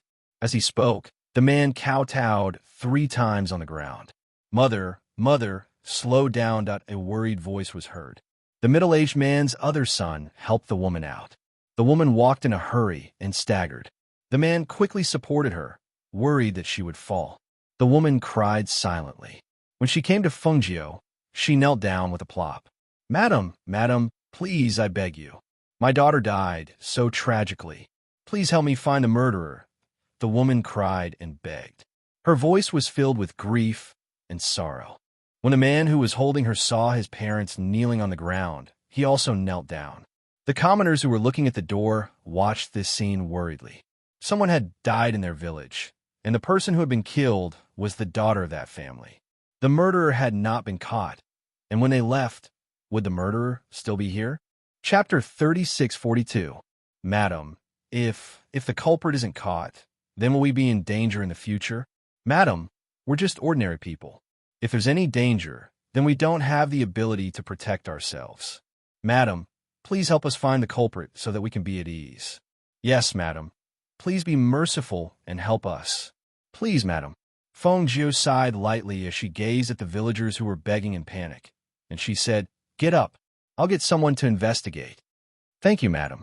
Everyone couldn't help but reveal expressions of joy when they heard this, and they repeatedly thanked her. Lung Hua, get Wei Feng and Gu Mo to investigate the abnormality from last night. Feng Jiu instructed as she sat in the courtyard and drank tea. Yes, Lung Hua replied, and then he glanced at Lung Shuang before walking out. Master, we found a corpse in a patch of grass that's quite far from here. It's a guard that was patrolling last night. A guard came forward and spoke in a low voice.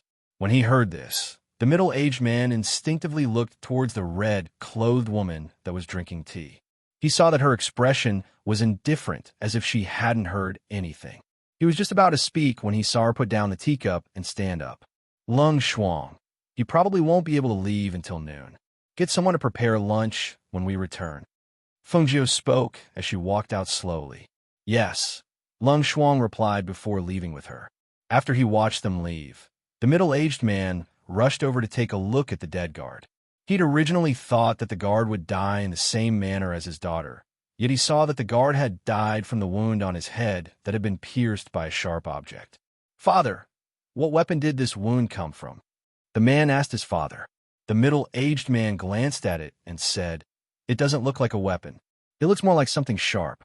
As he spoke, he gazed at the 2 guards that were patrolling and asked, Was there anything unusual about him last night? Where'd he go? Just as he was asking, he saw 2 outstanding men walking over. After glancing at them, they looked at the corpse on the ground and sized it up before looking at the 2 guards at the side. It just so happens that we'll listen to it as well. Both of you speak.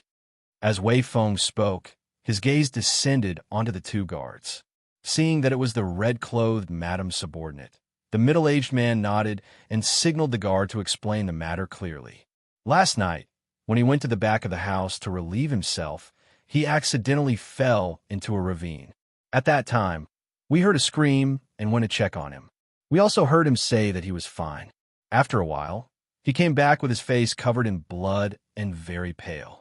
At that time, we were all shocked by him. Because the blood had dried up, we didn't see how deep the wound was. When we saw that his face was covered in blood, we asked him to treat his wound. However, after he went to treat his wound, he didn't come back. Wei Feng rubbed his chin when he heard this, and then he asked, What about in between? Other than that, is there anything else unusual?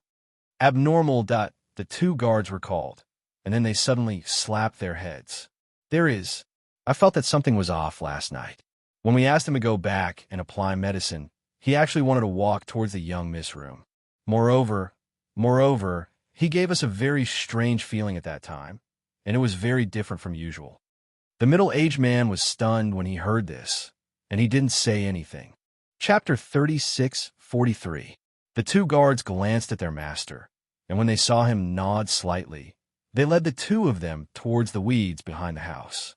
When they arrived at that place, they said, "It's here. He came here to relieve himself last night, and then he might have accidentally fallen into the ravine below." Guillermo walked forward and strode over the weeds to arrive at the edge of the ravine. When he looked carefully, the weeds in the surroundings had traces of being trampled flat, and it was sufficient to prove that the person had indeed come here last night. When he looked down into the ravine, he saw that there was a pool of dried bloodstains amidst the rocks and sand, and a sharp object was revealed just like that amidst the bloodstains. "Go dig up that thing below. Be careful and don't shatter it," Wei Feng said to the two guards at his side. The two guards replied before leaping down, and then they found something to carefully dig up the dirt and sand. They hadn't dug for long when their scalps couldn't help but go numb, and they cried out in a low voice as they took a step back. What's wrong?" The middle-aged man frowned as he asked. A corpse." The two men spoke with slightly trembling voices. Even though they'd killed in the past, it was the first time they'd done something like digging up a corpse, and they couldn't help but feel a chill run down their spines. "What do you think it is if it isn't a corpse?" Wei Feng glanced at them with a spurious smile, and then he said to the middle-aged man, "My master said that there's a strand of Yin energy within your daughter's body, and her vital energy and blood ought to have been absorbed by a spirit. He asked us to act from this aspect. If there's no mishap, then this corpse ought to be the spirit that absorbed your daughter's vital energy and blood." The middle-aged man's face went slightly pale as he asked, "If it's really like this, then what can we do if we dig up this corpse?" That spirit had probably fled to another place since a long time ago. "It's useless for all of you to dig it up, but it's different for us." Wei Feng chuckled and said, "After we dig out this corpse, we'll naturally have a way to make that spirit appear by itself." The middle-aged man said to the two guards right away when he saw this, "Quickly dig out all the bones." While they were busy, Feng Jiao was sitting in his room, eating spirit fruits and reading a book comfortably. Bai Qingsheng and Qin Xian went to prepare lunch. Luo Yu said that he was going to see if there were any wild animals in the nearby forest to prepare lunch. Not long after, Wei Feng and Gu Mo returned. They entered the room and bowed towards Feng Jiao. "Master, it is indeed as Master said. It was done by ghosts and spirits. We have already found the corpse. You guys can deal with it. There's no need to tell me." Feng Jiao's eyes were still on the book in his hand as he said, "Come back for lunch." Luo Yu added more dishes. Hearing this, the two smiled at each other and replied, "Yes." Because they were delayed by this matter, Feng Jiao and the others who originally intended to leave today had stayed here for another night. After all, it would be fine if the culprit was a person, and it would be convenient to deal with. But it just so happened that it was a spirit, so they could only make a move at night. Feng Jiao didn't interfere when the matter was handed over to his subordinates. After all, with their current strengths, dealing with such a small matter was naturally extremely easy. Chapter 36:44. On the ground, a corpse was placed in the center of the formation. Wei Feng and Gu Mo stood beside the formation. Du Fan and the others were either sitting or standing in front of the house, not far away. They were calmly watching as if they were watching a show. In Feng Jiao's house, Leng Shuang and Leng Hua stood guard outside. Feng Jiao had entered the space to cultivate and didn't pay attention to what was happening outside. As the sky gradually darkened, when Wei Feng activated the formation, a gale suddenly appeared and a gust of cold wind blew. The guards and the people from the Su family could clearly feel that the aura in the air had become cold at that instant. It was bone-chilling and caused them to involuntarily shiver. Aside from Wei Feng and Gu Mo, there was no one else around the formation. Even the people from the Su family were around 10 meters away from the formation. Accompanied by the surge of spirit energy from the formation, The corpse on the ground rose up and floated above the formation. In the forest around 50 kilometers away, an soul that was wandering around suddenly let out a miserable shriek.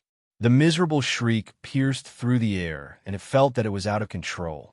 It was as if something was roasting in flames. The sharp pain from its spine reached the depths of its soul. Its shadow flashed in the air as if it was being summoned by something. It tried to hug the tree in fear, but in the next moment, it was pulled back by a powerful force. The chin of the corpse floating in the air moved, and a cry of surprise came from the corpse, causing the guards to widen their eyes in fright. The middle-aged man clenched his fists tightly as he stared at the skeleton. This was the murderer who had killed his daughter. "Let me go! Let me go! Who are you? Why are you using my corpse to capture me?" The ferocious and bloodthirsty voice was filled with viciousness. The corpse was like a wild beast that was baring its fangs and brandishing its claws in an attempt to attack Wei Feng and Gu Mo. However, its soul was locked within the corpse, and it was unable to escape even if it wanted to, let alone attack them. Wei Feng and Gu Mo glanced at each other before withdrawing their gazes, and their gazes descended onto the nearby, middle-aged man as they said, "You want us to make a move directly? Or do you want to do it yourself?" Hearing this, the middle-aged man gratefully stepped forward and cupped his hands at the two of them. "Thank you, young masters. Please let me do it myself. I want to grind his bones to dust. Don't let him reincarnate." Wei Feng and Gu Mo retreated to the side when they saw this and allowed him to deal with it himself.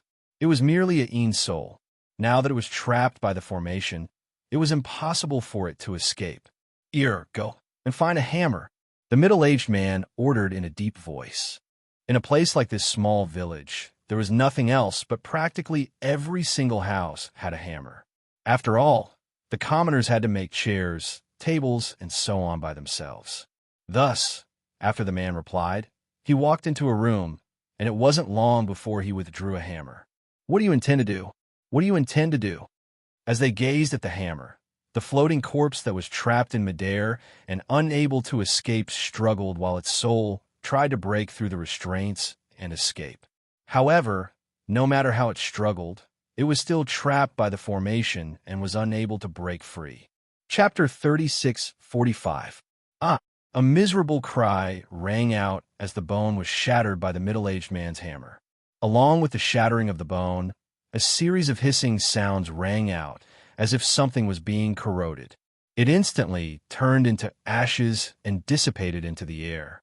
The hatred of crushing bones and scattering ashes caused the hearts of the surrounding guards to involuntarily turn cold.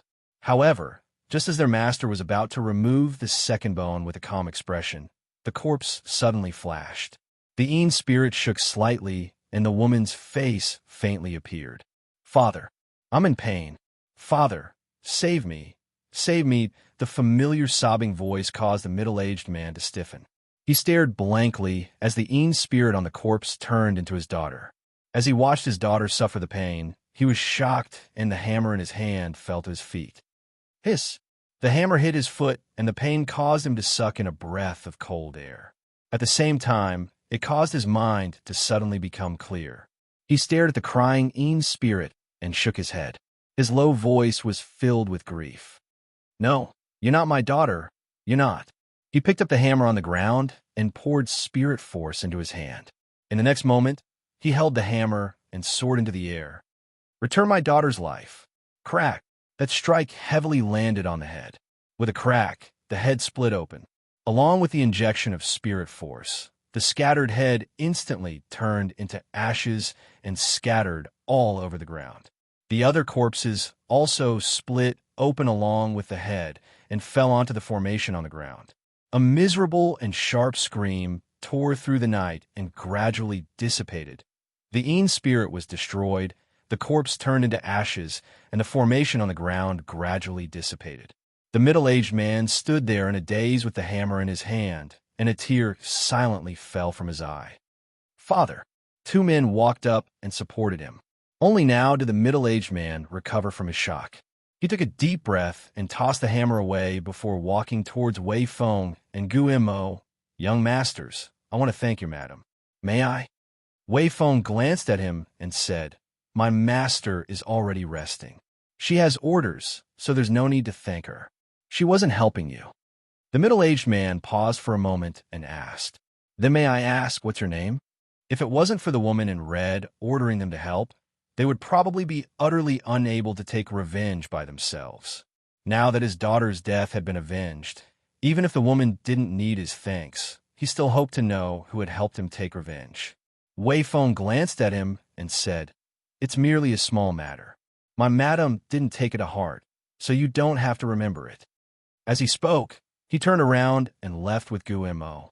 On the other side, Du Fan and the others, who were standing in front of the house, smiled when they saw them return. They chatted and laughed as they walked inside. Once the door was closed, everything outside was isolated.